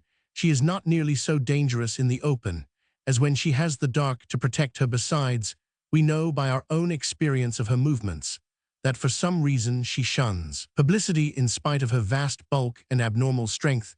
She is afraid to attack openly. After all, she is only a snake, and with a snake's nature, which is to keep low and squirm and proceed by stealth and cunning, she will never attack when she can run away, although she knows well that running away would probably be fatal to her. What is the letter about?" Sir Nathaniel's voice was calm and self-possessed. When he was engaged in any struggle of wits, he was all diplomatist. "She asks Mimi and me to tea this afternoon at Diana's Grove, and hopes that you also will favor her." Sir Nathaniel smiled. "Please ask Mrs. Salton to accept for us all. She means some deadly mischief. Surely it would be wiser not. It is an old trick that we learn early in diplomacy. Adamto, fight on ground of your own choice. It is true that she suggested the place on this occasion, but by accepting it, we make it ours. Moreover, she will not be able to understand our reason for doing so, and her own bad conscience, if she has any bad or good, and her own fears and doubts, will play our game for us. No, my dear boy, let us accept by all means." Adam said nothing, but silently held out his hand, which his companion shook. No words were necessary. When it was getting near tea time, Mimi asked Sir Nathaniel how they were going. "We must make a point of going in state. We want all possible publicity." Mimi looked at him inquiringly. "Certainly, my dear. In the present circumstances, publicity is a part of safety. Do not be surprised if whilst we are at Diana's Grove, occasional messages come for you, for all or any of us." "I see," said Mrs. Salton. "You are taking no chances." "None, my dear. All I have learned at foreign courts and amongst civilized and uncivilized people is going to be utilized within the next couple of hours." Sir Nathaniel's voice was full of seriousness, and it brought to Mimi in a convincing way the awful gravity of the occasion. In due course they set out in a carriage drawn by a fine pair of horses, who soon devoured the few miles of their journey before they came to the gate. Sir Nathaniel turned to Roman 2000. "I have arranged with Adam certain signals, which may be necessary if certain eventualities occur. These need be nothing to do with you directly, but bear in mind that if I ask you or Adam to do anything, do not lose a second in the doing of it. We must try to pass off such moments with an appearance of unconcern. In all probability, nothing requiring such care will occur. The white worm will not try force, though. She has so much of it to spare. Whatever she may attempt today of harm to any of us will be in the way of secret plot. Some other time she may try force. Beautif. I am able to judge such a thing not. Today the messengers who may ask for any of us will not be witnesses, only they may help to stave off danger." Seeing query in her face, he went on, "Of what kind the danger may be I know not, and cannot guess. It will doubtless be some ordinary circumstance, but none the less dangerous on that account. Here we are at the gate. Now be careful in all matters, however small. To keep your head is half the battle." There were a number of men in livery in the hall. When they arrived, the doors of the drawing-room were thrown open, and Lady Arabella came forth and offered them cordial welcome. This having been got over, Lady Arabella led them into another room where tea was served. Adam was acutely watchful and suspicious of everything, and saw on the far side of this room a paneled iron door of the same color and configuration as the outer door of the room where was the well-hole, wherein Olanga had disappeared. Something in the sight alarmed him, and he quietly stood near the door. He made no movement even of his eyes, but he could see that Sir Nathaniel was watching him intently, and he fancied with approval. They all sat near the table spread for tea. Adam, still near the door. Lady Arabella fanned herself, complaining of heat, and told one of the footmen to throw all the outer doors open. Tea was in progress when Mimi suddenly started up with a look of fright on her face. At the same moment, the men became cognizant of a thick smoke, which began to spread through the room, a smoke which made those who experienced it gasp, and choked, the footman began to edge uneasily towards the inner door. Denser and denser grew smoke, and more acrid its smell. Mimi, towards whom the draught from the open door wafted the smoke, rose up choking, and ran to the inner door, which she threw open to its fullest extent, disclosing on the outside a curtain of thin silk fixed to the doorposts. The draught from the open door swayed the thin silk towards her, and in her fright she tore down the curtain, which enveloped her from head to foot. Then she ran through the still open door, heedless of the fact that she could not see where she was going. Adam, followed by Sir Nathaniel, rushed forward and joined her. Adam, catching his wife by the arm and holding her tight. It was well that he did so, for just before her lay the black orifice of the well-hole, which of course she could not see with the silk curtain round her head. The floor was extremely slippery. Something like thick oil had been spilled where she had to pass, and close to the edge of the hole her feet shot from under her, and she stumbled forward towards the well-hole. When Adam saw Mimi slip, he flung himself backward, still holding her. His weight told, and he dragged her up from the hole, and they fell together on the floor outside the zone of slipperiness. In a moment he had raised her up, and together they rushed out through the open door into the sunlight. Sir Nathaniel closed behind them. They were all pale, except the old diplomatist, who looked both calm and cool. It sustained and cheered Adam and his wife to see him thus master of himself. Both managed to follow his example, to the wonderment of the footmen, who saw the three, who had just escaped a terrible danger, walking together gaily, as under the guiding pressure of Sir Nathaniel's hand they turned to re-enter the house. Lady Arabella, whose face had blanched to a deadly white now, resumed her ministrations at the tea-board, as though nothing unusual had happened. The slop basin was full of half-burned brown paper, over which tea had been poured. Sir Nathaniel had been narrowly observing his hostess, and took the first opportunity afforded him of whispering to Adam. "The real attack is to Kamesh, is too quiet. When I give my hand to your wife, to lead her out, come with yous and caution her to hurry. Don't lose a second, even if you have to make a scene. HSSSH.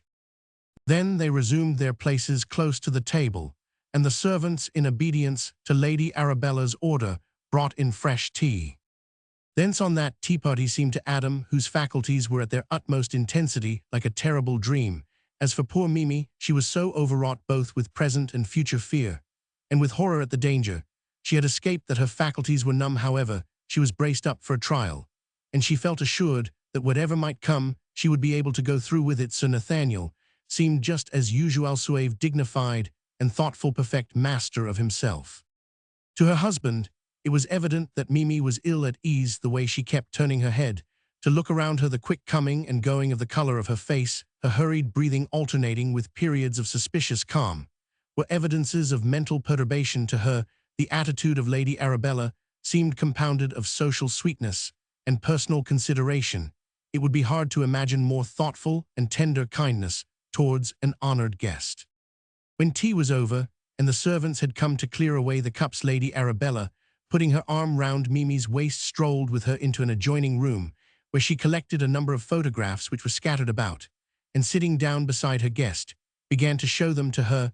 While she was doing this, the servants closed all the doors of the suite of rooms, as well as that which opened from the room outside that of the well-hole into the avenue. Suddenly, without any seeming cause, the light in the room began to grow. Roman 1499. Sir Nathaniel, who was sitting close to Mimi, rose to his feet, and crying quick, caught hold of her hand, and began to drag her from the room. Adam caught her other hand, and between them they drew her through the outer door, which the servants were beginning to close. It was difficult at first to find the way, the darkness was so great, but to their relief, when Adam whistled shrilly, the carriage and horses, which had been waiting in the angle of the avenue, dashed up. Her husband and Sir Nathaniel lifted almost threw Mimi into the carriage. The postilion plied whip and spur, and the vehicle, rocking with its speed, swept through the gate and tore up the road. Behind them was a hubbub, servants rushing about, orders being shouted, outdoors shutting, and somewhere, seemingly far back in the house, a strange noise. Every nerve of the horses was strained as they dashed recklessly along the road. The two men held Mimi between them, the arms of both of them round her, as though protectingly. As they went, there was a sudden rise in the ground, but the horses, breathing heavily, dashed up it at racing speed, not slackening their pace. When the hill fell away again, leaving them to hurry along the downgrade. It would be foolish to say that neither Adam nor Mimi had any fear in returning to Doom Tower. Mimi felt it more keenly than her husband, whose nerves were harder, and who was more inured to danger. Still, she bore up bravely, and as usual the effort was helpful to her when once she was in the study in the top of the turret. She almost forgot the terrors which lay outside in the dark. She did not attempt to peep out of the window, but Adam did and saw nothing. The moonlight showed all the surrounding country, but nowhere was to be observed that tremulous line of green light. The peaceful night had a good effect on them all. Danger, being unseen, seemed far off at times. It was hard to realize that it had ever been.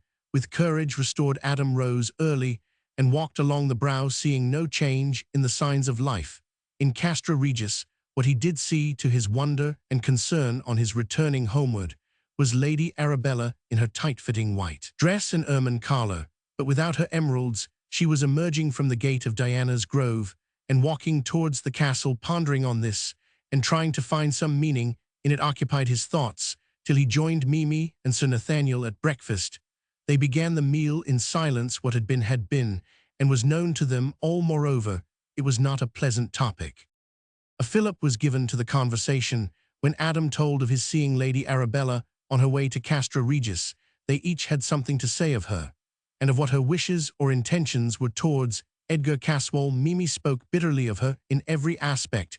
She had not forgotten and never could the occasion when to harm Lilla. The woman had consorted even with the nigger as a social matter. She was disgusted with her for following up the rich landowner, throwing herself at his head so shamelessly, was how she expressed it. She was interested to know that the great kite still flew from Caswall's tower, but beyond such matters she did not try to go. The only comment she made was of strongly expressed surprise at her ladyship's cheek in ignoring her own criminal acts, and her impudence in taking it for granted that others had overlooked them also. Chapter Roman 24, a startling proposition. The more Mimi thought over the late events, the more puzzled she was. What did it all mean? What could it mean, except that there was an error of fact somewhere? Could it be possible that some of them, all of them, had been mistaken, that there had been no white worm at all on either side of her? Was a belief impossible of reception? Not to believe in what seemed apparent was to destroy the very foundations of belief. Yet in old days there had been monsters on the earth, and certainly some people had believed in just such mysterious changes of identity. It was all very strange. Just fancy how any stranger, say a doctor, would regard her if she were to tell him that she had been to a tea party with an antediluvian monster, and that they had been waited on by up-to-date manservants. Adam had returned exhilarated by his walk, and more settled in his mind than he had been for some time. Like Mimi, he had gone through the phase of doubt and inability to believe in the reality of things, though it had not affected him to the same extent. The idea, however, that his wife was suffering ill effects from her terrible ordeal braced him up. He remained with her for a time, then he sought Sir Nathaniel in order to talk over the matter with him. He knew that the calm common sense and self-reliance of the old man, as well as his experience, would be helpful to them all. Sir Nathaniel had come to the conclusion that for some reason which he did not understand, Lady Arabella had changed her plans, and for the present, at all events, was pacific. He was inclined to attribute her changed demeanor to the fact that her influence over Edgar Caswall was so far increased as to justify a more fixed belief in his submission to her charms. As a matter of fact, she had seen Caswall that morning when she visited Castra Regis, and they had had a long talk together, during which the possibility of their union had been discussed. Caswall, without being enthusiastic on the subject, had been courteous and attentive. As she had walked back to Diana's Grove, she almost congratulated herself on her new settlement in life. That the idea was becoming fixed in her mind was shown by a letter which she wrote later in the day to Adam Salton, and sent to him by hand. It ran as follows: Dear Mr. Salton, I wonder if you would kindly advise, and if possible help me in a matter of business. I have been for some time trying to make up my mind to sell Diana's Grove. I have put off the doing of it, till now the place is my own property, and no one has to be consulted with regard to what I may wish to do about it. It was bought by my late husband, Captain Adolphus Ranger March, who had another residence, the Crest Appleby, he acquired all rights of all kinds, including mining and sporting. When he died, he left his whole property to me. I shall feel leaving this place, which has become endeared to me by many sacred memories and affections, recollection of many happy days of my young married life, and the more than happy memories of the man I loved, and who loved me so much. I should be willing to sell the place for any fair price, so long, of course, as the purchaser was one I liked, and of whom I approved. May I say that you yourself would be the ideal person, but I dare not hope for so much. It strikes me, however, that among your Australian friends may be someone who wishes to make a settlement in the old country, and would care to fix the spot in one of the most historic regions in England, full of romance and legend, and with a never-ending vista of historical interest, on a state which, though small, is in perfect condition, and with illimitable possibilities of development, and many doubtful or unsettled rights which have existed before the time of the Romans or even Celts, who were the original possessors.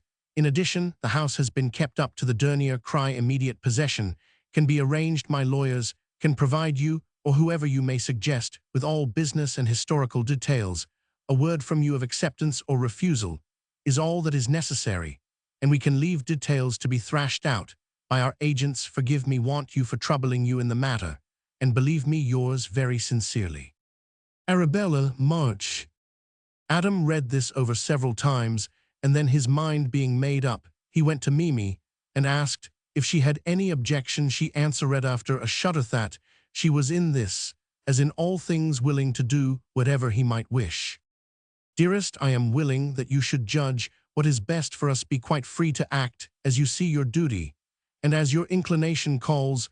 We are in the hands of God, and he has hitherto guided us, and will do so to his own end. From his wife's room, Adam Salton went straight to the study in the tower, where he knew Sir Nathaniel would be at that hour. The old man was alone, so when he had entered in obedience to the come in, which answered his query, he closed the door and sat down beside him. Do you think, sir, that it would be well for me to buy Diana's Grove? God bless my soul, said the old man, startled. Why on earth would you want to do that? Well, I have vowed to destroy that white worm, and my being able to do whatever I may choose with the Lair would facilitate matters and avoid complications. Sir Nathaniel hesitated longer than usual. Before speaking, he was thinking deeply. Yes, Adam, there is much common sense in your suggestion, though it startled me at first. I think that for all reasons you would do well to buy the property, and to have the conveyance settled at once. If you want more money than is immediately convenient, let me know, so that I may be your banker. Thank you, sir, most heartily, but I have more money at immediate call than I shall want. I am glad you approve. The property is historic, and as time goes on it will increase in value. Moreover, I may tell you something which indeed is only a surmise, but which, if I am right, will add great value to the place. Adam listened.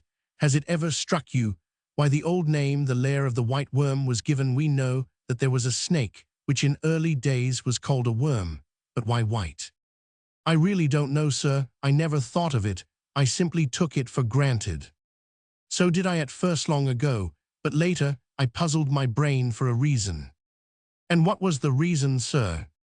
Simply and solely because the snake or worm was white. We are near the county of Stafford, where the great industry of china burning was originated, and grew. Stafford owes much of its wealth to the large deposits of the rare china clay found in it from time to time. These deposits become in time pretty well exhausted, but for centuries Stafford adventurers looked for the special clay, as Ohio and Pennsylvania farmers and explorers looked for oil. Anyone owning real estate on which china clay can be discovered strikes a sort of gold mine.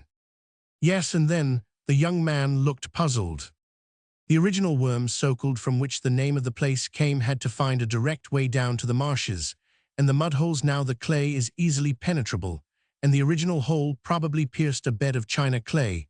When once the way was made, it would become a sort of highway for the worm, but as much movement was necessary to ascend such a great height, some of the clay would become attached to its rough skin by attrition. The downway must have been easy work, but the ascent was different, and when the monster came to view in the upper world, it would be fresh from contact with the white clay, hence the name, which has no cryptic significance, but only fact now if that surmise be true, and I do not see why not. The must be a deposit of valuable clay, possibly of immense depth.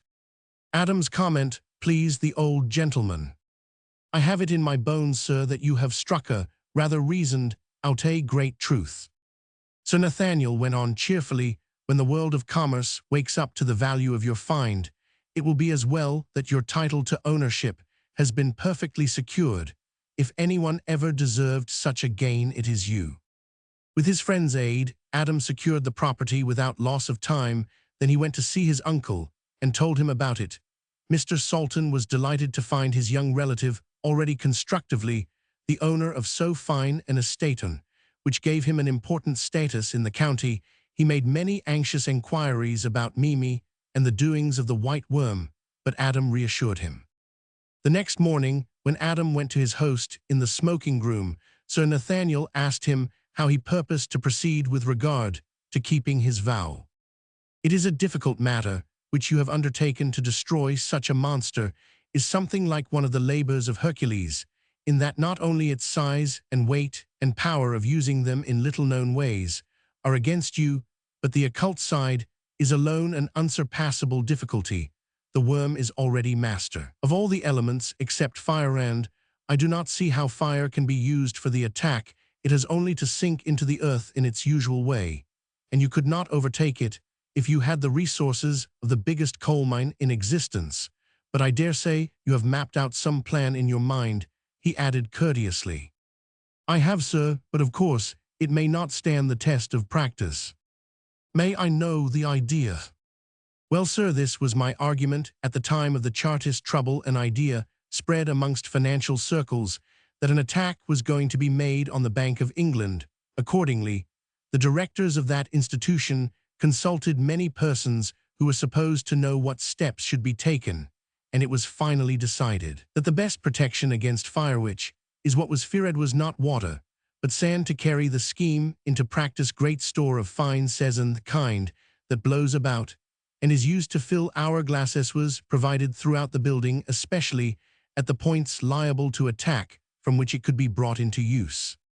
I propose to provide at Diana's Grove, as soon as it comes into my possession, an enormous amount of such sand, and shall take an early occasion of pouring it into the well-hole, which it will in time choke. Thus Lady Arabella, in her guise of the white worm, will find herself cut off from her refuge. The hole is a narrow one, and is some hundreds of feet deep. The weight of the sand this can contain would not in itself be sufficient to obstruct, but the friction of such a body working up against it would be tremendous. One moment, what use would the sand be for destruction? None directly, but it would hold the struggling body in place till the rest of my scheme came into practice. And what is the rest? As the sand is being poured into the well-hole, quantities of dynamite can also be thrown in. Good, but how would the dynamite explode? For of course, that is what you intend, would not some sort of wire or fuse he required for each parcel of dynamite? Adam smiled. Not in these days, sir. That was proved in New York. 1,000 pounds of dynamite in sealed canisters was placed about some workings. At the last, a charge of gunpowder was fired, and the concussion exploded the dynamite. It was most successful. Those who were non-experts in high explosives expected that every pane of glass in New York would be shattered, but in reality, the explosive did no harm outside the area intended, although 16 acres of rock had been mined, and only the supporting walls and pillars had been left intact. The whole of the rocks were shattered. Sir Nathaniel nodded approval. That seems a good plan, a very excellent one, but if it has to tear down so many feet of precipice, it may wreck the whole neighborhood. And free it forever from a monster, added Adam, as he left the room to find his wife. Chapter Roman 25, The Last Battle. Lady Arabella had instructed her solicitors to hurry on with the conveyance of Diana's Grove, so no time was lost in letting Adam Salton have formal possession of the estate. After his interview with Sir Nathaniel, he had taken steps to begin putting his plan into action in order to accumulate the necessary amount of fine sand. He ordered the steward to prepare for an elaborate system of top-dressing all the grounds. A great heap of the sand brought from bays on the Welsh coast began to grow at the back of the grove. No one seemed to suspect that it was there for any purpose other than what had been given out. Lady Arabella, who alone could have guessed, was now so absorbed in her matrimonial pursuit of Edgar Caswall that she had neither time nor inclination for thought extraneous to this. She had not yet moved from the house, though she had formally handed over the estate. Adam put up a rough corrugate iron shed behind the grove, in which he stored his explosives, all being ready for his great attempt. Whenever the time should come, he was now content to wait, and in order to pass the time interested himself in other things. In Caswall's great kite, which still flew from the high tower of Castra Regis. The mound of fine sand grew to proportions so vast as to puzzle the bailiffs and farmers round the brow. The hour of the intended cataclysm was approaching apace. Adam wished but in vain for an opportunity which would appear to be natural of visiting Caswall in the turret of Castra Regis. At last one morning he met Lady Arabella moving towards the castle, so he took his courage a due mains, and asked to be allowed to accompany her. She was glad for her own purposes to comply with his wishes, so together they entered and found their way to the turret room. Caswall was much surprised to see Adam come to his house, but lent himself to the task of seeming to be pleased. He played the host so well as to deceive even Adam. They all went out on the turret roof, where he explained to his guests the mechanism for raising and lowering the kite, taking also the opportunity of testing the movements of the multitudes of birds, how they answered almost instantaneously to the lowering or raising of the kite. As Lady Arabella walked home with Adam from Castra Regis, she asked him if she might make a request. Permission having been accorded, she explained that before she finally left Diana's Grove, where she had lived so long, she had a desire to know the depth of the wellhole. Adam was really happy to meet her wishes, not from any sentiment, but because he wished to give some valid and ostensible reason for examining the passage of the worm, which would obviate any suspicion resulting from his being on the premises. He brought from London a Kelvin-sounding apparatus with a sufficient length of piano wire for testing any probable depth. The wire passed easily over the running wheel, and when this was once fixed over the hole, he was satisfied to wait till the most advantageous time for his final experiment. In the meantime, affairs had been going quietly at Mercy Farm. Lilla, of course, felt lonely in the absence of her cousin, but the even tenor of life went on for her, as for others. After the first shock of parting was over, things went back to their accustomed routine. In one respect, however, there was a marked difference. So long as home conditions had remained unchanged, Lilla was content to put ambition far from her, and to settle down to the life which had been hers as long as she could remember. But Mimi's marriage set her thinking. Naturally, she came to the conclusion that she too might have a mate. There was not for her much choice. There was little movement in the matrimonial direction at the farmhouse. She did not approve of the personality of Edgar Caswall, and his struggle with Mimi had frightened her, but he was unmistakably an excellent party, much better than she could have any right to expect. This weighs much with a woman, and more particularly one of her class. So on the whole, she was content to let things take their course, and to abide by the issue. As time went on, she had reason to believe that things did not point to happiness. She could not shut her eyes to certain disturbing facts, amongst which were the existence of Lady Arabella and her growing intimacy with Edgar Caswall, as well as his own cold and haughty nature, so little in accord with the ardor which is the foundation of a young maid's dreams of happiness. How things would of necessity alter if she were to marry, she was afraid to think. All told, the prospect was not happy for her, and she had a secret longing that something might occur to upset the order of things as at present arranged. When Lilla received a note from Edgar Caswall asking if he might come to tea on the following afternoon, her heart sank within her. If it was only for her father's sake, she must not refuse him or show any disinclination which he might construe into incivility. She missed Mimi more than she could say or even dared to think. Hitherto, she had always looked to her cousin for sympathy, for understanding, for loyal support. Now she and all these things, and 1,000 others gentle, assuring, supporting, were gone, and instead there was a horrible aching void. For the whole afternoon and evening, and for the following forenoon, poor Lilla's loneliness grew to be a positive agony. For the first time, she began to realize the sense of her loss, as though all the previous suffering had been merely a preparation. Everything she looked at, everything she remembered or thought of became laden with poignant memory. Then on the top of all was a new sense of dread, the reaction from the sense of security which had surrounded her all her life to a never-quieted apprehension, was at times almost more than she could bear. It so filled her with fear that she had a haunting feeling that she would as soon die as live. However, whatever might be her own feelings, duty had to be done. And as she had been brought up to consider duty first, she braced herself to go through to the very best of her ability what was before her. Still the severe and prolonged struggle for self-control told upon Lilla. She looked, as she felt, ill and weak. She was really in a nerveless and prostrate condition, with black circles round her eyes, pale even to her lips, and with an instinctive trembling, which she was quite unable to repress. It was for her a sad mischance that Mimi was away, for her love would have seen through all obscuring causes and have brought to light the girl's unhappy condition of health. Lilla was utterly unable to do anything to escape from the ordeal before her, but her cousin, with the experience of her former struggles with Mr. Caswall, and of the condition in which these left her, would have taken steps, 7 peremptory ones, if necessary, to prevent a repetition. Edgar arrived punctually to the time appointed by herself. When Lilla through the great window saw him approaching the house, her condition of nervous upset was pitiable. She braced herself up, however, and managed to get through the interview in its preliminary stages without any perceptible change in her normal appearance and bearing. It had been to her an added terror that the black shadow of Ulenga, whom she dreaded, would follow hard on his master. A load was lifted from her mind when he did not make his usual stealthy approach.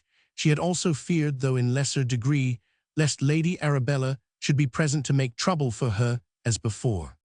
With a woman's natural forethought in a difficult position, she had provided the furnishing of the teetable as a subtle indication of the social difference between her and her guest. She had chosen the implements of service, as well as all the provender set forth of the humblest kind. Instead of arranging the silver teapot and china cups, she had set out an earthen teapot, such as was in common use in the farm kitchen. The same idea was carried out in the cups and saucers of thick homely delft, and in the cream jug of similar kind. The bread was of simple wholemeal, home-baked. The butter was good, since she had made it herself, while the preserves and honey came from her own garden. Her face beamed with satisfaction when the guest eyed the appointments with a supercilious glance. It was a shock to the poor girl herself, for she enjoyed offering to a guest the little hospitalities possible to her, but that had to be sacrificed with other pleasure. Caswall's face was more set and ironclad than ever. His piercing eyes seemed from the very beginning to look her through, and through her heart quailed when she thought of what would follow off, what would be the end. When this was only the beginning, as some protection, though it could be only of a sentimental kind, she brought from her own room the photographs of Mimi, of her grandfather, and of Adam Salton, whom by now she had grown to look on with reliance as a brother whom she could trust. She kept the pictures near her heart, to which her hand naturally strayed when her feelings of constraint, distrust, or fear became so poignant as to interfere with the calm which she felt was necessary to help her through her ordeal. At first Edgar Caswall was courteous and polite, even thoughtful, but after a little while, when he found her resistance to his domination grow, he abandoned all forms of self-control and appeared in the same dominance as he had previously shown. She was prepared, however, for this both by her former experience and the natural fighting instinct within her. By this means, as the minutes went on, both developed the power and preserved the equality in which they had begun. Without warning, the psychic battle between the two individualities began afresh. This time, both the positive and negative causes were all in favor of the man. The woman was alone, and in bad spirits, unsupported. Nothing at all was in her favor, except the memory of the 2 victorious contests, whereas the man, though unaided, as before, by either Lady Arabella or Ulenga, was in full strength, well rested, and in flourishing circumstances. It was not therefore to be wondered at that his native dominance of character had full opportunity of asserting itself. He began his preliminary stare with a conscious sense of power, and as it appeared to have immediate effect on the girl, he felt an ever-growing conviction of ultimate victory. After a little, Lilla's resolution began to flag. She felt that the contest was unequal, that she was unable to put forth her best efforts, as she was an unselfish person, she could not fight so well in her own battle as in that of someone whom she loved, and to whom she was devoted. Edgar saw the relaxing of the muscles of face and brow, and the almost collapse of the heavy eyelids which seemed tumbling downward in sleep. Lilla made gallant efforts to brace her dwindling powers, but for a time unsuccessfully. At length, there came an interruption which seemed like a powerful stimulant. Through the wide window, she saw Lady Arabella enter the plain gateway of the farm and advance towards the hall door. She was clad as usual in tight-fitting white, which accentuated her thin, sinuous figure. The sight did for Lilla what no voluntary effort could have done. Her eyes flashed, and in an instant she felt as though a new life had suddenly developed within her. Lady Arabella's entry, in her usual unconcerned, haughty, supercilious way, heightened the effect, so that when the two stood close to each other, battle was joined.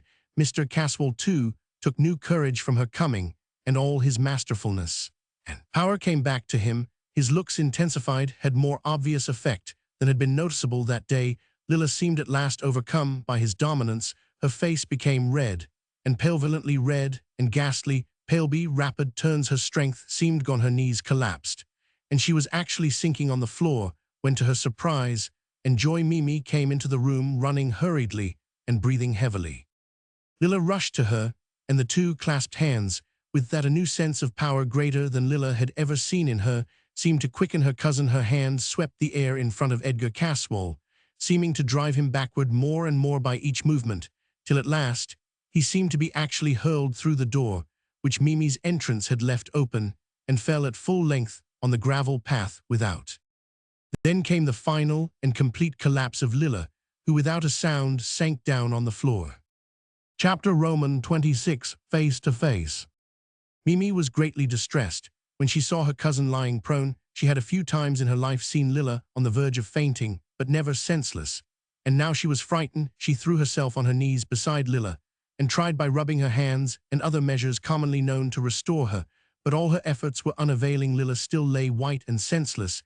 In fact, each moment she looked worse. Her breast, that had been heaving with the stress, became still, and the pallor of her face grew like marble. At these succeeding changes, Mimi's fright grew till it altogether mastered her.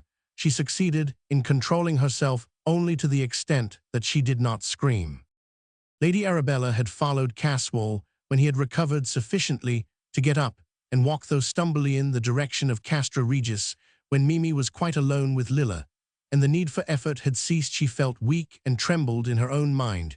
She attributed it to a sudden change in the weather. It was momentarily becoming apparent that a storm was coming on. She raised Lilla's head and laid it on her warm young breast, but all in vain. The cold of the white features thrilled through her, and she utterly collapsed when it was borne in on her that Lilla had passed away. The dusk gradually deepened, and the shades of evening closed in, but Mimi did not seem to notice or to care.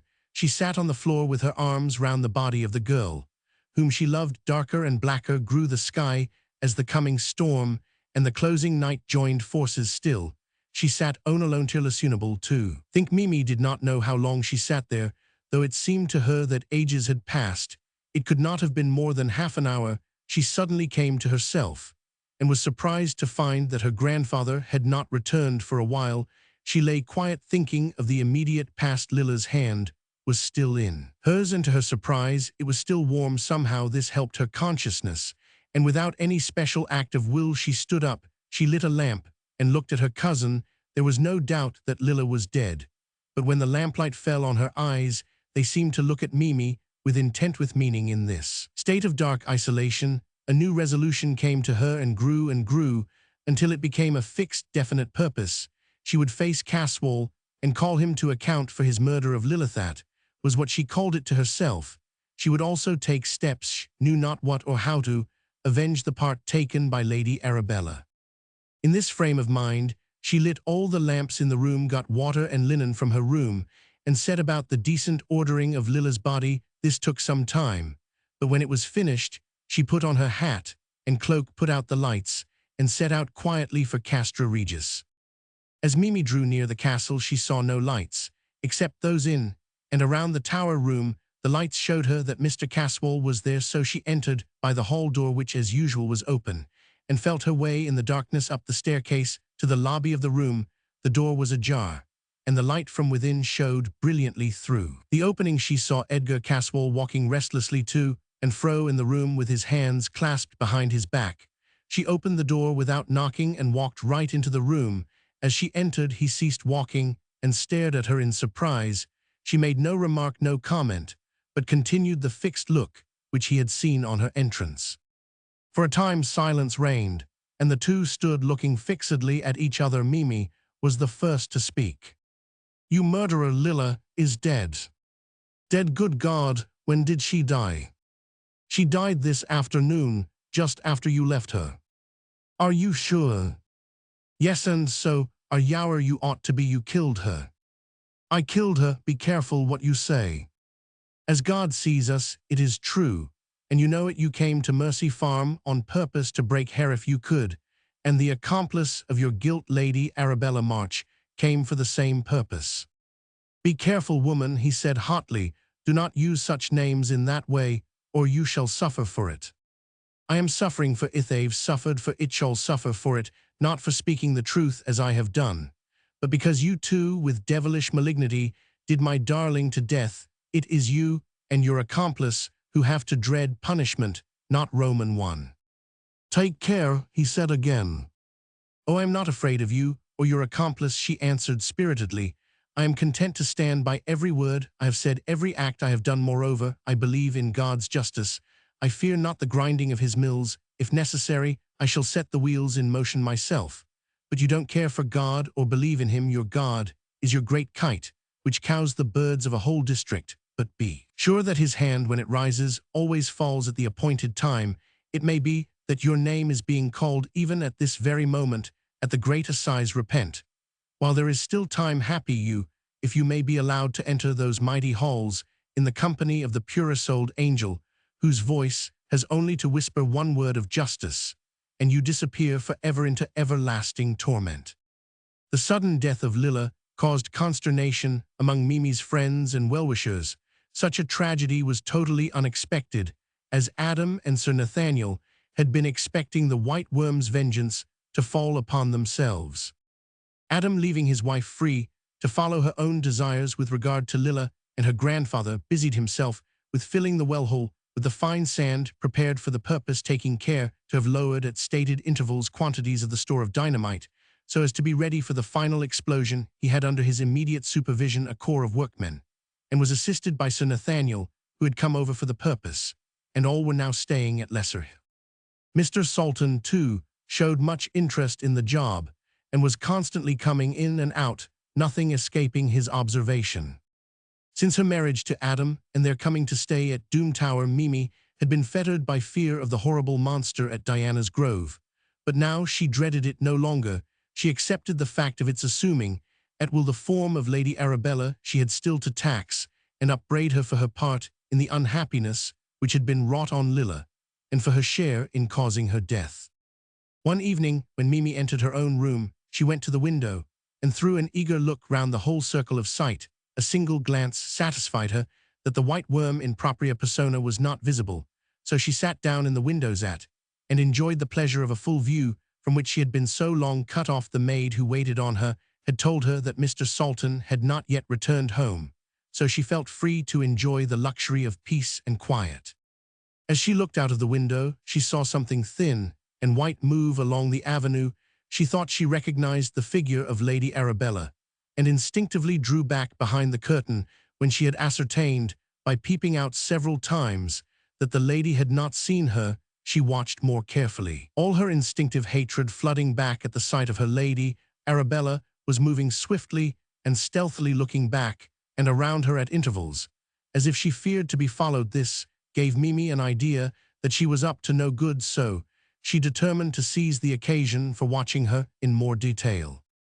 Hastily putting on a dark cloak and hat, she ran downstairs and out into the avenue. Lady Arabella had moved, but the sheen of her white dress was still to be seen among the young oaks around the gateway. Keeping in shadow, Mimi followed, taking care not to come so close as to awake the others' suspicion, and watched her quarry pass along the road in the direction of Castra Regis. She followed on steadily through the gloom of the trees, depending on the glint of the white dress to keep her right. The wood began to thicken, and presently when the road widened and the trees grew farther back, she lost sight of any indication of her whereabouts. Under the present conditions, it was impossible for her to do any. More so after waiting for a while still hidden in the shadow to see if she could catch another glimpse of the white frock, she determined to go on slowly towards Castra Regis and trust to the chapter of accidents to pick up the trail again. She went on slowly, taking advantage of every obstacle and shadow to keep herself concealed. At last she entered on the grounds of the castle, at a spot from which the windows of the turret were dimly visible, without having seen again any sign of Lady Arabella. Meanwhile, during most of the time that Mimi Sultan had been moving warily along in the gloom, she was in reality being followed by Lady Arabella, who had caught sight of her leaving the house, and had never again lost touch with her. It was a case of the hunter being hunted. For a time, Mimi's many turnings, with the natural obstacles that were perpetually intervening, caused Lady Arabella some trouble, but when she was close to Castra Regis, there was no more possibility of concealment, and the strange double following went swiftly on. When she saw Mimi close to the hall door of Castra Regis, and ascending the steps, she followed. When Mimi entered the dark hall and felt her way up the staircase, still, as she believed, following Lady Arabella, the latter kept on her way. When they reached the lobby of the turret rooms, Mimi believed that the object of her search was ahead of her. Edgar Caswall sat in the gloom of the great room, occasionally stirred to curiosity when the drifting clouds allowed a little light to fall from the storm-swept sky, but nothing really interested him now, since he had heard of Lilla's death. The gloom of his remorse, emphasized by Mimi's upbraiding, had made more hopeless his cruel, selfish, saturnine nature. He heard no sound, for his normal faculties seemed benumbed. Mimi, when she came to the door, which stood ajar, gave a light tap. So light was it that it did not reach Caswall's ears. Then, taking her courage in both hands, she boldly pushed the door and entered. As she did so, her heart sank, for now she was face to face with a difficulty which had not, in her state of mental perturbation, occurred to her. Chapter Roman 27, on the turret roof. The storm which was coming was already making itself manifest, not only in the wide scope of nature, but in the hearts and natures of human beings. Electrical disturbance in the sky and the air is reproduced in animals of all kinds, and particularly in the highest type of them, almost receptive, most electrical. So it was with Edgar Caswall, despite his selfish nature and coldness of blood. So it was with Mimi Sultan, despite her unselfish, unchanging devotion for those she loved. So it was even with Lady Arabella, who, under the instincts of a primeval serpent, carried the ever-varying wishes and customs of womanhood, which is always old and always new. Edgar, after he had turned his eyes on Mimi, resumed his apathetic position and sullen silence. Mimi quietly took a seat a little way apart, whence she could look on the progress of the coming storm and study its appearance throughout the whole visible circle of the neighborhood. She was in brighter and better spirits than she had been for many days past.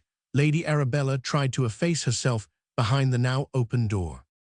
Without, the clouds grew thicker and blacker as the storm center came closer. As yet the forces from whose linking the lightning springs were held apart, and the silence of nature proclaimed the calm before the storm. Caswall felt the effect of the gathering electric force. A sort of wild exultation grew upon him, such as he had sometimes felt just before the breaking of a tropical storm. As he became conscious of this, he raised his head and caught sight of Roman 2000.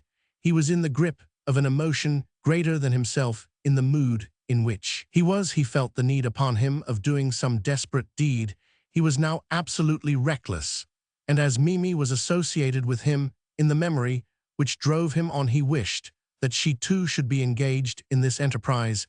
He had no knowledge of the proximity of Lady Arabella, and thought that he was far removed from all he knew, and whose interests he shared alone with the wild elements which were being lashed to fury, and with the woman who had struggled with him and vanquished him, and on whom he would shower the full measure of his hate. The fact was that Edgar Caswall was, if not mad, close to the borderline madness in its first stage. Monomanias, a lack of proportion so long as this is general, it is not always noticeable, for the uninspired onlooker is without the necessary means of comparison.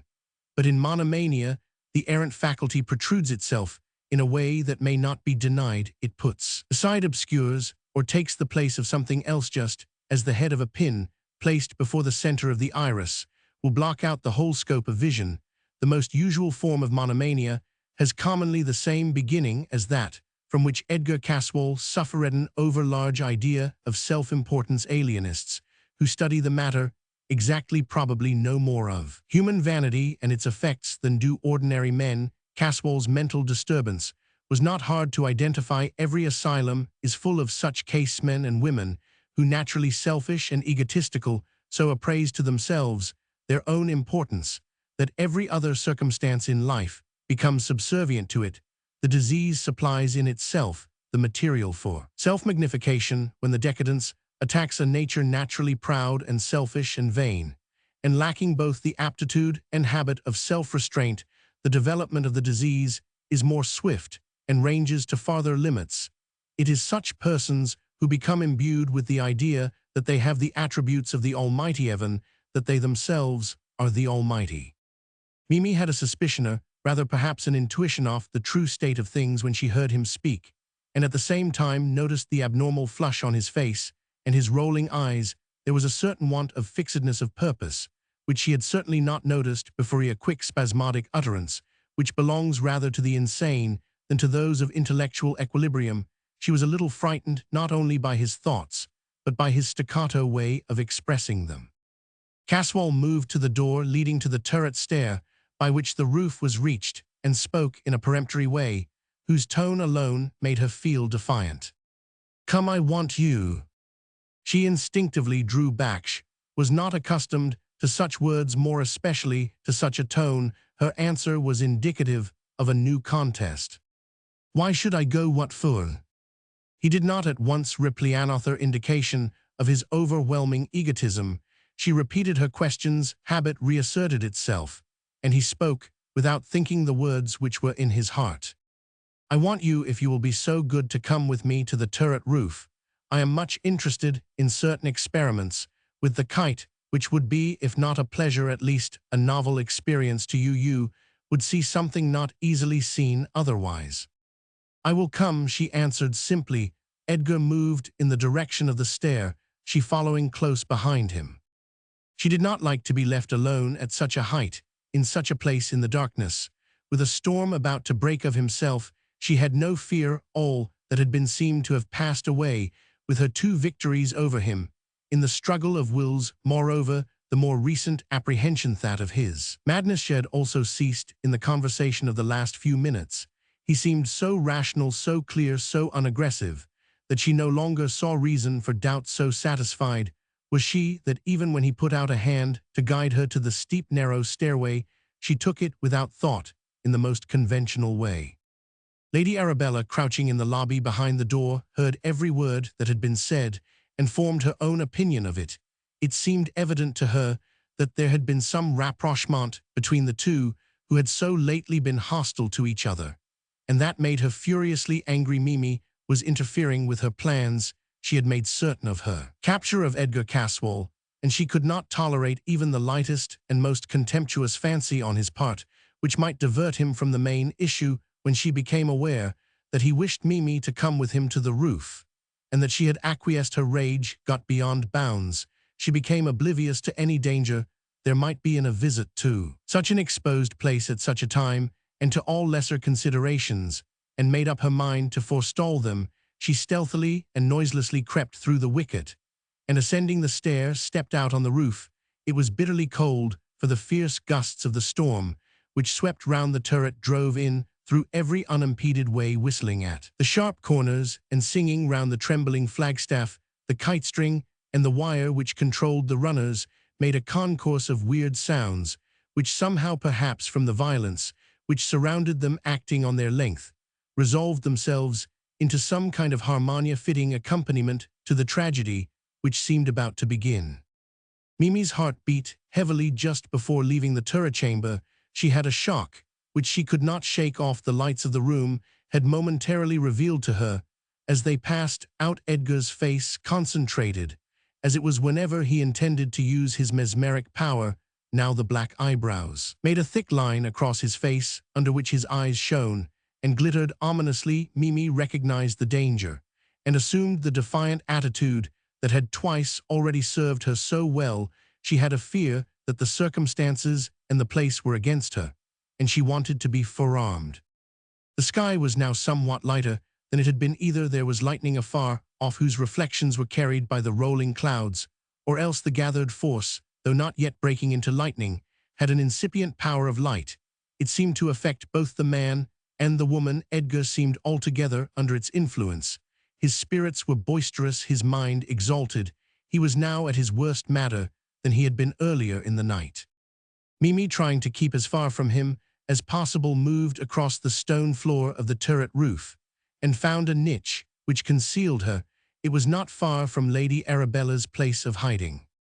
Edgar, left thus alone on the center of the turret roof, found himself altogether his own master, in a way which tended to increase his madness. He knew that Mimi was close at hand, though he had lost sight of her. He spoke loudly, and the sound of his own voice, though it was carried from him on the sweeping wind, as fast as the words were spoken, seemed to exalt him still more. Even raging of the elements round him appeared to add to his exaltation. To him it seemed that these manifestations were obedient to his own will. He had reached the sublime of his madness. He was now in his own mind, actually the Almighty, and whatever might happen would be the direct carrying out of his own commands.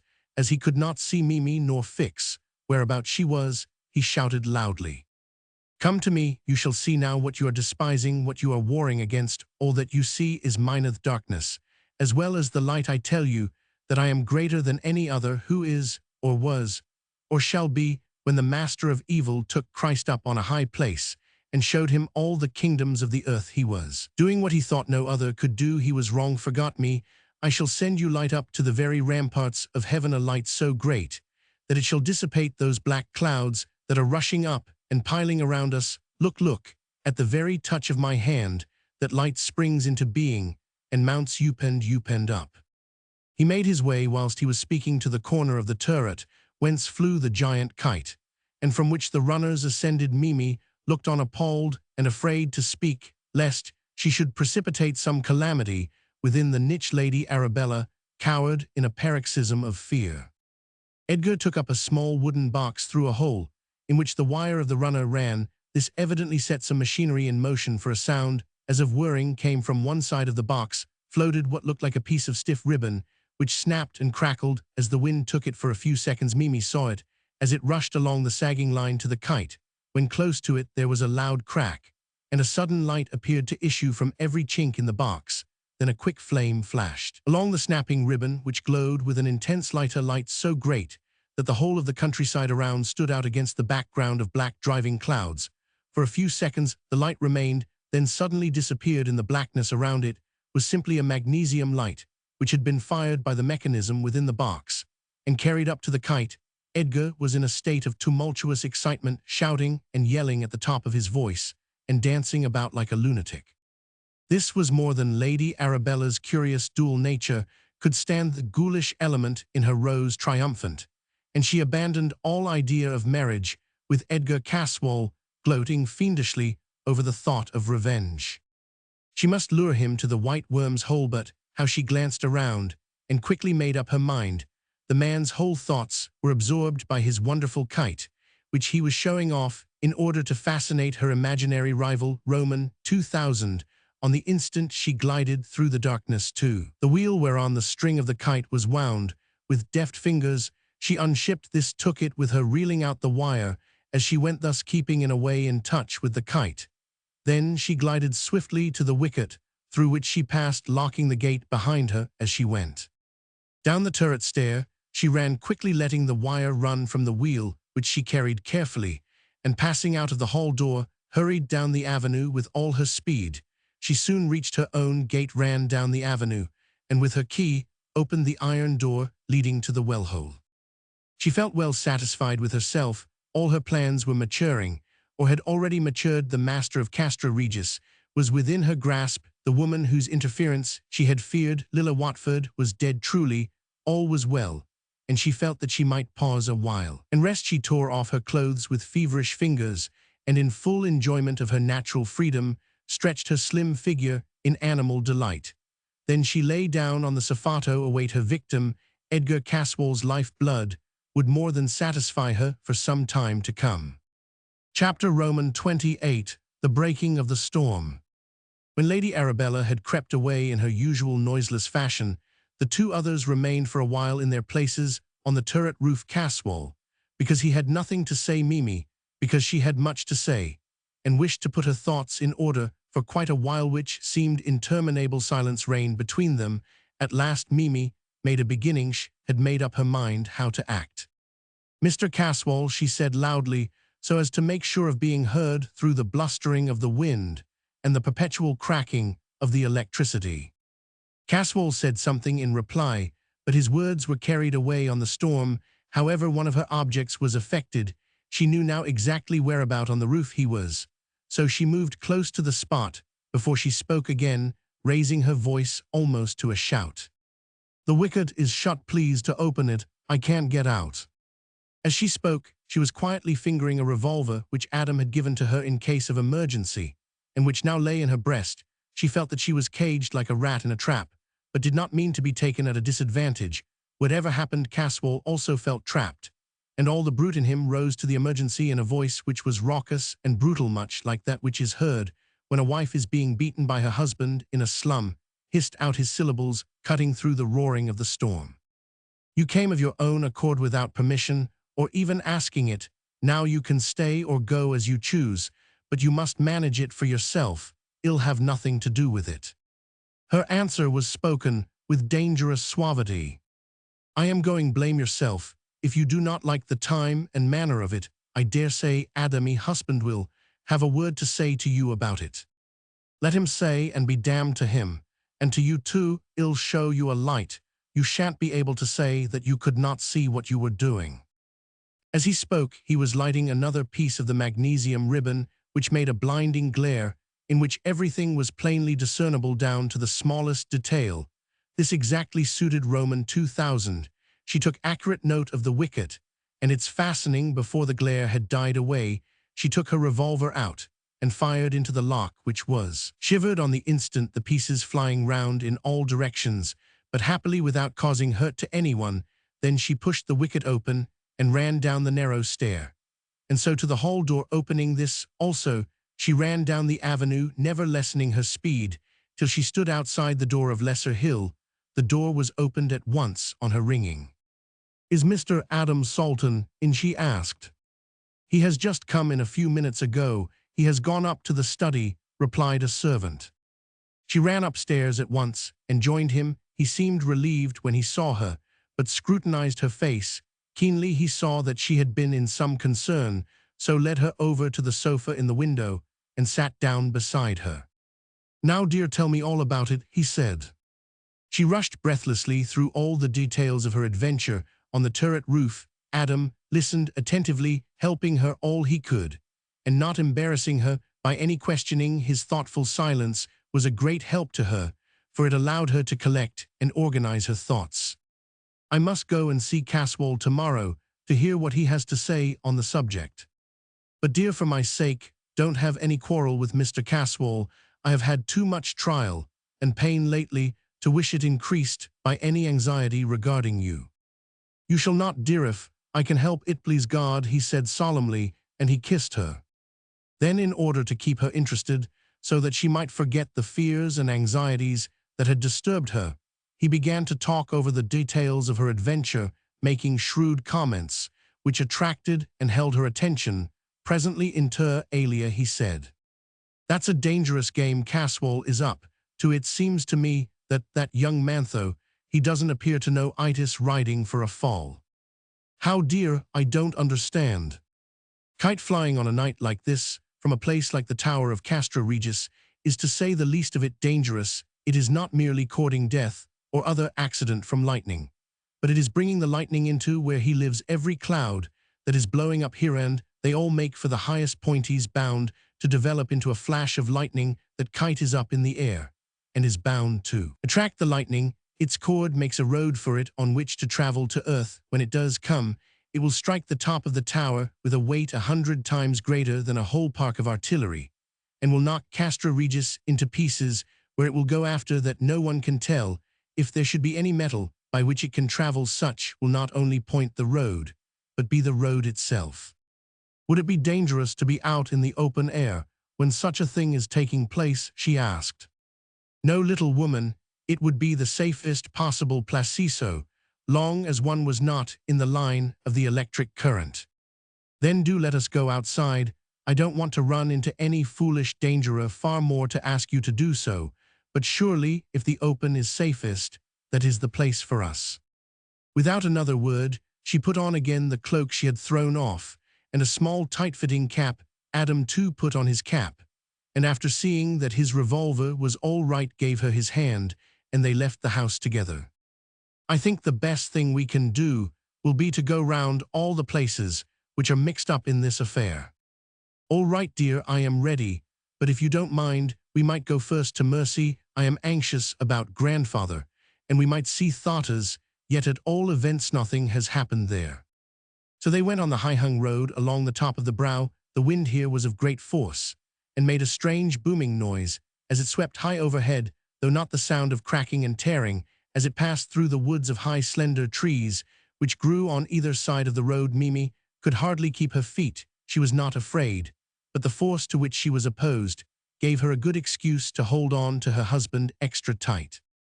At Mercy there was no one youp, at least all the lights were out, but to Mimi, accustomed to the nightly routine of the house, there were manifest signs that all was well, except in the little room on the first floor where the blinds were down. Mimi could not bear to look at that, to think of it. Adam understood her pain, for he had been keenly interested in poor Lilla. He bent over and kissed her, and then took her hand, and held it hard. Thus they passed on together, returning to the high road towards Castra Regis. At the gate of Castra Regis, they were extra careful. When drawing near, Adam stumbled upon the wire that Lady Arabella had left trailing on the ground. Adam drew his breath at this, and spoke in a low, earnest whisper.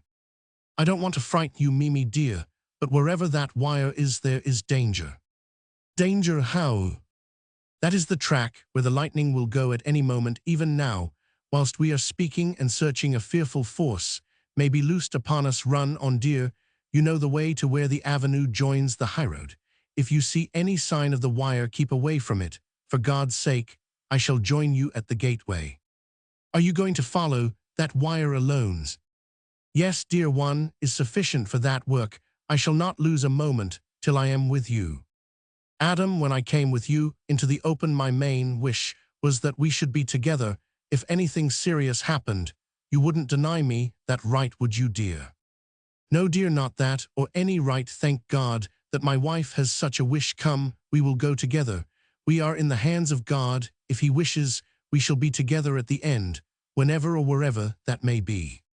They picked up the trail of the wire on the steps and followed it down the avenue, taking care not to touch it with their feet.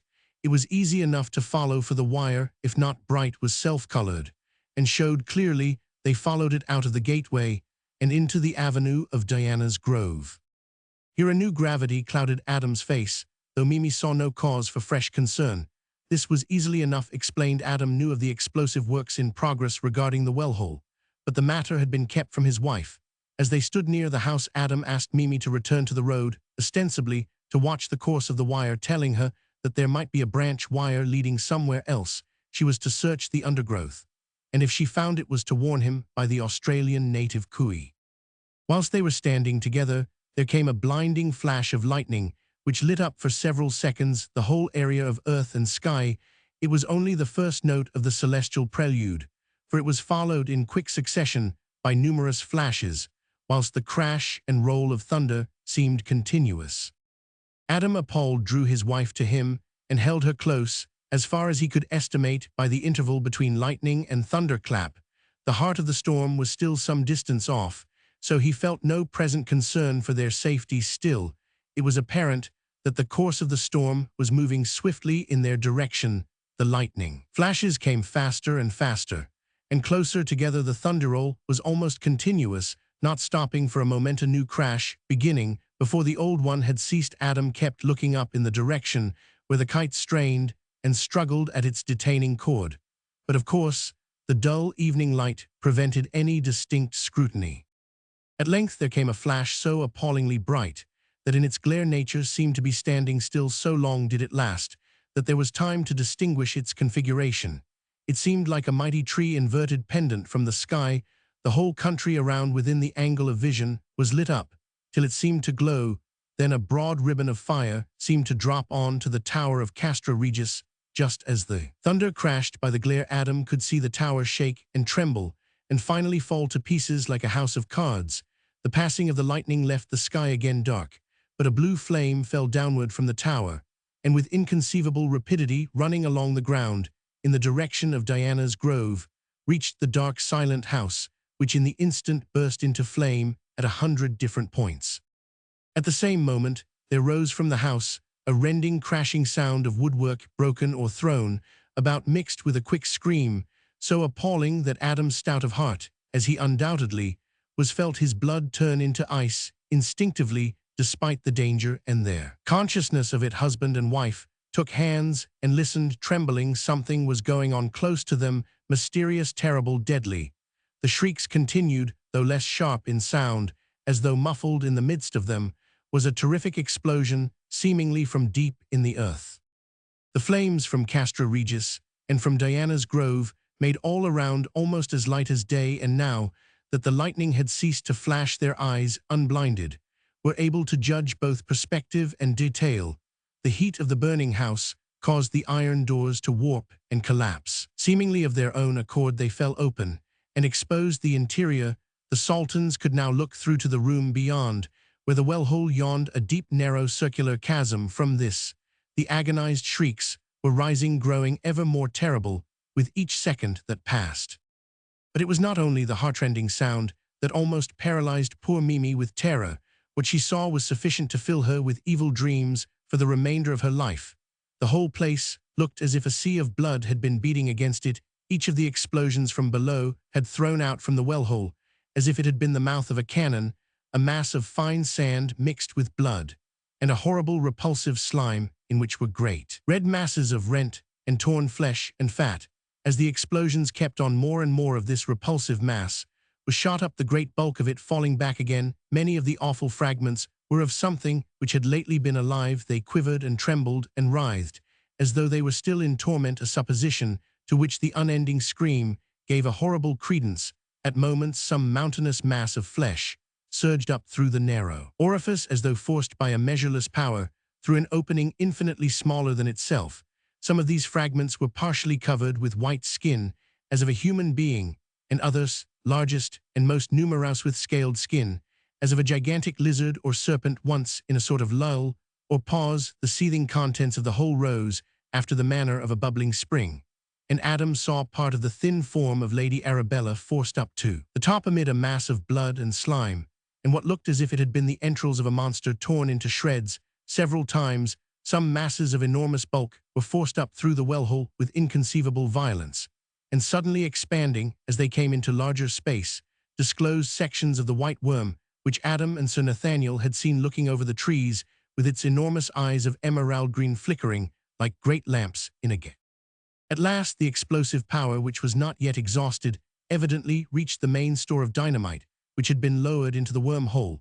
The result was appalling. The ground for far around quivered and opened in long, deep chasms, whose edges shook and fell in, throwing up clouds of sand, which fell back and hissed amongst the rising water. The heavily built house shook to its foundations.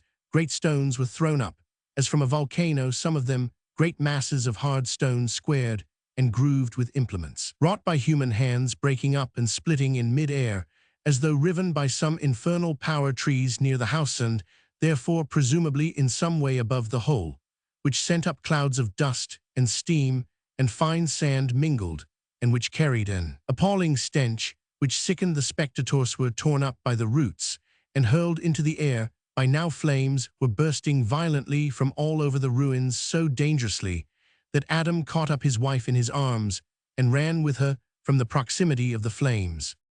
Then, almost as quickly as it had begun, the whole cataclysm ceased, though a deep-down rumbling continued intermittently for some time. Then silence brooded over all, silence so complete that it seemed in itself a sentient thing, silence which seemed like incarnate darkness, and conveyed the same idea to all who came within. Its radius to the young people who had suffered the long horror of that awful night, it brought relief from the presence or the fear of all that was horrible relief, which seemed perfected when the red rays of sunrise shot up over the far eastern sea, bringing a promise of a new order of things with the coming day. His bed saw little of Adam Salton for the remainder of that night. He and Mimi walked hand in hand in the brightening dawn round by the brow to Castra Regis, and on to Lesser Hill. They did so deliberately in an attempt to think as little as possible of the terrible experiences of the night. The morning was bright and cheerful as a morning sometimes is after a devastating storm. The clouds, of which there were plenty in evidence, brought no lingering idea of gloom. All nature was bright and joyous, being in striking contrast to the scenes of wreck and devastation, the effects of obliterating fire and lasting ruin. The only evidence of the once stately pile of Castra Regis and its inhabitants was a shapeless huddle of shattered architecture dimly seen as the keen breeze swept aside the cloud of acrid smoke, which marked the site of the once lordly castle. As for Diana's Grove, they looked in vain for a sign which had a suggestion of permanence. The oak trees of the grove were still to be seen, some of them emerging from a haze of smoke, the great trunks solid and erect as ever, but the larger branches broken and twisted and rent with bark stripped and chipped, and the smaller branches broken and disheveled, looking from the constant stress and thrashing of the storm. Of the house as such there was, even at the short distance from which they looked, no trace. Adam resolutely turned his back on the devastation and hurried on. Mimi was not only upset and shocked in many ways, but she was physically dog-tired and falling asleep on her feet. Adam took her to her room and made her undress and get into bed, taking care that the room was well lighted, both by sunshine and lamps. The only obstruction was from a silk curtain drawn across the window to keep out the glare. He sat beside her, holding her hand, well knowing that the comfort of his presence was the best restorative for her. He stayed with her till sleep had overmastered her wearied body. Then he went softly away.